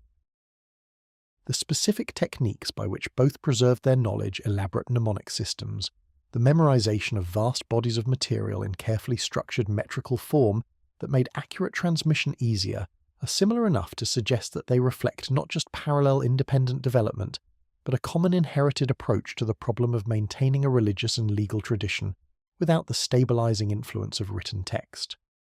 The warrior traditions of Indo-European cultures show their shared inheritance most vividly in the concept of the warrior band, the group of young men who underwent a period of liminal existence outside normal society, lived as a kind of wolf pack in the borderlands, and emerged on the other side as full warriors with a new social identity. This institution, whose technical name in the scholarly literature is the Männerbund, appears in recognizable form across the Indo-European world. In the Norse tradition of the berserker and the wolf warrior, who had taken on animal qualities through ritual practice. In the Irish tradition of the Fiann, those bands of young warriors who lived outside settled society in forest and wilderness. In the Vedic tradition of the Maruts and their warrior cult. In the Roman tradition of the collegia and certain martial brotherhoods. The specific details varied. The underlying structure initiation through a period of wildness and liminality, emergence into full warrior status, the association with wolf or dog or bear symbolism, the temporary transcendence of normal social boundaries was consistent enough to be recognizable as a shared inheritance. The third function, fertility, abundance. The productive capacity of land and community shows its Indo-European connections in the widespread tradition of the divine twins, two divine figures typically understood as brothers, associated with horses, with the dawn, with help extended to humans in extremity, and with the powers of healing and abundance.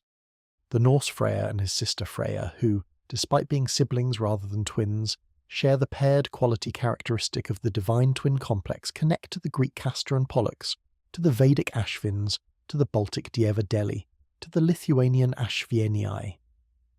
The specific form of these figures and their associated mythology varied enormously across traditions, but the twin structure, the horse associations, the liminal quality as helpers who mediate between the divine world and the human one, these were consistent enough to constitute a genuine shared inheritance rather than a parallel development.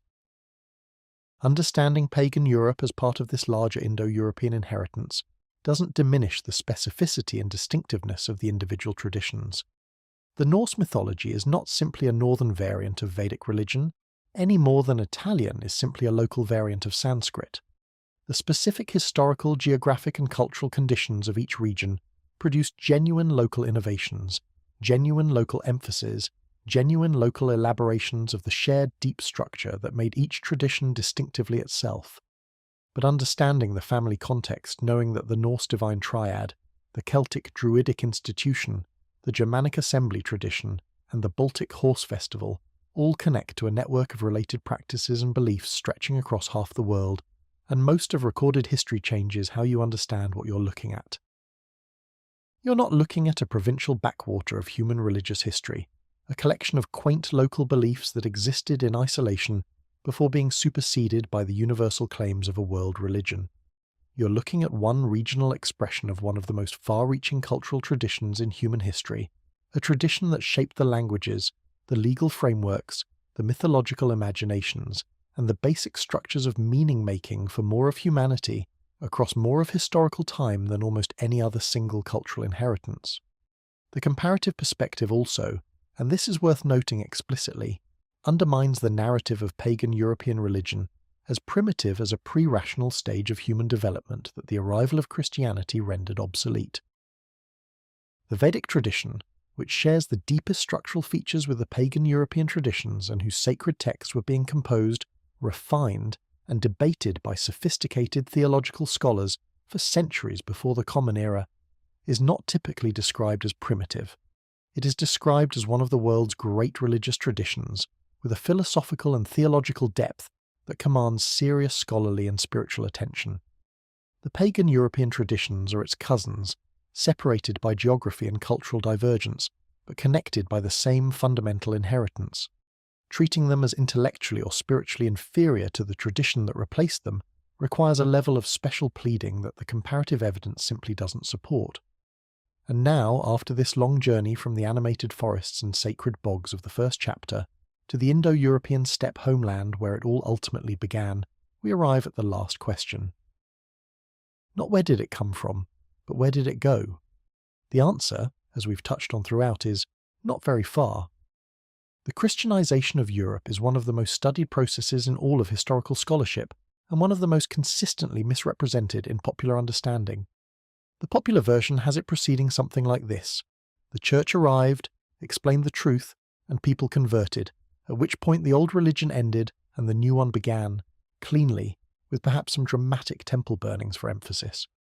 The actual historical record tells a considerably messier, considerably more interesting, and considerably more human story one, in which two complex cultural systems were forced into extended cohabitation, in which each changed the other in ways that neither fully anticipated or endorsed, and in which the eventual product was something genuinely new that was also deeply continuous with everything that had come before.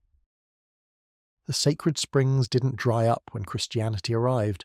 They were rededicated.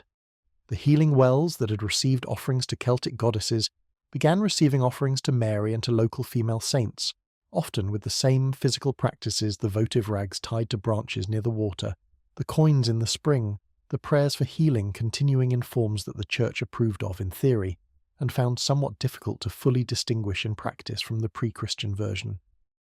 The great seasonal festivals move through the Christian calendar with remarkable smoothness.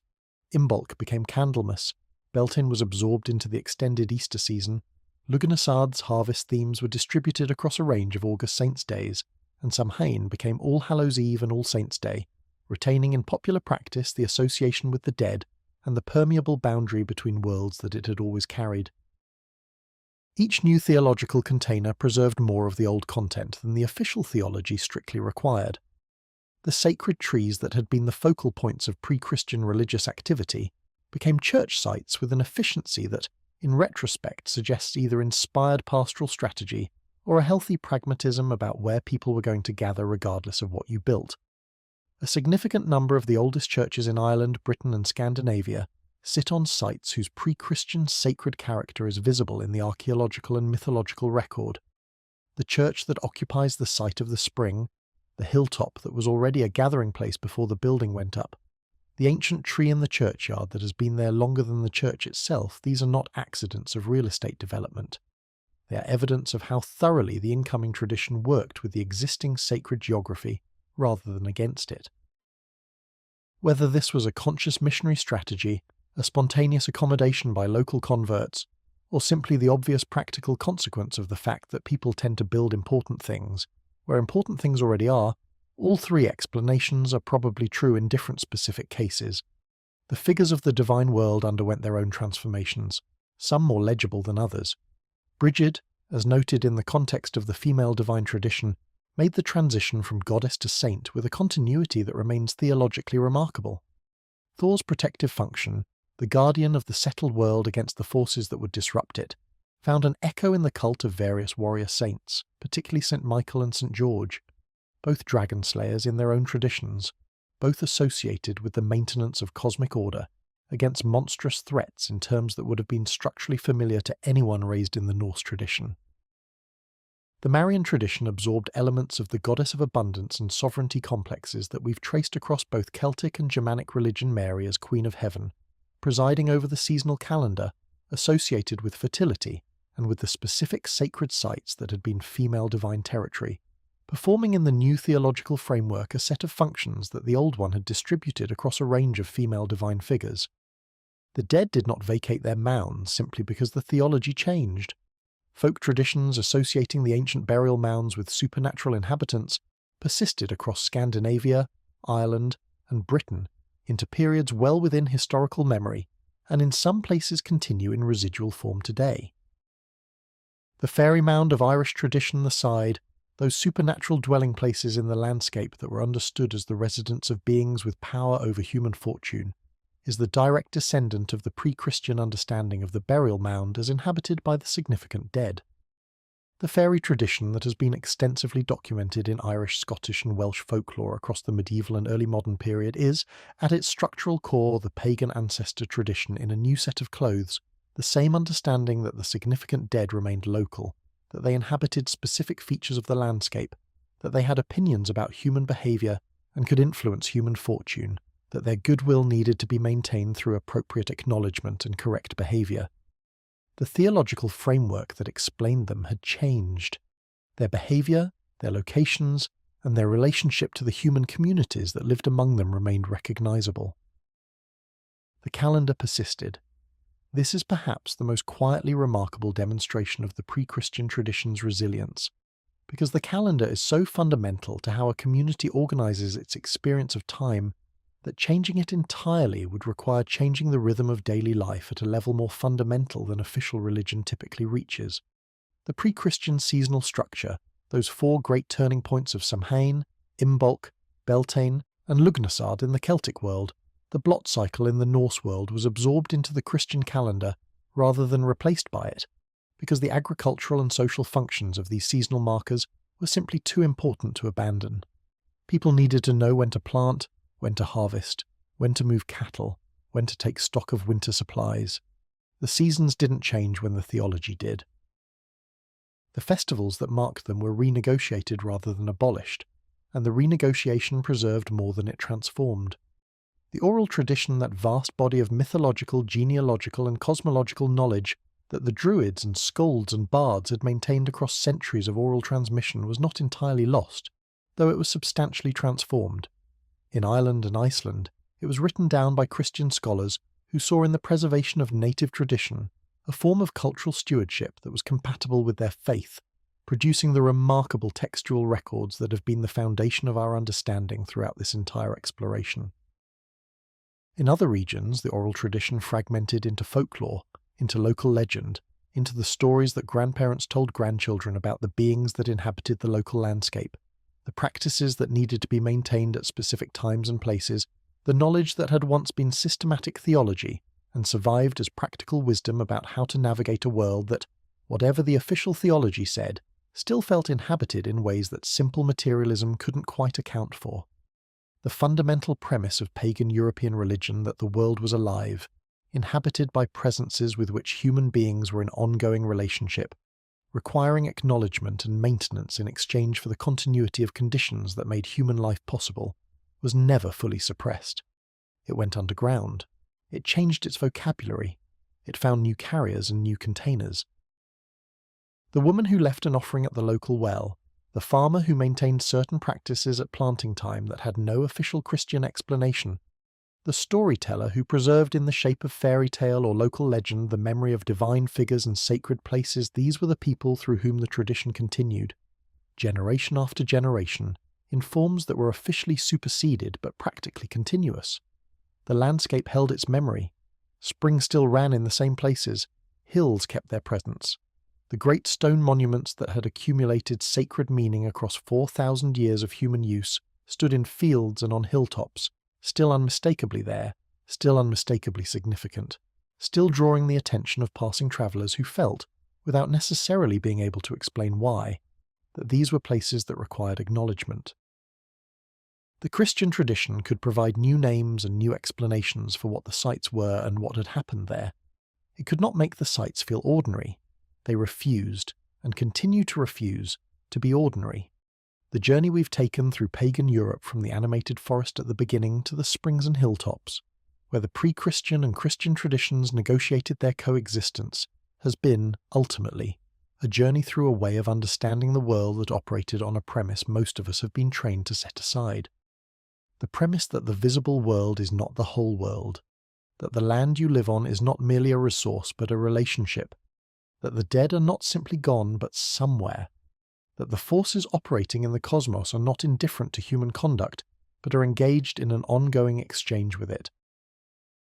That meaning is not something humans impose on an otherwise meaningless universe, but something the universe already contains, requiring attentiveness rather than invention. Whether you find that premise compelling, whether you think there's something in it that a purely materialist account of reality misses, whether you regard it as a historically interesting but superseded stage of human development, all of that is, genuinely, your call. But perhaps the most honest thing to take away from all of this is the observation that it lasted. This worldview, in various forms, in various regional expressions, maintained the loyalty of millions of people across thousands of years of human history, through every kind of challenge and disruption that history deploys. It was not replaced by its own failure. It was replaced by an external power with significant institutional advantages, and even then, it didn't fully disappear.